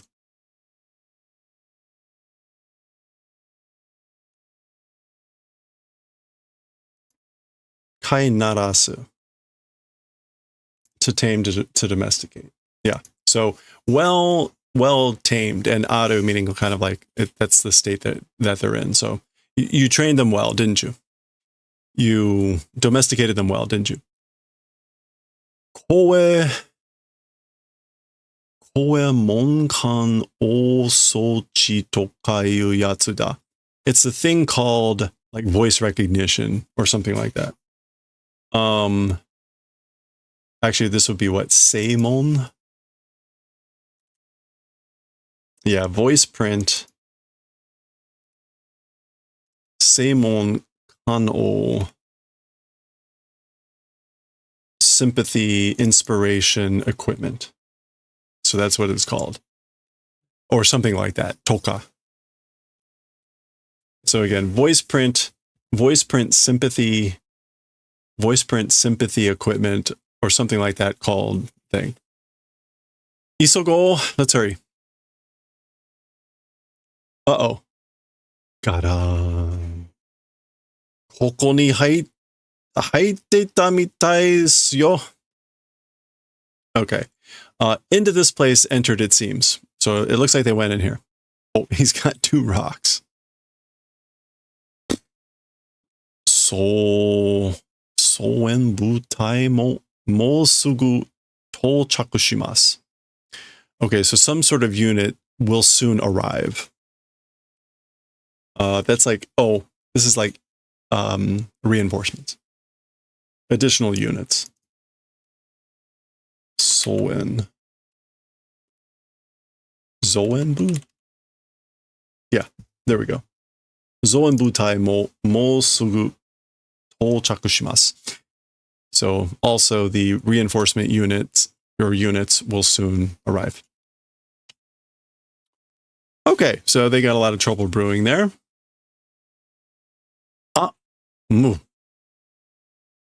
Okay, so there's the komaru wa ne, or komaru ne, in a bad spot, you know?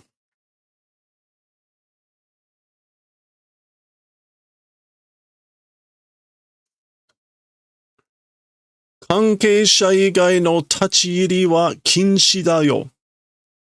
Relationship, people outside of, as for that, it's forbidden. So it's forbidden as for entering for people that aren't related or outside of relations, meaning authorized people. As for entering, it's forbidden. Ano onna wa dou shita? Daijoubu ka? As for that woman, how did? So what happened to that woman? Is she okay? Talking about Chiyoko. Sa ne, well, you know. Hello there. Tadakichi. Demo, well, you know. Demo, kino kara ugokanaku natta mitai da ga ne. Okay, however, well, you know, however, since yesterday, seems to be becoming not moving. Ugokanaku natta. Not moving, becoming that seems to be. That's not good. Okay. Oh, gosh. Okay, so rats. Obasa, auntie. Okay, there she is.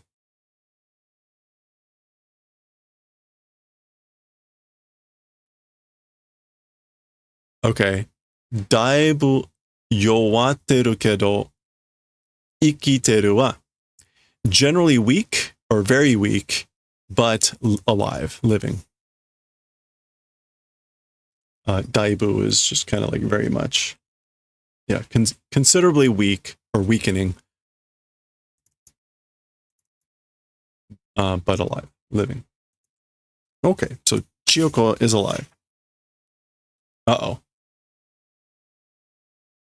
こいつが守ってるってことは中にはなんか面白いものがあるぜ. Okay, so these guys are attacking.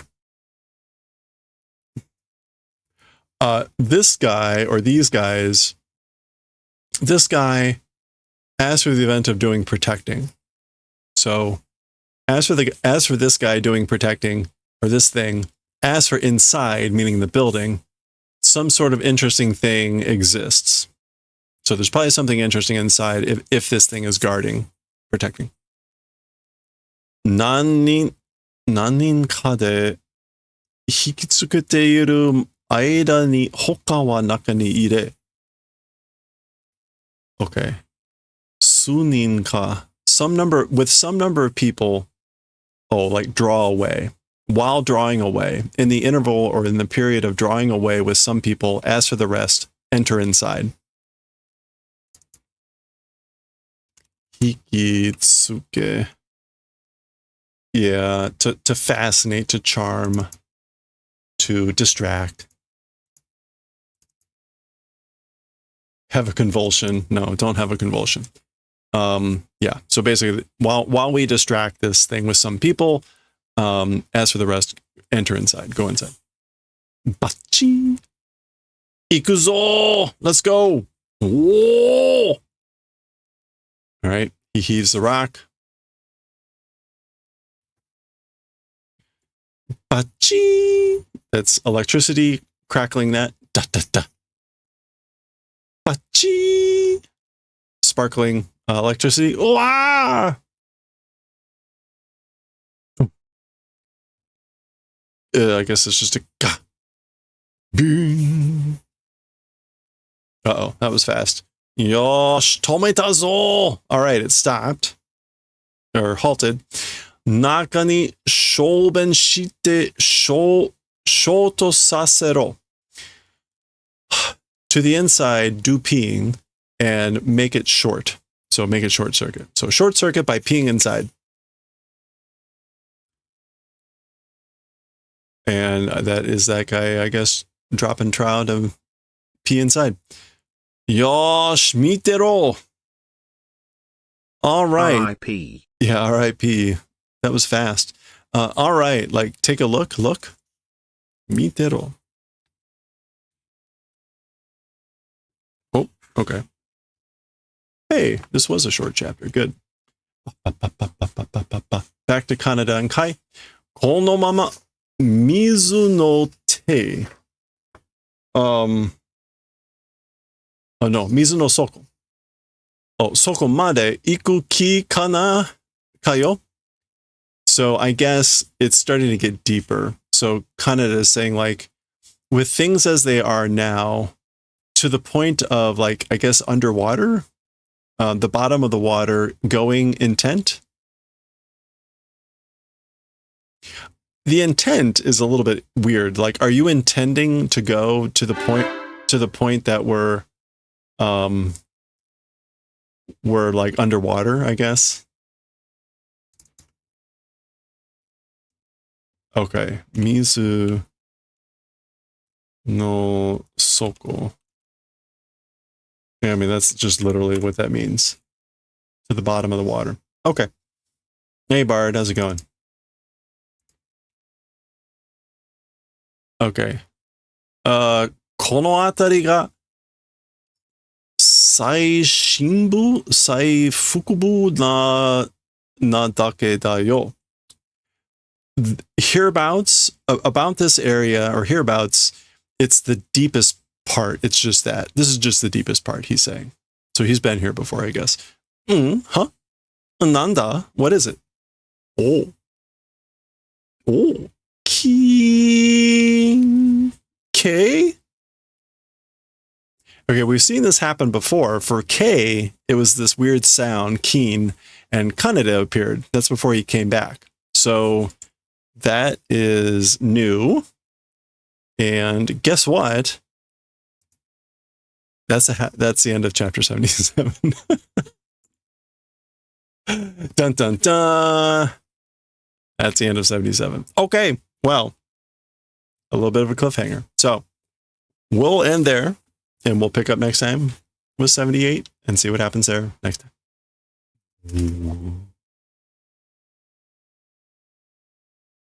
Okay.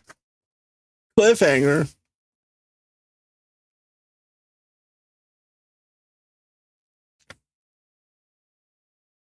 This story is it's very slow. I mean, a lot of stuff happens, but like at the end of the day, like not much happened, right? Like for Kaneda and Kai, they made it a little bit further down the subway. For Kei and Colonel, they did get to see we saw Chiyoko, she's okay, but that's pretty much it. They made it there. They're going to be under attack. I mean, a lot of stuff happens, but it's like really the plot just goes like tick. Oh, that's one of the fun things about the story, I guess. Anyway. Okay. That is going to do it for us for today. And I was able to stay up late here because I'm done. I'm done for the rest of the year. So I do have to go into work tomorrow, but again, I don't have to get up at 5 a.m. So I will take that win.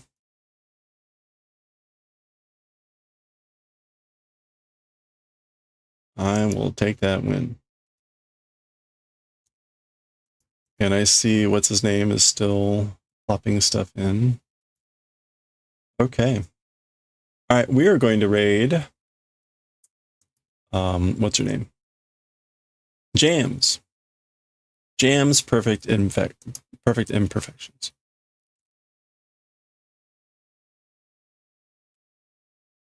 Amazing you how much language translation is needed from Japanese to say something that's a lot quicker said in English. Yeah, it's funny. There are things that are really short in Japanese that take a lot to say in English, and vice versa. And often though, that's because well, it depends, because sometimes there's a lot of stuff that's really short in Japanese because you don't have to add a lot of context.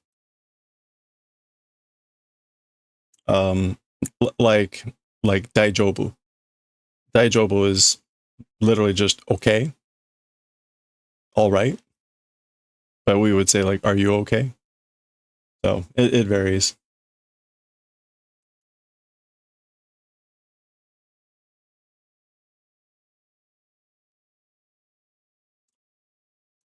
Oh, look at that. All right. Did I get Jam's perfect imperfections? It is not a short name. All right. That's going to do it for us for today. Thank you everyone for hanging out. We're done with the sweater. We're done seaming the sweater. We're now working on the collar. We got the foundation row done. We will start working on actually building the collar tomorrow. I'm hoping we can finish most of it tomorrow, but maybe it'll take another day. So hopefully by Friday we'll be done. But we shall see. So let's go raid. Let's go raid Jams. Grab a raid message if you like. And I will be streaming tomorrow. I may be a little bit late depending on how late this 3-hour meeting goes. And then I've got music practice tomorrow. So it'll be a little bit of a shorter stream tomorrow, but we'll do our best. And we'll at least probably read some Bleach. So hope you all have a good one. Hope you have a good rest of your week. Stay safe, stay well, stay hydrated. And I will catch you all next time. Thank you again.